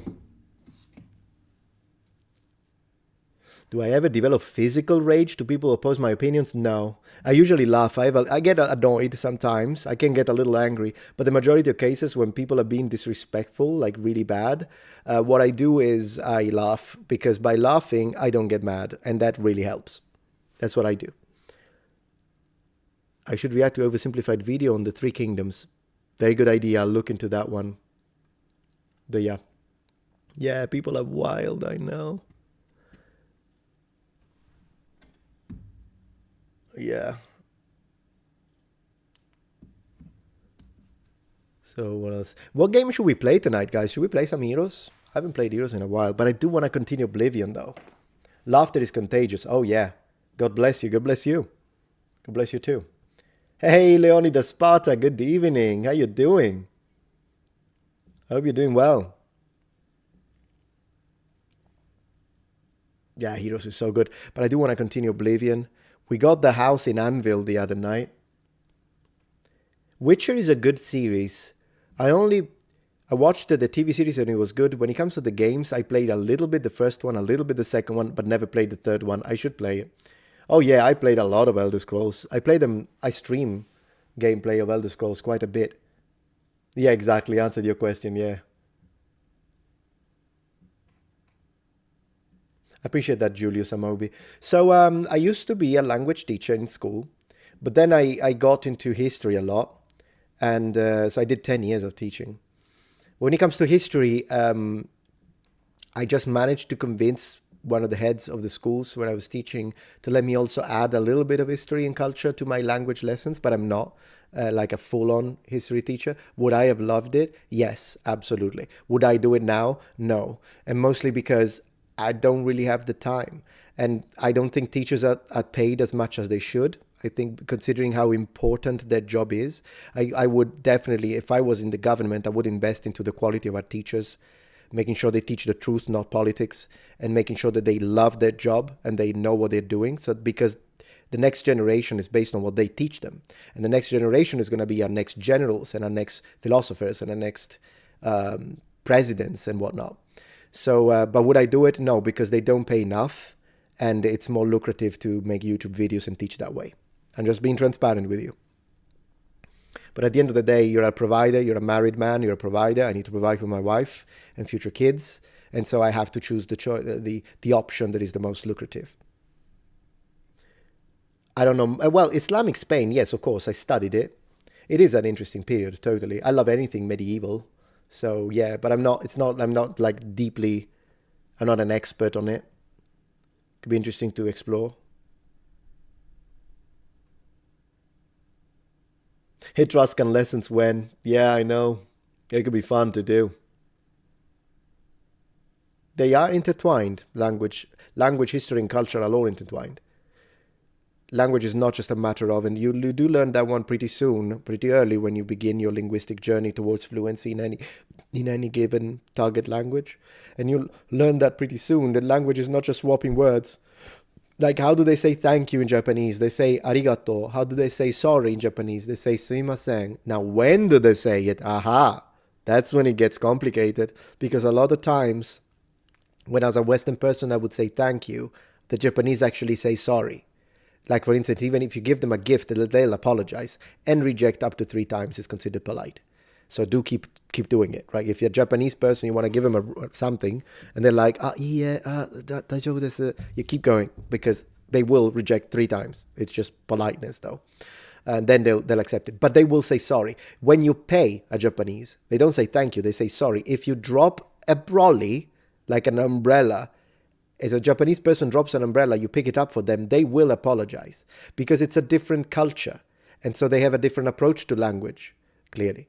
And when you learn to speak like them, that's when you actually reach fluency. Because if you just translate, well, I would say thank you in this case. Great, but what would they say? That's the real question. That's how you become fluent and proficient in language learning. I do love Dark Souls games, Dinner. I'm not that good. I'm still in the get good phases. I spent the one Dark Soul that I spent, the one Souls game that I spent most time in is Dark Souls 2 because I love the fashion. And then I know some people hate it. I don't know why, because it's great. And then the second one would be Demon Souls. I actually get stuck in Dark Souls 3. I don't know what to do. I'll probably have to play it with the chat telling me where to go and what to do because I just don't get it. I don't know what I'm supposed to do in Dark Souls 3. But Dark Souls 2, man, I had some. You know, that's the one boss that was the hardest in my life is when I defeated the tiger in the expansion, the DLC for Dark Souls 2. Of course, the tiger wasn't invisible anymore. I understood that after I died 5 times and then I got the ring. Was it a ring? Probably. Anyways, that was crazy. I had to do it 40 times. 40. I'm not saying 40 to use hyperbole. I mean it. 40 times. And the thing is that the good stuff is that 39 times keep losing. Impossible. I just can't do it. And then my friend Salvatore, I was in Sicily. He comes to visit me and he's like, what are you playing? I'm like, oh, I'm just dying Dark Souls 2. He's like, oh, try one more time. And the one time that I had an audience is when I defeated it. It was great. It's a tiger. The one, gosh, I don't remember which. It's the DLC. It's in the area that is snowy. It's been a while, so I don't remember the name. Original Demon Soul is best. Original Demon Soul is great, but I think the remake is really good too. I just wish they kept a bit more of the fog. That's all. But I think it's pretty good. And maybe the desaturation of the colors in Dark Souls 2 Demon Souls really gave you the feeling of ghost stuff. The colors are more beautiful in the remake, but maybe loses a little bit of the atmosphere. It's still a solid remake though, Demon Souls. Double version of that fight where you fight 2 of them. Oh goodness gracious, no, single. I don't think I'll ever do that. I did try Sekiro, I have a video on it. Didn't get me though. I usually prefer Dark Souls over any other Souls-like. Silent Hill is my favorite type of horror game. Silent Hill is my favorite. 4 would be my actual favorite Silent Hill. But 1 was phenomenal, 2 was great. In fact, I should try the remake. 2 was great. I am actually a massive enjoyer of 3. I finished it 2 times. 3 is really good. Yeah. Yeah, I have 2 videos on Ghost of Tsushima. It's I think they are in Japanese, those videos. But yeah. Ghost of Tsushima is great. I'm so tempted to play it again, but in black and white. Yeah, Dark Souls 2 is my favorite. I did play it quite a bit. I didn't finish it, but I did visit a lot of biomes, a lot of areas. Are they even called biomes in Dark Souls? I don't know, but a lot of areas. And yeah, what are my thoughts on Dragon Age Origins? Best RPG ever made when it comes to how connected you can get with the people in your party. Origins, unbeatable. I mean, the only other game that really created a strong connection between the party members and me to the point that when you finish the game you feel sad was Final Fantasy X. That's another one that really created a strong connection between the characters, which is why I tolerated 10-2 and finished it just because of how much I loved the characters. And but Dragon Age Origins is unbeatable. In fact, now that you say it, I kind of want to mod it to death and play it again. I just have to make sure I don't like it. Gosh, I'll have to make sure I don't have any nude mod if I stream it. Don't want to get blocked. I do like having nude mods though, because they make everything more realistic. Walkatron is wise, yeah. That's why I'm both the Walkatron and the Metachad. I'm both. Legend of Dragoon. I heard of that game and never played it. After Origins, I kind of didn't enjoy. Me too. Dragon Age 2 didn't even feel like a successor. Some people say it's good, but I really didn't get into it. And Dragon Age Inquisition was okay, but it wasn't as good as the original.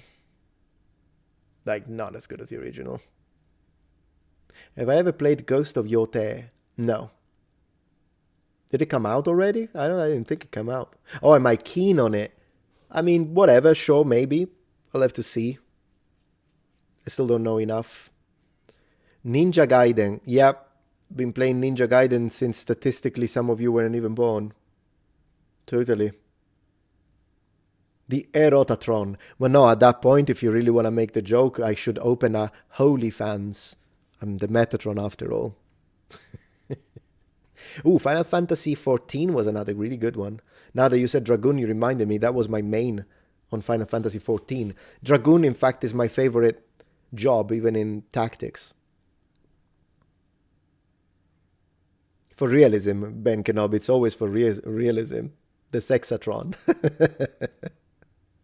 Yeah.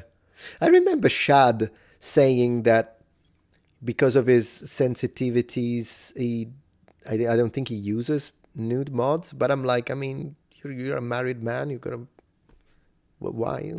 It's just pixels. It just makes it, who cares, it's pixels. But whatever, I get it. To each his own. To each his own. I don't think it's a big deal, it's pixels, after all.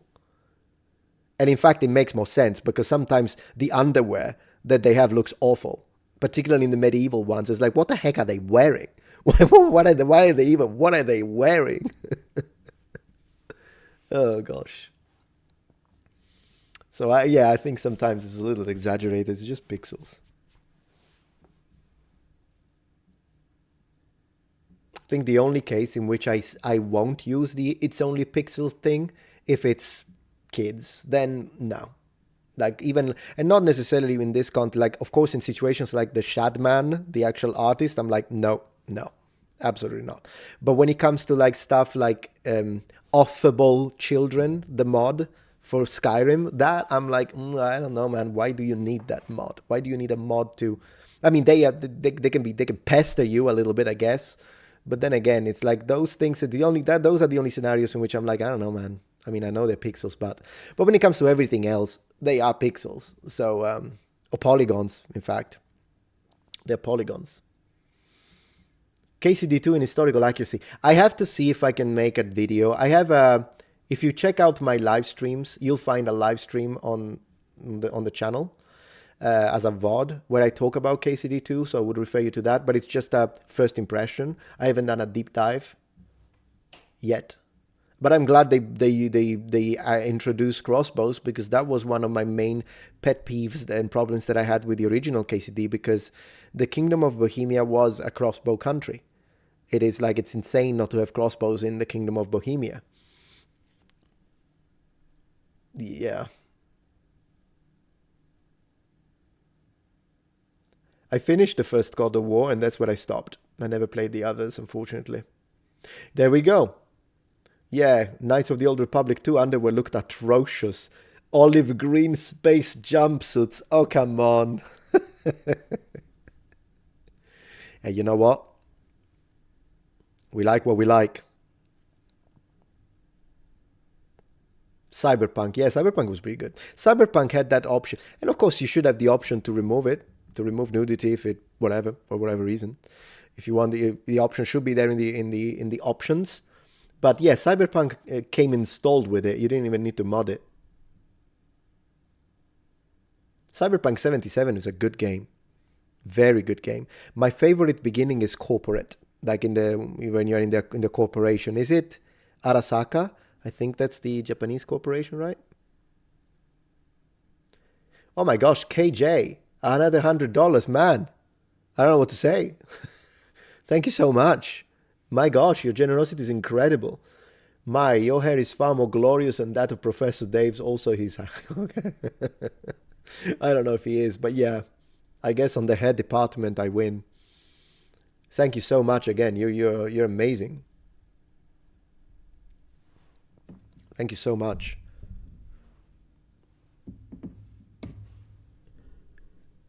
It seems to be canonical V to play Nomad. Yeah, Nomad is fine. But I guess it was my least favorite. I preferred City than the City punk beginning in Cyberpunk. Yeah. Sometimes the other talking about hair, since KJ, and again, thank you for the generosity. KJ was mentioning the hair. The other day, someone asked me, "Are you gonna cut it?" I'm like, "No, not planning to." And then it was funny because someone else asked me. It was like during a stream at one point, people got fixated on the hair. It was all they were talking about, which was kind of funny for me. But yeah, they were like, "How long is it?" and all that kind of stuff. And how long has it been? 6 years, maybe now. 5, 6, between 5 and 6. Yeah.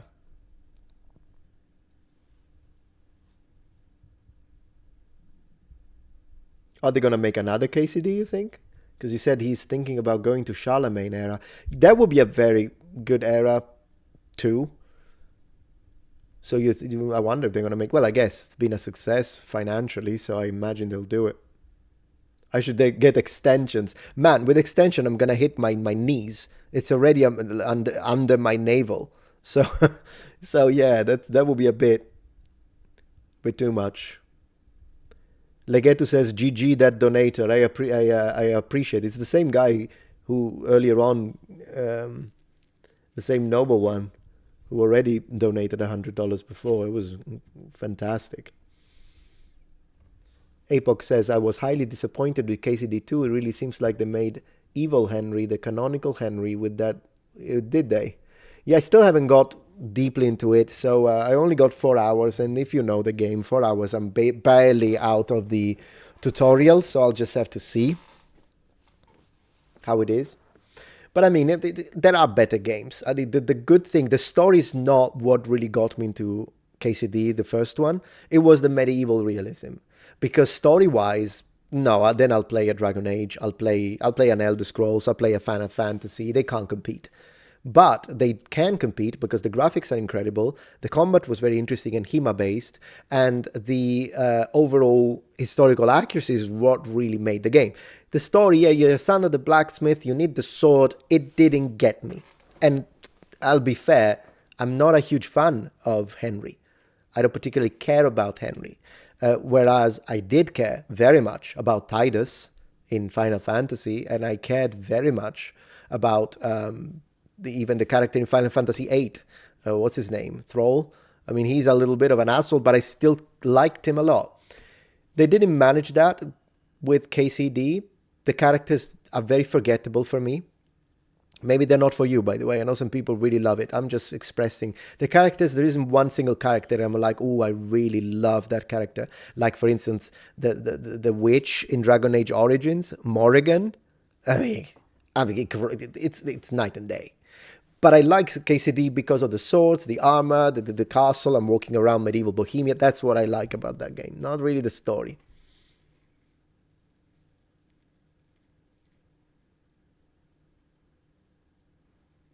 So yeah. I have a question. Where was there a Bronze Age collapse in Western Europe too? In Western Europe? Partially, I think so, yes, but I haven't reviewed in details the Bronze Age collapse, so I don't want to say something and maybe misspeak. I would say yes, but let's see. Well, let me text a message to my wife to see if she can bring me some pizza.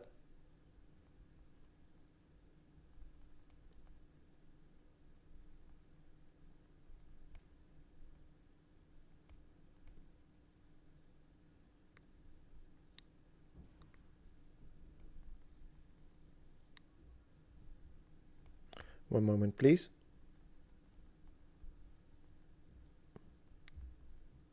There you go.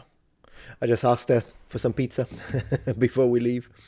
We can do a little more and then pizza. I have some opinions you don't like. Well, that's life, isn't it? If you want to talk about any of these, if there's one in particular, just to make sure that that the opinion is correctly represented, because sometimes I notice that people say, I don't like that you think this, and then what do I think? And it's a straw man. I didn't even think that. So feel free. If there is anything you want to discuss, it's not a problem. So Paradigm says, I liked KCD1 despite being blatantly anti-Catholic. Was it anti-Catholic? I don't remember that. I didn't even unbox KCD2 yet. I see. Well, I still hope you like it. But was it blatantly anti-Catholic? Like how? I remember nice churches in KCD1, in fact. The only thing, they were a little bigger, I think. But yeah, still.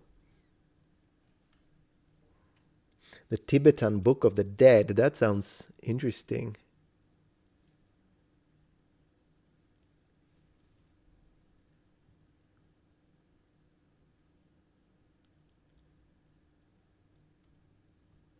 So yeah.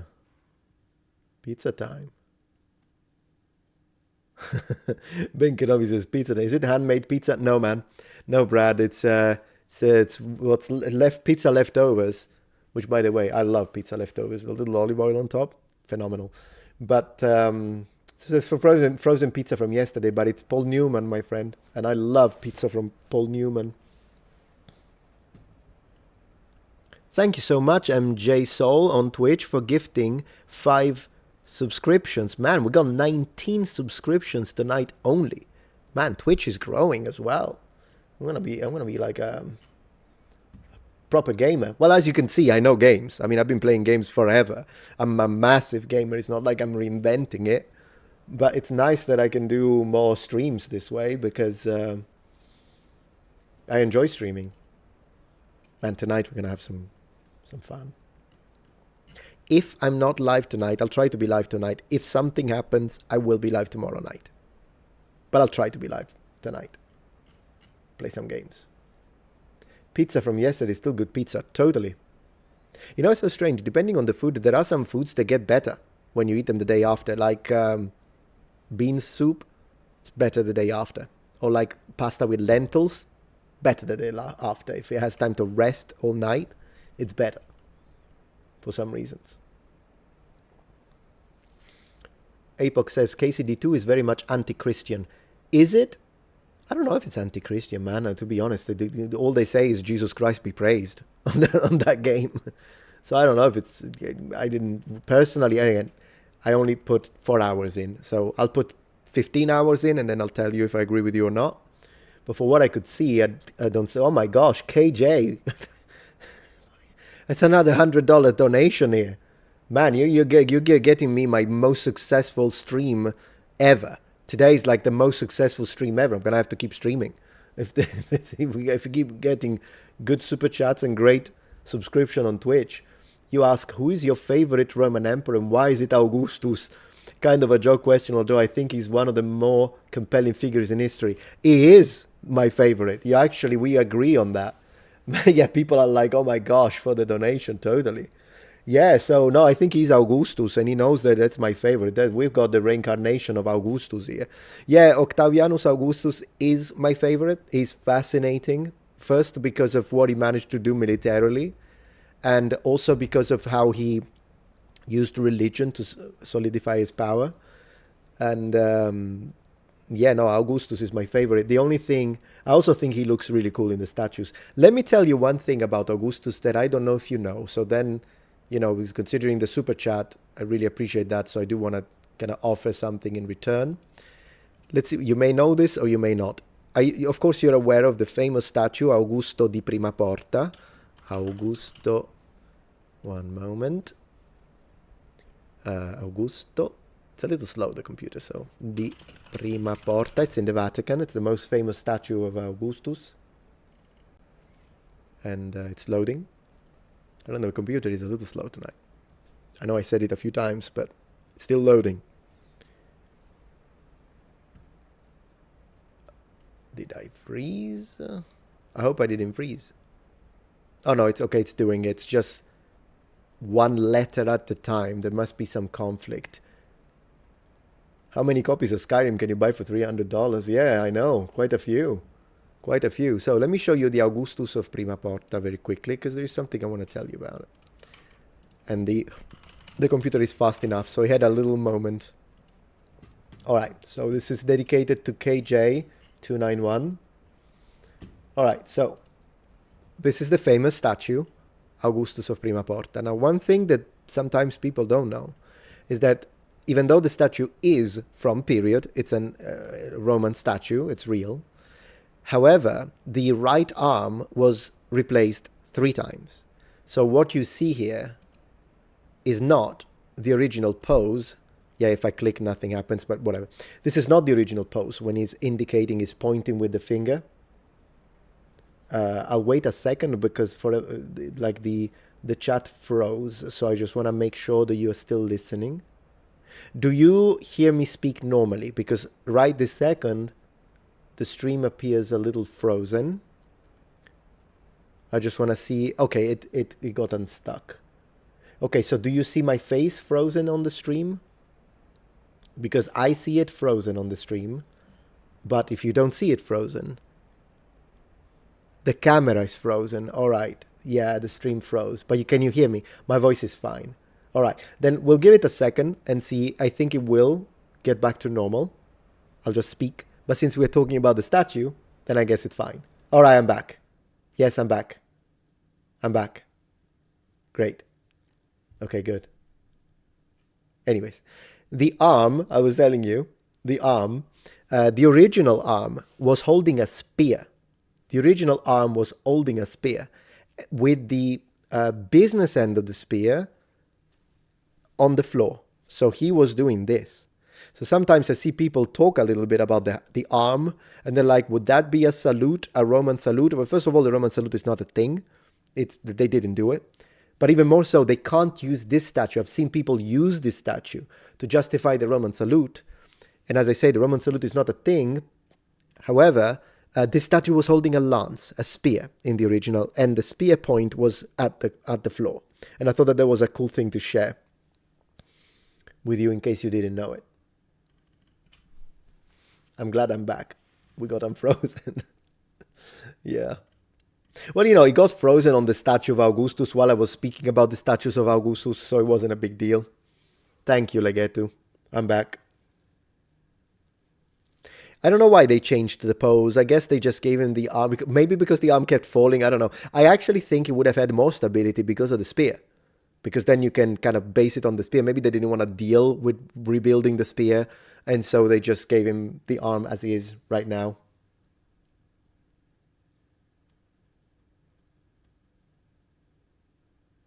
So yeah.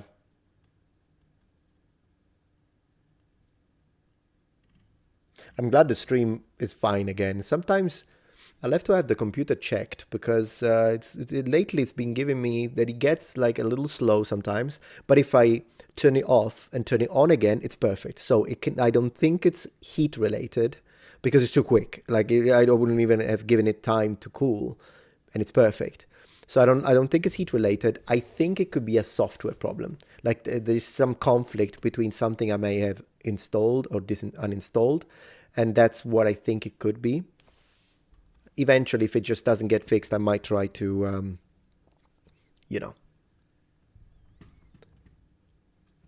delete everything and reinstall everything.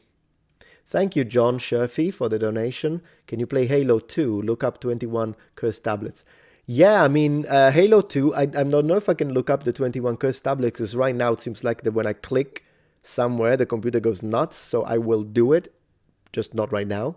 But when it comes to Halo, 2, you were asking just Halo. I did play Halo back in the day, 1 and 2. 3 is the last Halo I played. Will I play it on stream? Maybe. I'm not a huge fan of Halo. I like it multiplayer. Single player, the campaign is okay, but I think it's probably the fact that I love sci-fi, but sci-fi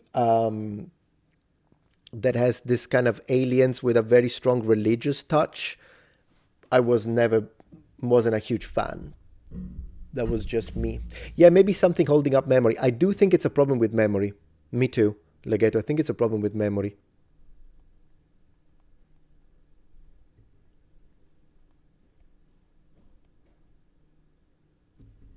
I think I hear the wife. Maybe pizza is on the way. Hi. Oh, you want pizza? I wanted the frozen pizza. Thank you. Yeah. With a little bit of olive oil. Okay. Little olive oil, guys. So yeah. It's likely a Windows 11 issue if you have that. Oh, I see. I do have Windows 11 and I haven't updated it in a while. Maybe that's what it is. Maybe you just fixed it for me. GPU issues. I don't know if it's GPU though. I have a 4090. So it's like, how? Oh, frozen pizza is fine. It's not the best, but as long as Paul Newman is the one making it, frozen pizza is good. Pizza supremacy. We're going to get some pizza, guys. We're going to get some pizza here. When she brings the pizza in, I'll ask her if she wants to talk a little, if she wants to stay and talk, or if maybe she was doing her thing right now, because usually in the evening she likes reading her books, watching her book girlies, like she calls them. She follows a lot of booktubers. My graphics immediately broke when I updated to Windows 11. Yeah, it could be an OS problem. You might be right. You might be right. Oh my god, KJ is like number one supporter. He's broken every this is gonna go into its own video probably because he has broken every record. We have another $100 donation from KJ. Thank you so much, man. You are incredible. It may seem boring to some, but I've always found interesting the Julian calendar reform, which I understand was inspired by his time in Egypt. Yes. And then, of course, after Julian, you've got Gregorian. Bro, thank you so much for your support. Man, you're really carrying the stream. And thank you to everyone else, obviously, as well. But this is like insane. $400 of donations. It never happened in my life. So, but in a little bit, if we see that it's not getting slowed and everything works, I might look a little bit into Julian calendar again. Maybe we can talk about it. I could make a video about it at one point, like Julian calendar versus Gregorian calendar. We could make it fun. He's at the Medici. I believe it. I believe so too. He's at the Medici. Yeah, KJ is probably at the Medici.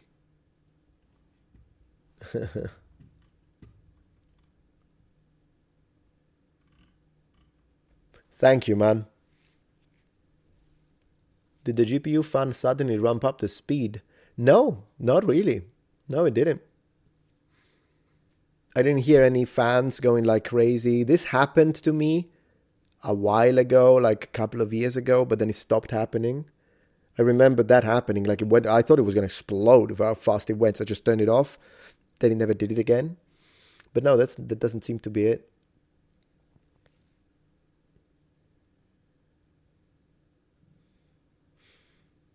Well, Brad, I think it's nice that he's supporting very much. I mean, at the end of the day, we're all free to donate to whoever we want, but I'm always grateful for it, of course. Thanks goodness for Pope Gregory. Yeah. I mean, at the end of the day, Christmas, because you're saying otherwise we might have Christmas in springtime. You know, in my opinion, if we had Christmas in springtime, it would be more historically correct, because I do believe we know that Christ wasn't born, and I understand some people don't believe that he was a historical personage and person. I know that, and I don't agree with that. I think he is historical. And so starting from that, if you allow me to begin from there, as to be able to discuss this, then once we say that, then I do think, obviously we know that he wasn't born on the 25th of December. And in fact, he wasn't even born on year one. I think it was more likely that Christ's birth is between 4 BC to 6 BC, or 4 BC to 8 BC. Probably 6 BC is in fact the more likely. And personally, I would say in April. So believe it or not, it might end up being more apt. But anyways, it doesn't matter, because Christmas is an excuse to remember, so it doesn't matter. I still celebrate it, but we know it's not accurate. It's not for the accuracy. Somberlon asks, Metatron, what's the etymology of the word Latin? Well, it's from the people. The Latini were the original Romans. Now, who were they? It's difficult, because they were probably a mixture of other Italic populations and non-Italic populations in that area. And then they took their name from the name of the first king, Latinus. So that's where it comes from. How much of that is legend? Difficult. You just refreshed, Mikanti. Welcome. Let's see. None of the chats seem to be logged. I don't know what that means. Why would I be a coward? I don't know why you would become a member to call me a coward, but hey, I'll take the money. At that point, I don't know. It could be someone who is maybe he's drunk. I mean, that's probably what's happening here. So I'm not even getting mad or anything. But yeah, some knights and Romans were Latin. Some knights were in Latin. Romans were Latin, but the Romans the Romans were Latins. In fact, in the modern usage, when you say Latino, Latina, usually you mean Hispanic. I don't know why we ended up saying that. Well, of course, because they have the Europeans moving. But then why don't we call Italians Latino at that point? I think we should. We should call everyone Latino. But whatever. Doesn't matter. Yeah, there are a few. So when it comes, J Boss is bringing an interesting idea. You say Latin is a cognate with flat and side.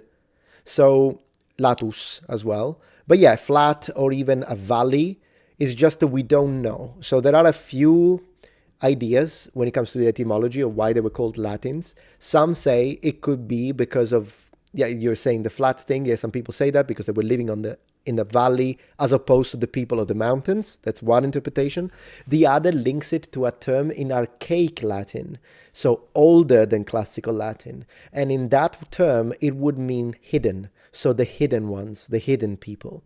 And then to discuss that, you go deeper because it branches off that etymology into hidden people because they were living inside caves in prehistoric period, or hidden people because of a connection to a mythological god that they think was hiding from Zeus, Jupiter, and they were the people that were connected to him. There are a lot of interpretations of why they were called Latins and why it was called Latium, which is also the region, by the way. And we don't know.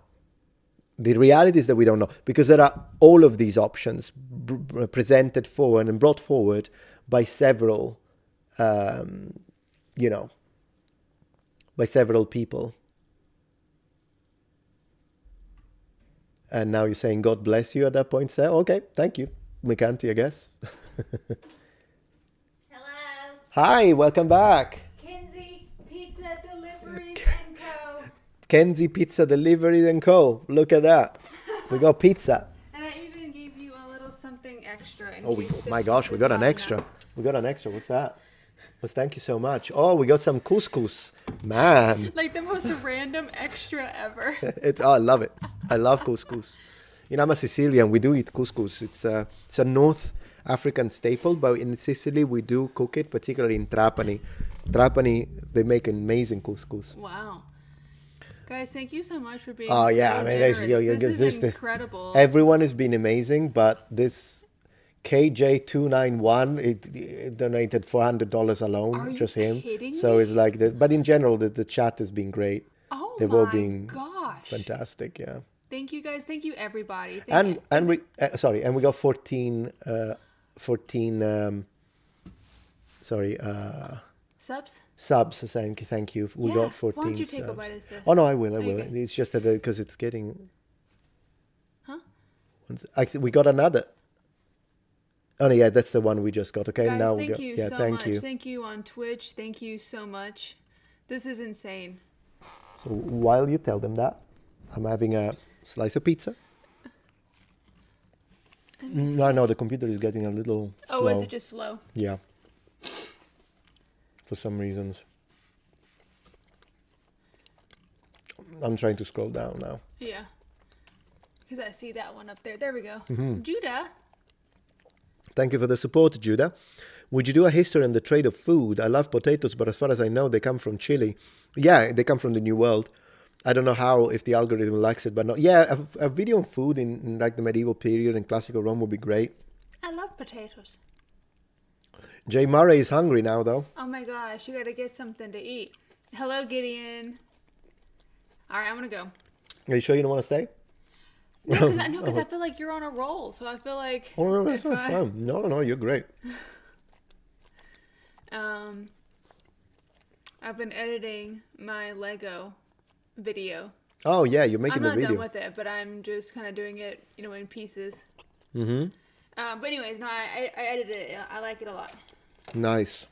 Anyways, I'm gonna go. I'm gonna get in bed Sounds good. because it's getting already close to my bedtime. So Yeah. Yeah. Let it update for a second because it needs a second to update. Yeah, everything is so slow. My gosh. He's telling me to check TC0 is telling me to check the temp. Let it update, but yeah. and it still has to update. But yeah.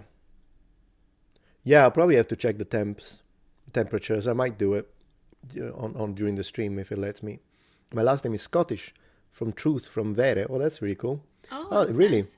That's interesting because in Italian, truth is verità, but when something is true, we say vero. So yeah. Yeah, that's incredible. But no, I've heard that because my full name is Mackenzie. I've heard that Mackenzie is like a Scottish name, but it's usually like a last name, like a surname, Right. apparently. Yeah, I actually learned it from you. I thought it was a surname too. And then when I met you, I'm like, times it yeah. is. I think most of the times it is a surname. I like it as a name. Yeah.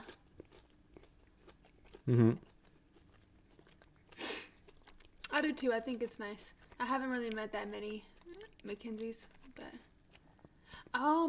well, so it's MAC.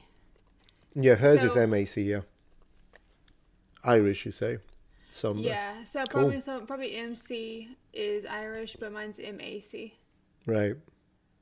Kelly's also used as a first name sometimes. Oh, yeah, for sure. I thought, yeah, that's right. For me, it would be more normal as his first name, Kelly. Kelly. Mentioned, do you like the Tron series? Oh, I Rhiannon? Yeah, that's a cool name. don't remember the Tron series. Oh, Tron, the old school game and movie. Yeah, totally. My middle name is Rhiannon. Is it Rhiannon or Rhiannon? I think it's Rhiannon Rhiannon or Rhiannon. Rhiannon. or Rhiannon. I think- We don't know. Well, because there's a girl that's she's a character in a book that I'm reading. Mm-hmm. Well, I've already read it, but she's a character. Her name is Rhiannon. So if I see that typing, that spelling, then that's what I think of. Mm-hmm. Alrighty, I'm gonna go. Yeah. Okay. Thank you so much for this. Of course. And Be careful. yeah. I will. Very Okay. good. Yeah. Yeah. As soon as I'm done, I'll come with. Okay. Okay. I love Fleetwood Mac. What are these figures? Golden Axe action figures. So this is Axe Battler, and in the back we've got Tyrese Flair. I've also got the dwarf. What's his name? Gladius? No, something like that. Anyways, he's over there. He's on the other side of the room. Oh, the R is aspirated. I see. Yeah, it's Golden Axe, my friend. I've got it here. Where did I put it? Yeah, check this out. We got Golden Axe 1 for Genesis and Golden Axe 2 for Mega Drive. How about that? I need to find, because I actually like the box art for the European Golden Axe more. Thank you, Nike, for the €5. Have you read about the Lee Kuan Yew? I think he's one of the most interesting, renowned, and successful modern politician regarding W.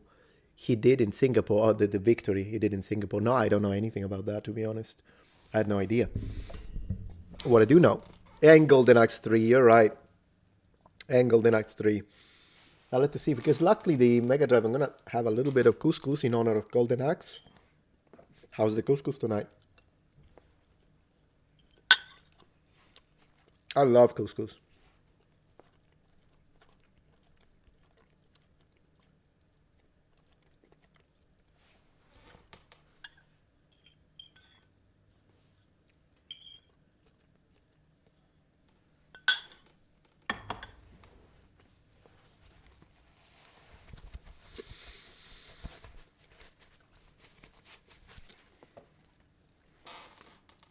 Yeah, I like the Mega Drive boxes. I prefer Super Nintendo boxes because I love the cardboard more. But then again, they're more expensive now to collect because, of course, they waste away more easily. Whereas the like the Mega Drive and even Master System, man, they went to plastic before it was cool. Have you ever stopped to think about that, really? The Master System boxes were already plastic, and the Sega Master System is like the equal to the NES when it comes to, I think it's like, what, third generation? Oh my gosh, KJ just paid for dinner and more. Thank you for the $100 donation, man. That's insane. You're like, you should be like rewarded with something because this is insane. I wish I could give you memberships. I don't know how to do that, unfortunately. I don't think you can. But thank you so much. Didn't Augustus knock the nose off Alexander's mummy? Am I misremembering? You know, I don't remember this. I remember the whole situation between Augustus and the Kandake of Kush. And then the head of the statue, the bronze head of the statue of Augustus ended up in their possession after, although the Romans eventually did defeat them in combat. Yeah, most successful stream of my career. Here we are. But yeah, so I don't remember the thing about the nose. And goodness gracious, the nose is one of those topics. Now that you bring it up, KJ, if I can call you KJ, is the nose is a point of contention whenever we discuss the ethnicity of ancient people for some reasons. And I honestly don't understand why, because I mean, if you turn this picture black and white and do this, do you have any difficulty figuring out where I'm from, like my ethnicity? I don't think so. Like, I don't know what it is with I understand that some people have a nose, but it's not the only thing. So just because you remove the nose from a statue, it doesn't, I can still identify it when it comes to phenotypic traits. Just one of those things, I guess. Not everything has to make sense, I imagine, if they want to use it. The only thanks I ask for is, yeah, thumbs up. Totally, you get a thumbs up, and you get... Yeah, it's just the computer is slow. So we have to give it a second. We have to give it a second to register the control. Yeah, I'll have to see what's going on with the computer anyways afterwards. But as I say, it's so weird because I really think it's a software problem or a memory allocation problem, like the RAM is going nuts. There we go, it registered. Because if I restart, it's gone. All the problems, everything works perfectly. So I need to investigate a bit more. It's just that it's one of those things that I always tell myself, I'll just do it later. I'll just do it later. And I end up never doing it. If you know, you know. So let's eat pizza in honor of that.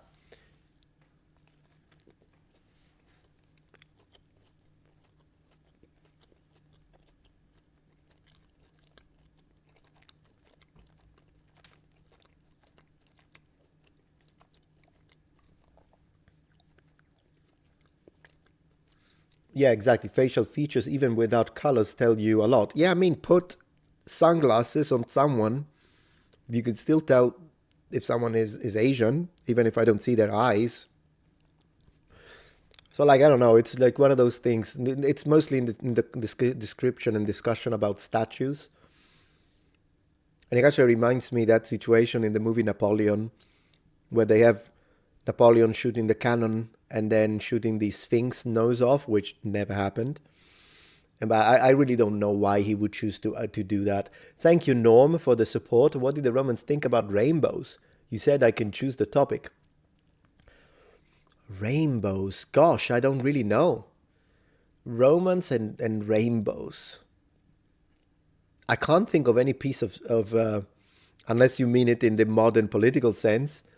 But if you mean it like you actually mean it literally, like did the Romans had anything with it? Maybe, but I don't know. Any belief system connected to rainbows? There are a few in the Middle Ages, but something in Roman time? That's actually a good question. Oh gosh, I could make a video and title it Romans and Rainbows, or Romans' positions on rainbows, and people are going to think it's about politics, and instead it's going to be about something else that has nothing to do with it. That could be a nice clickbait. I don't like doing clickbaits like that, though. I usually prefer, when I do use a little clickbaity titles, which I do, I admit it, but at least I always deliver onto what I say. So if the clickbait shows a good-looking girl, there's got to be a good-looking girl on the video. If the thumbnail shows a statue, I'm going to show you a statue. It's just that in the wording I use, I find a way to say it that will draw more people in, because that's being a YouTuber at that point, hate the game rather than hating the player. But the one type of clickbait that I've never done and never will do is the one where I tell you something and then I do not deliver. Like when they say, oh, that's why I hate it when they make videos, I quit YouTube. And then you click it and they don't. I'm like, no, that I don't appreciate. But everything else, it's, you have to reword your things, because if I write full lecture on Roman clothing and, I don't know, frigging food habits in pre-Republican times, no one is going to watch it. I know you would, but no one is going to watch it outside the community. But then if you write, this thing about the Romans will shock you, unfortunately works better.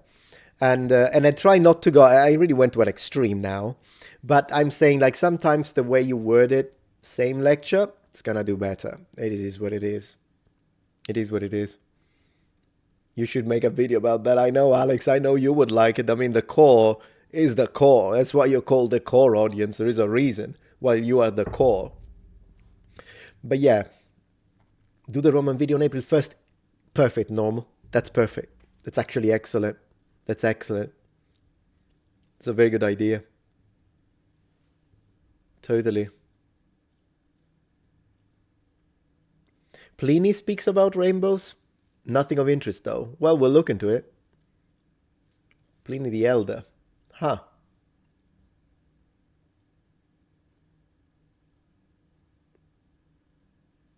Oh, that's good, Mikanti. I appreciate that. You say, sir, I've seen you tonight. I do not see a single reason to. I appreciate that. Thank you very much. I'm glad you think that way now. Very nice. You got to make it a bit controversial. You have to make it a little bit controversial, yeah. And random person says, your Jesus' arrest video is now an Eastern tradition for me. Any thoughts on doing a similar one on the nativity or new Christmas tradition? Yeah, I mean, I have a lot of ideas with the videos that are Bible themed. It's just that they are the ones that take me the longest to make. So now I need to finish the one on the flood, because we did Sodom and Gomorrah. Now I want to do the flood. After the flood, we'll see. Yeah, it's true. There are so many people that say so many things, yeah. What historical character would be best for action RPG games? Historical character. I mean, for action, it's gotta be Alexander the Great, because the guy fought combat, hand-to-hand combat. He led the charge, spearing enemy after enemy to death while wearing armor. It's him. Or Pompey. Pompey, he does have a point. Fiopoco does have a point. Pompey is Pompey.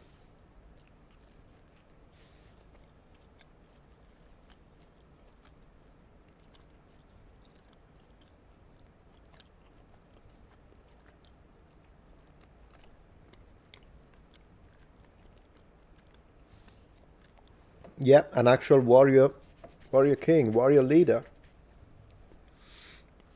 Pompey the legend, they say on Twitch. Sherwood, what a cool name. Man, straight right from Robin Hood. House of David show. No, I heard it. I heard people say, oh, I need to hydrate. He's absolutely right. Let's have a drink.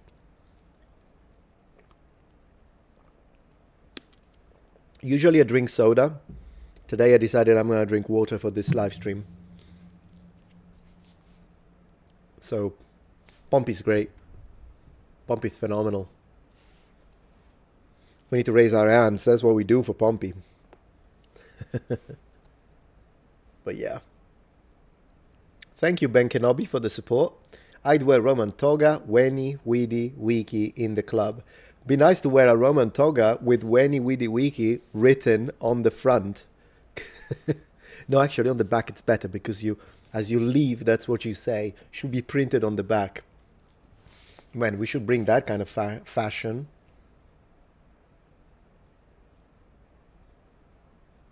Yeah, I mean...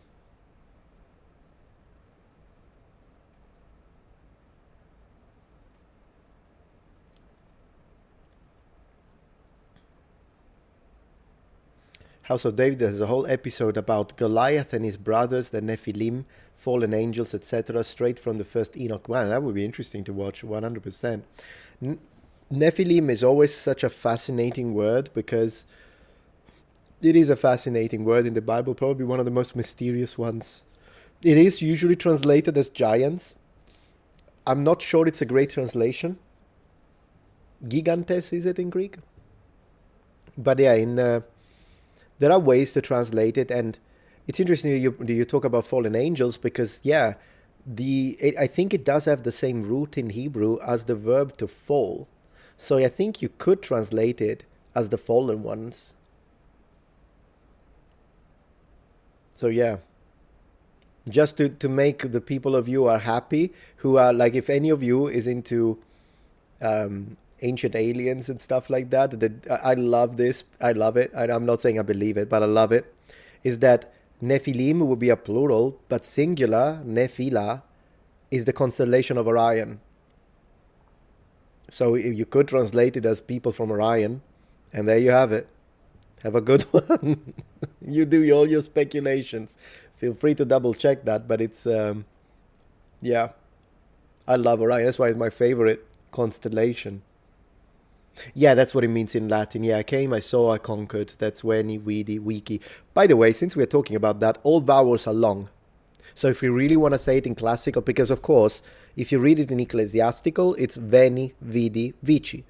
Perfectly fine as a pronunciation, not how the Romans would pronounce it.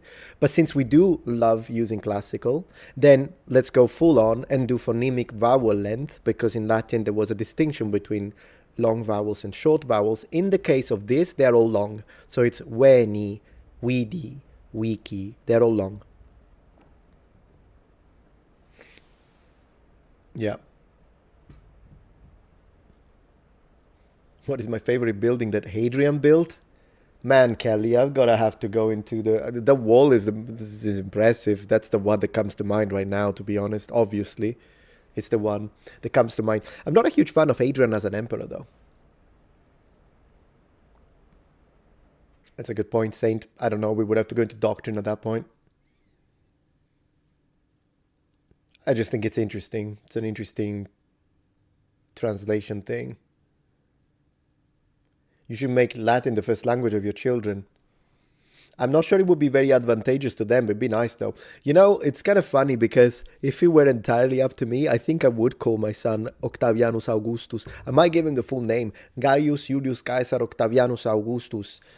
I'm not sure my wife really into that though, and I think at the end of the day, she's the one who will have to go through 9 months of pregnancy, so I'd say she should have a little more points when it comes to the choice, since I don't have to do anything about that. So if she doesn't like, but if it were up to me, Gaius Julius Caesar Octavianus Augustus, and I would use the full name every single time. Like for instance, I call him on the phone. So Gaius Julius Caesar Octavianus Augustus, where are you?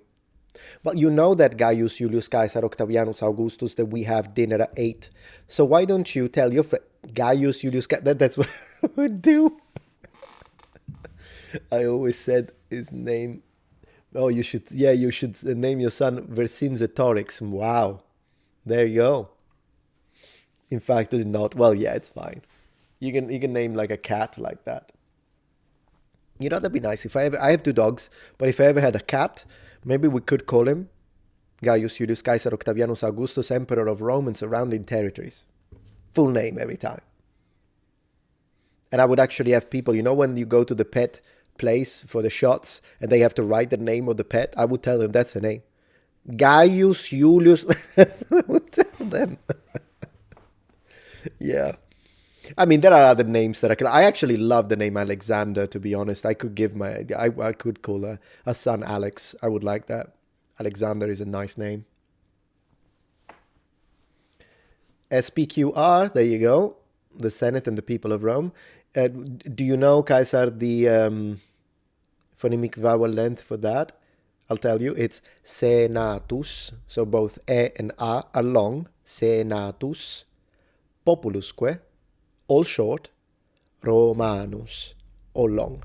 So it's like long, short, long for the words. Senatus populusque Romanus. The reason is because if you say populus, it means people. But if you say populus, it's a tree. It's the poplar tree. So you don't want to say the Senate and the poplar tree of Rome. So you have to say short. Man, once I heard, I'm not trying to be an asshole or anything, but once I heard Simon Elliot during one of his terrible presentations on Rome, at one point someone asked him about SPQR, and the guy literally said, if you really, really want to know, here is how it's pronounced, and goes, Senatus Populus Romanus. Literally, exactly like I said it now. Now, given not everyone has to know Latin, I get it. The times of the emperor are over, Metatron, get over it. Fine. But if you are the teacher who's being paid money to teach, if you don't know something, don't teach it. You know, if there is a Latin word and someone asks me, how do you pronounce it? I will tell you. That's how I pronounce it, but I don't remember the phonemic vowel length, for instance. Or like if it's a word in Japanese, and whatever. I won't teach if I don't know. I hate when people teach when they don't know. Pisses me off. No, he's not a linguist. He's a historian. He's a historian, which is why I say it's fine. But if it's not, like, it's... I wouldn't teach you mathematics because I don't know anything about mathematics. It's not my field. I don't think it's wrong for him to say it, but it's kind of weird that he was like, that's how it's pronounced. It's not. It's not how it's whatever. It's just me being pedantic. You know me. I'm pedantic. But yeah. Julius is also a fairly common modern name. Oh, Julius, actually. Yeah, I read it the Latin way. There we go. I was wrong. See? Everyone is wrong. Oh, yeah, I always accept being wrong about language when confronted, totally. It's just that I have to prove it, though. So, like, if someone tells me you're wrong, it has happened with me in Italy. Italians, as an Italian, I'll say when it comes to language stuff, Italians can be a little arrogant, okay? So it's not just me. It might be a people thing. But anyways, I remember someone correcting me because we were talking about a MOBA. We were talking about the game, like it was League of Legends, I think. And then we were discussing, and then I said, yeah, that's a different tier. And he said, no, it's pronounced tire. And I'm like, no, tire is for your wheel, but tier is like another way to say like a level. And gosh, he kept saying, so yeah, if someone corrects me but they are wrong, I'll stand the ground. But if someone corrects me and they are right, yeah, I don't even see it as a confrontation. It's an opportunity for me to learn. I mean, that's how I learned my English, because people corrected me and they're like, it's not pronounced like this, you muppet. It's pronounced like that. And I'm like, oh, thank you. And here we are. I occasionally get the words wrong, but I think a lot of the words that I pronounce them right because I listened, right? When people told me, no, you don't actually pronounce it like this, it's like that. I go, okay, cool. Does Italian or Sicilian have the best curse phrases and insults? Sicilian. You should do a video on those. It will be demonetized, my friend. But yo, with Sicilian, 100%. Sicilian is so funny. It can be funny or scary, depends. But it can be really funny. Very original. Yeah. Pedanticus, that's me. Metatronius pedanticus. Did you see the other day I shared that fan art from... so there is this guy, he follows me on X, really nice guy, follows the channel and everything. And then he was like... He told me that his daughter, who's 11, drew... She's also watching my videos a lot, and so she's like a fan. And she drew me. And it's so funny because it's such a cute drawing. So I thanked him and I reposted it. So she was happy about that. Anyways, the funny thing is that she did a little speech bubble with me. And I said, let me be pedantic. That's what she wrote. That was so funny. You're English? No, I'm not English. I'm Italian. So my English is my second language. Picked it up in my late teens, moved to the UK.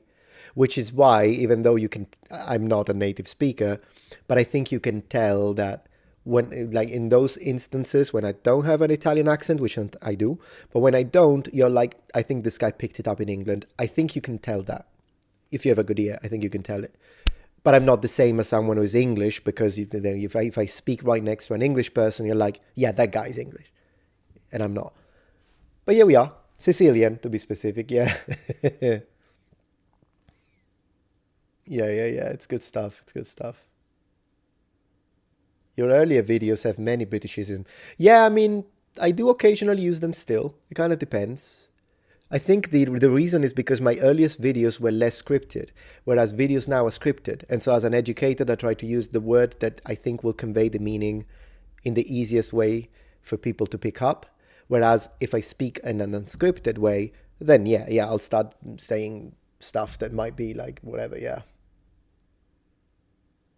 Oh, that's funny. Thank you, Jeffersonian, and I appreciate that. Thank you.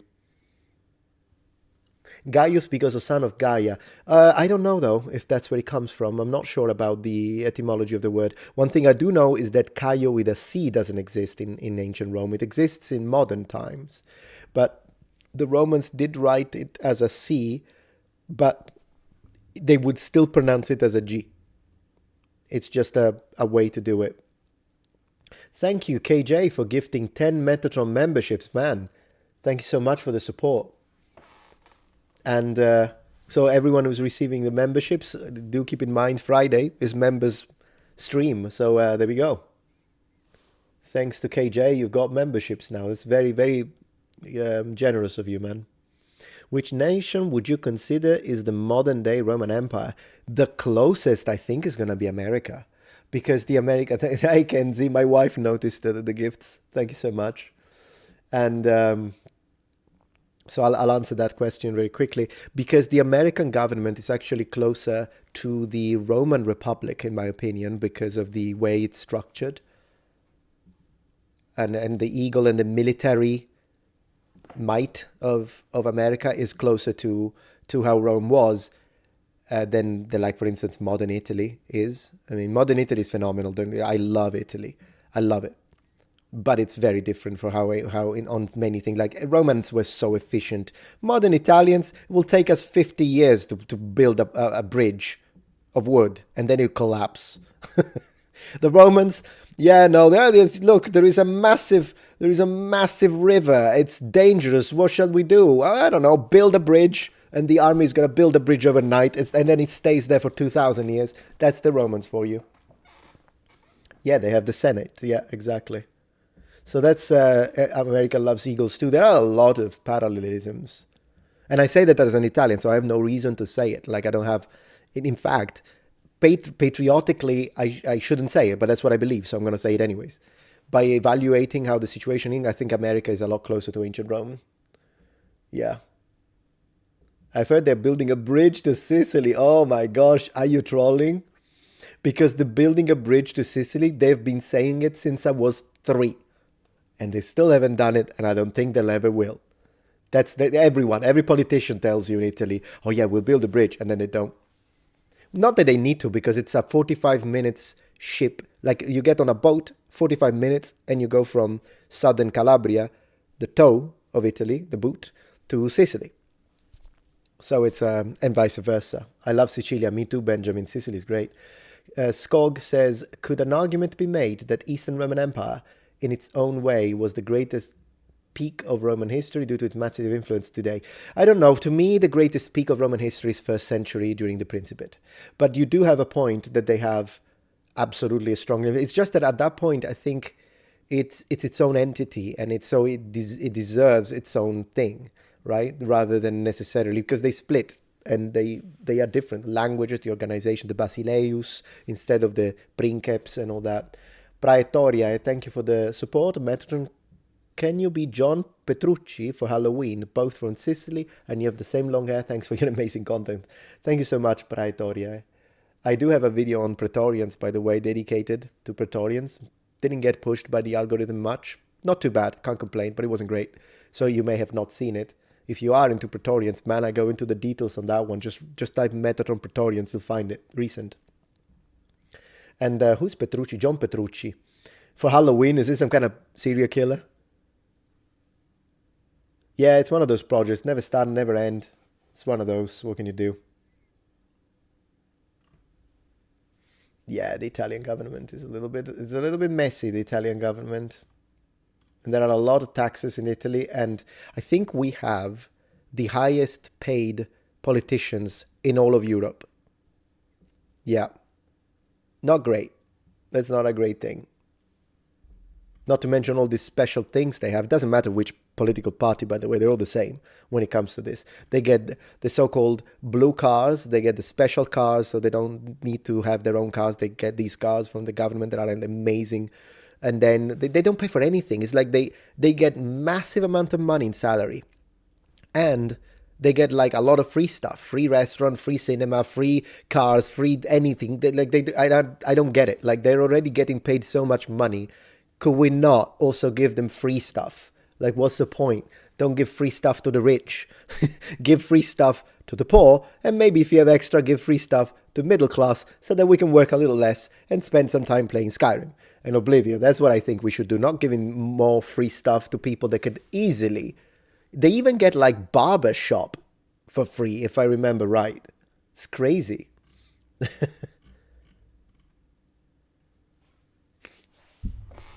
have another bite.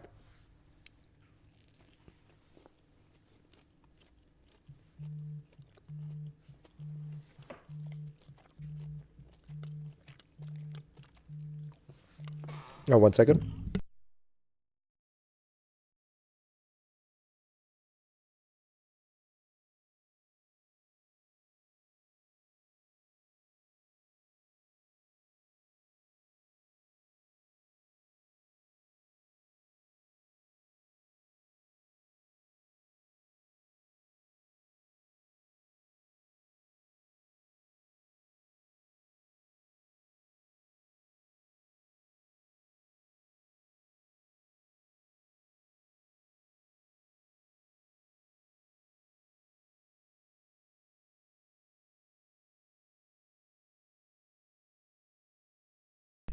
Apologize for that.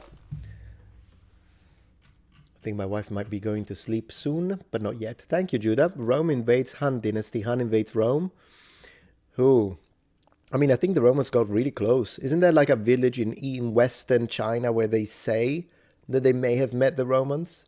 I think they still like have dress up because of it. We'll have to see the historical accuracy of that statement, but I heard that.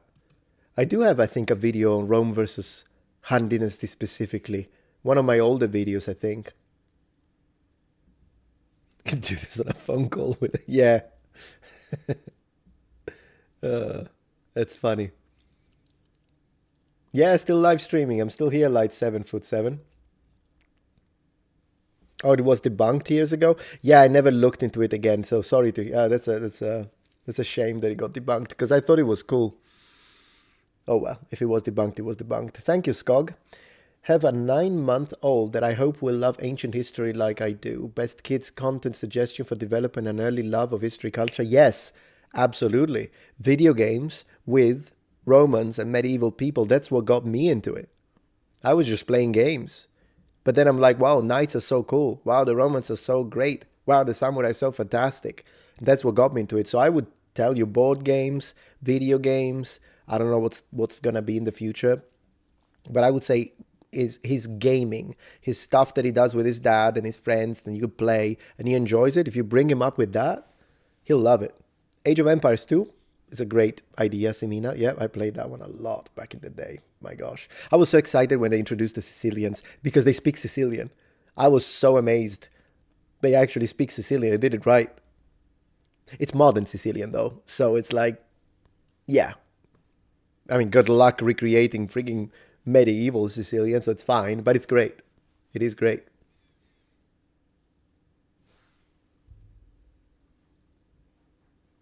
Yeah, exactly, Legetu, you're correct. So, Zekar, if you do have a video that you want to share with me, I don't click links, so you would have to write the title of the video. Thank you. But I'm here. I can see you. I can see you. Lorave says your Italian accent is very light, especially compared to most Italian speakers. Oh yeah, if you compare it to the general population, then I agree absolutely. It's still there. I mean, I recognize it, but particularly I think it's my intonation rather than if you take each word single, without looking at how I place it within the rhythm of the conversation, and then you give me a word to read, and I'll read tough, onion, book, sword. Individually, I don't think I have an accent. But I think my accent comes in because of my intonation. That's when I get a foreign accent when I speak English, like an Italian accent, because my intonation is a little all over the place in the way, with the musicality of the, and I'm kind of self-assessing at this point as a language guy. But that's what I think. If you take single words, I do think I pronounce them accent-free. But when I do put them inside a sentence, that's when you're like, yeah, the way my ups and downs are probably the Italian. Yeah. Yus Abba asks, what is a school or university that standardizes every dialect on Italy? Well, we do have the Accademia della Crusca, which is basically the one single body that is in charge, like that they have the responsibility of telling how you say, they like telling other people what's the correct way to say something, pronounce something. Accademia della Crusca. They are in Florence. But then again, I mean, what's a language and what's a dialect is a discussion that has to do, rather than with linguistics, it's social linguistics. Because there is a lot that goes into that. Yeah, that's basically anyways. Whenever you're like, how do you pronounce this word in Italian, which does happen, obviously, then you Google Accademia della Crusca and they tell you where to place the stress, for instance, or whether the vowel is closed or open, or whether the S is a Z or a S. All of these things vary regional by region, but there is a standard. And if you want to know what that is, usually it's the Accademia della Crusca that will give you.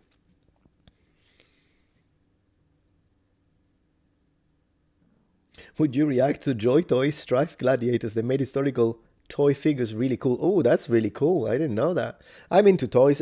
You're talking about Jada toys, right? Because I say, no, Joy Toy, because Jada is what I collect, these guys. I love these guys. Absolutely love them. Joy Toy Gladiators. That'd be nice. Okay, let me see if I have control of Google. If I freeze, I'm not going anywhere. But oh no, I do have control. So Joy Toy Gladiators. Let's have a look. Oh, look. Oh my gosh, these are good. Man, look at this. They actually look pretty nice. I mean, I wouldn't call them historically accurate per se, but they're pretty nice. Not bad. Actually, the helmets are actually not bad. Even the fact that this guy has this smallest shield. Look at this. This is a Murmillo, I guess. The one there. Retiarius looks a little strange. The Retiarius is not exactly... But they're cool, though. They look really nice. I would collect them. 100% I would collect them. Look at that. And he's holding the shield correctly. With the briefcase grip, I like that. It should be a little higher because it should coincide with the boss of the shield. But hey, I can't complain. They got the grip right. What else do I want? These look really nice. I wonder if they have the Dimakairus. Oh yeah, they do. There you go. Man, I just saw it. Yeah, the Dimakairus, not a huge fan because basically it's from the movie Gladiator. But I think the other ones, like look at this one. This is the, is it a Secutor? No, it's the one with the, I don't remember the name of the, no, it is Secutor. Yeah, Secutor with the helmet. This helmet was optimized against the net of the Retiarius. That's why it's smooth. It's my favorite gladiatorial helmet is the Secutor helmet. To me, that's the best looking one. Pretty nice. What's the difference between Secutor and Trax? Trax has Gladius and Scutum, smaller Scutum, usually. And then they have, the helmet is completely different because in fact the helmet of a Trax is kind of similar to the helmet of a Murmillo, but the Murmillo has the fish because the Murmillo is a fish. He's supposed to be a fish. That's what he's representing.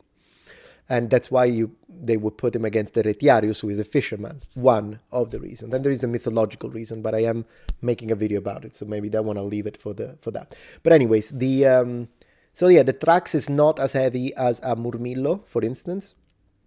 And also, no, they have the Sika. The Trax has the Sika, sorry. I think I misspoke. The Trax has the bent blade, if I'm not wrong. Gladiators are fantastic. I love Gladiators. Retiarius instead is the one with the net and the trident. Because again, he represents the fisherman. And the Trax is, of course, I'm going to be careful because there is an ant. The Trax is representing the Trajans. Yeah. Yeah, you're welcome. Absolutely. Yeah, no problem, St. Nicholas. Thank you so much for joining the stream. It was a little bit of a longer stream tonight. So yeah. Yeah, Gaia is for land, earth, absolutely, yeah. I love the name Gaia, by the way. I would name a daughter Gaia without even having to think about it twice. Totally. I would name a daughter Gaia. Also, I like the name Laila, which means night in Hebrew. I think in Arabic it's Layla. They're very similar because they're both Semitic languages anyways. Thank you, Skog. Tips on how to properly teach my kids. Oh yeah, I think, the keys, fundamentals to Christian faith while not confining them to the particular denomination I practice. I think the best way, I mean, I don't know, I'm not a father yet, but to me as an educator, the best way to teach children is through example. So if you want to teach them the principles of a Christian faith, instead of sitting down, they are children, so they don't process terms the same way we do, but you need to show them. So if you want to teach them the idea of being honest, then show them that you're being honest. So like if you go together and you're buying something and they give you the money back, like your change, and they give you too much money, then show your kid that you give it back. You give the extra money back because you're being honest. That's how you teach them honesty. And then similarly, if there are other principles of the Christian faith that you want to teach them, I would say always do it by example. And then when they become teenagers, that's when, and I think it's not easy when you're a Christian because you care about your kid's faith, but you cannot push it. Like forcing it is the best way to make sure that they stop being Christian to spite you. And I'm not saying that you would, you sound like a nice person, but sometimes a nice dad, I'm sure. But sometimes we get so as Christians, we're like, oh, but I really want my kids to. Yes, but you also have to think about it. They need to free. So if one day you're going to church with your wife and normally you take the kid, but the 13-year-old doesn't want to go, if you force it, it's going to be worse because then it's going to turn 18 and it's not going to go. Instead, show them that they can choose not to go. That's what my parents did with me. And I was always strong in the faith. So yeah, they might miss church one day, but it's fine. Because then they feel like they are choosing to go rather than you force them to go. That's what I would say as an educator. Again, I'm not a father yet, but that's how I'm planning it. Thank you, supposedly great video about Professor Dave. Yeah, a lot of you have liked that one. I tried to be respectful, but at the same time telling it for how it is and how I see it. So I appreciate that you guys liked that. Yeah, exactly. Layla in Arabic. It's a beautifully sounding word. I love the sound of it. I know it because I have a friend her name is Farah, and she's from Tunisia. And we used to speak, we spoke English, we spoke French, we liked switching languages. And the one language we didn't have in common was, for me, Italian, for her, Arabic with a Tunisian accent.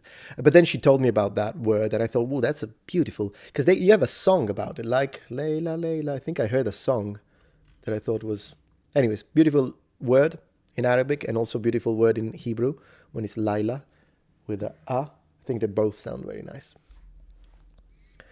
Thank you, Ben Kenobi. Thank you for being non-biased, honest YouTube creator. Trying as much as possible. I've been fascinated about history, language, basically Earth. Yeah. And your channel was a blessing. I appreciate that. Thank you. Well, the channel is not going anywhere for what I can help. And yeah, the content is still coming.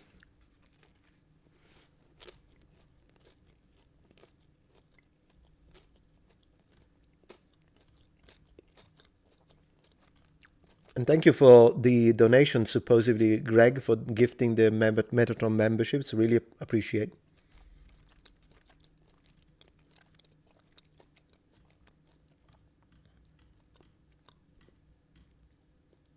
Yeah. How's Twitch? That's what happened to me. Talmer is saying, well, yeah, I can see it. I mean, it happens a lot. And it always should be a choice. Religion. The Giza discoveries, yeah, tell me about it. I've been making so many videos and I'm not done. I'm not done. I'm not done. I still have stuff to say, mate. I still have stuff to say. Thank you, Skog. Top 5 historical dramas of all time. Movies, shows, etc. Ooh, top 5. Top 5, top 5, top 5. Historical drama. One of the early ones about, well, of course, I love Ivanhoe. Not sure if you could consider it historical, but I mean, the jousting is pretty decent on that one. So I love Ivanhoe. Ben-Hur still remains a fantastic old school Roman movie, regardless of the inaccuracy of the costume department. And then, what do you guys think? What do you guys think? You want pizza now? Me too. This is pretty good.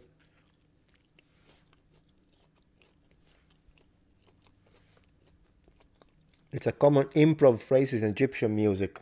I see. Gladiator 2.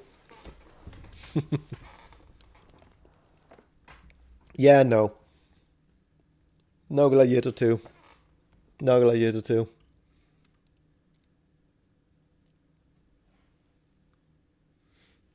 I don't know anything about that Menta Wolf, so no, I don't think I'll make a video about it because I don't know anything about it. Ben-Hur was so good, yeah. My dad religiously rewatches it every year because in Italy every year they always show it once a year. It's like a tradition, and my dad, yeah, he never misses it. And it's long. It's like, what, 3-4 hours long? I don't know. It's really long. Odyssey is gonna be great. Yeah, I'm sure. With Christian Nolan. Spartacus is another really good one, yeah. Sure. King of Kings. Without leather armbands, you don't watch them? My gosh, I hate leather armbands. Thank you, Supposedly Great, for the donation.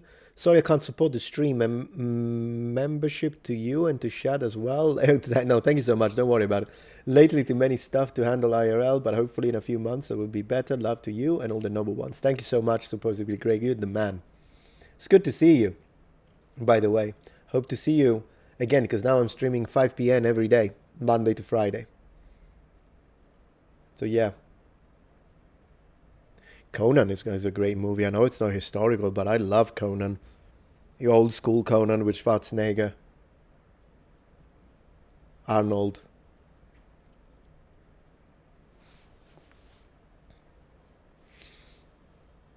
Yeah, it's just it's the message, George. That's why they change it. That's why they do the swapping, unfortunately. It's because the message, and I hate that. Thank you, Raphael. Hey, Metatron, check out my super chat from 20 minutes ago. Oh, absolutely, I will. Sorry about that. And Jeffersonian, you should review the 10 Commandments, 1956. I do remember that one. My mom used to watch that one. Because my mom used to watch all of the different Bible old school movies.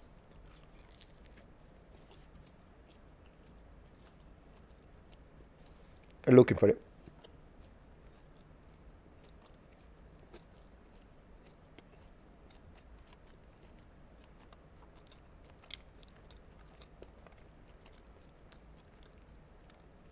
It's loading. It's a little slow.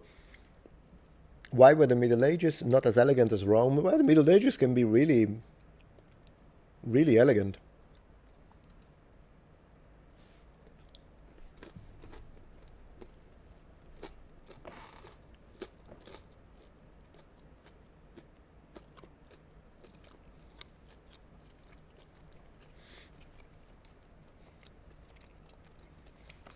Okay.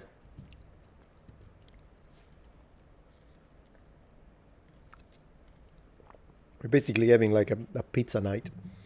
A pizza night. Pizza with Metatron. You should also order pizza, guys. Alright, so I'm looking for it. Oh, I found it, and thank you. Sorry for the delay. Hey, Metatron, have you ever had any interest on the TurboGrafx 16, aka PC Engine? Yeah, I only recently found out its importance in the early day console wars, but I never played one. Me neither.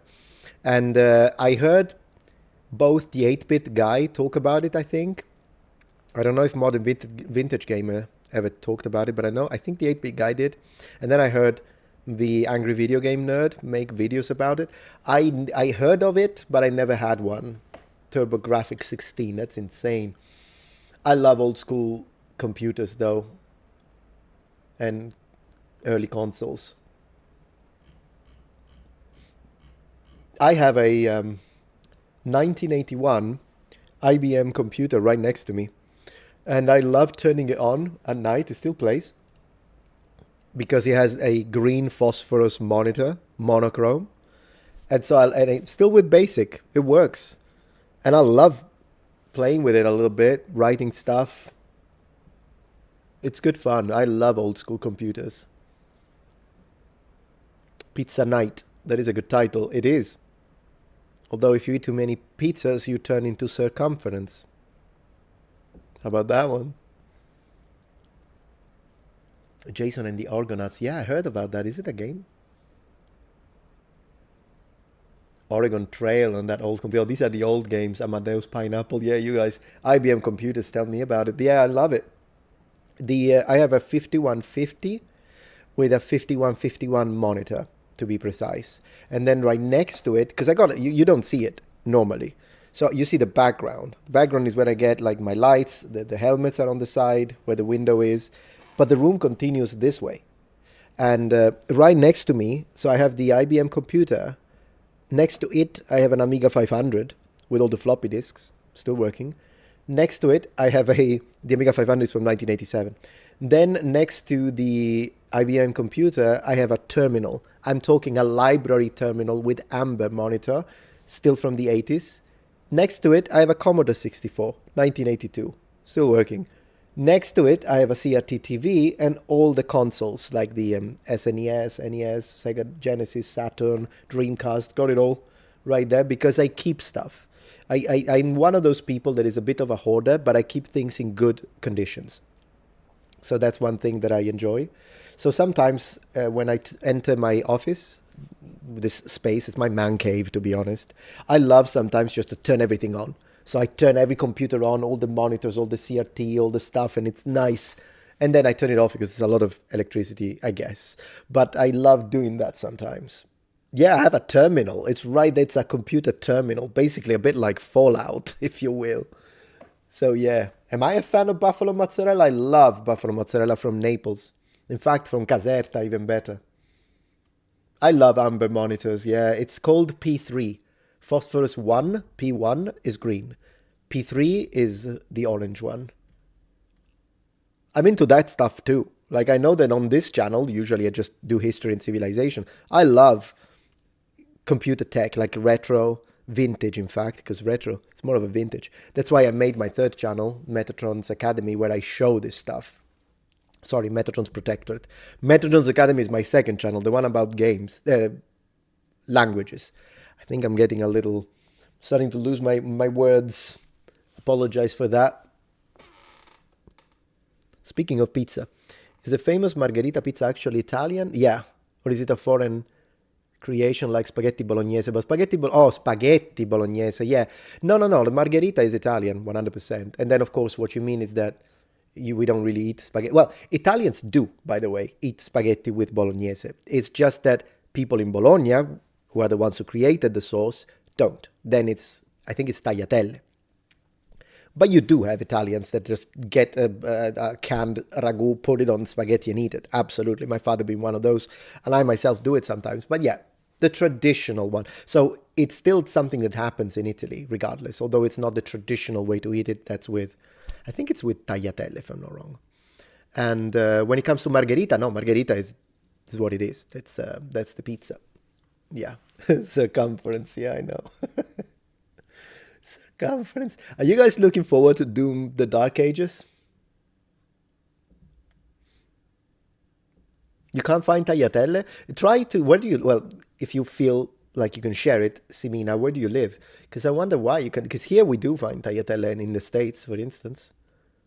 Tagliatelle are pretty good. If not, you could learn to make them from scratch. Are you into egg pasta? I love egg pasta, by the way. You only played the first Doom? I actually played the old school Doom the other day. I just turned it on my Switch, because you have it on the Switch. Put it on the TV, docked it, and played a little of old school Doom. It's still great. After all these years. Plus, it's a meme these days. You can find Doom on literally everything. They did install and play Doom on a toaster.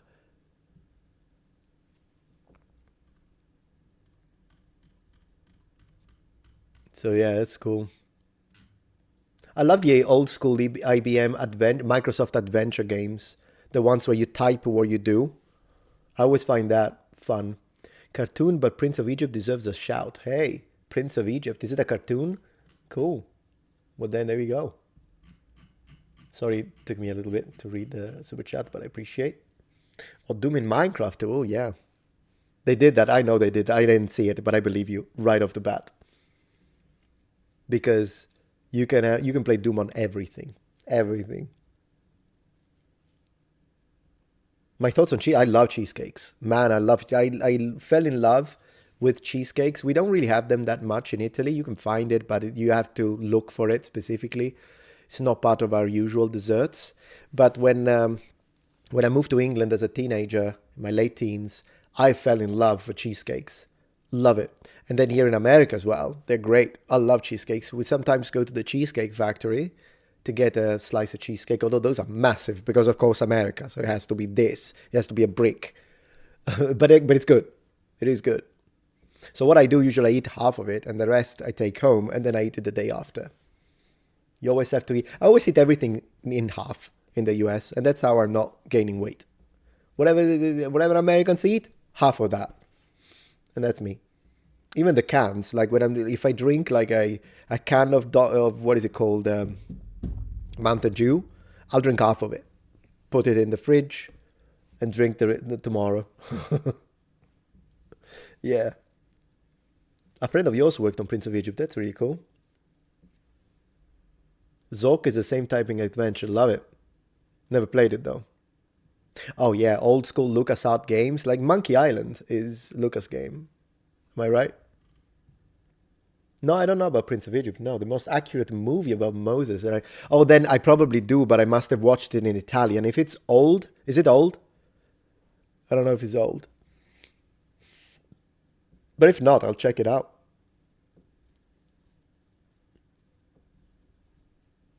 I love me some diabetes. Oh no. I'd love some chocolate now though. Maybe a Mars bar. I'll have to see if I've got a Mars bar somewhere. Yeah.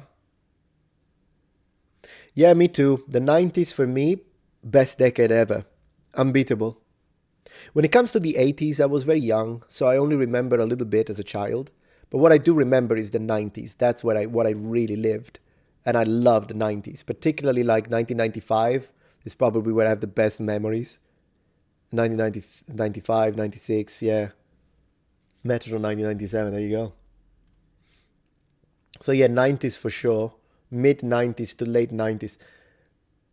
VHS, I still collect VHS and they work. Not to mention, my Amiga floppy disks still work. And it's impressive because I remember like this stuff, like this one for instance, sorry.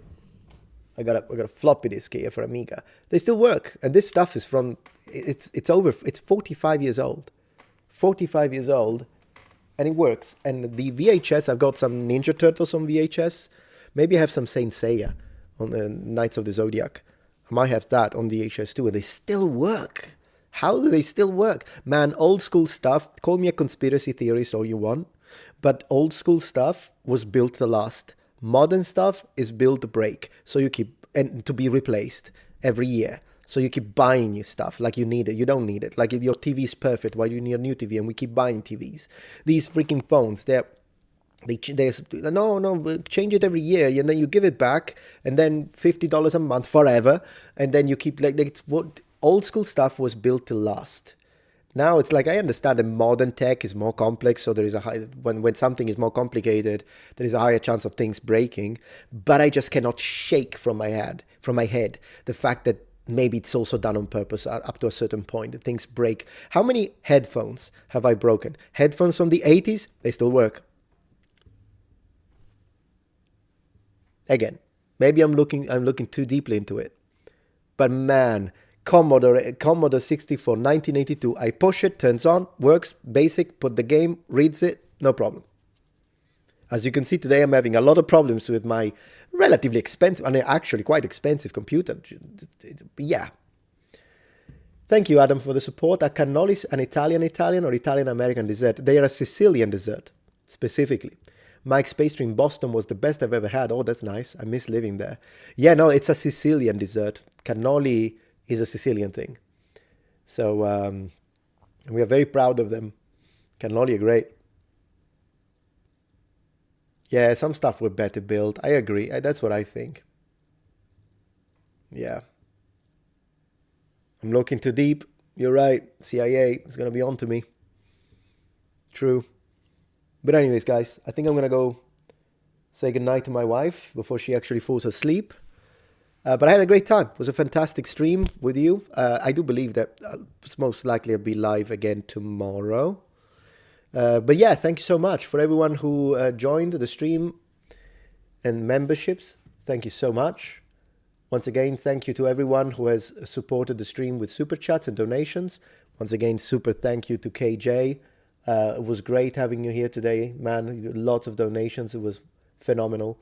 And everyone else on Twitch, if you subscribed with Prime, I saw a lot of people doing that, about like 14 subscriptions, 16 maybe. So thank you for that. And I will be playing probably tomorrow night, but tomorrow afternoon, 5, I'm going to see you here, guys. Tomorrow, yeah, I'll play some Oblivion. I need to play some good Oblivion. Absolutely. Absolutely. Once again, guys, thanks so much for joining the stream. Appreciate it. I will see you tomorrow. Have a good one. Buona serata. Ciao, ciao. Ciao, ciao, ciao. Ciao, ciao. Good night.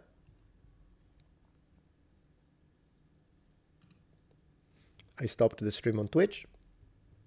And now I stop the stream here. Bye. Ciao, ciao.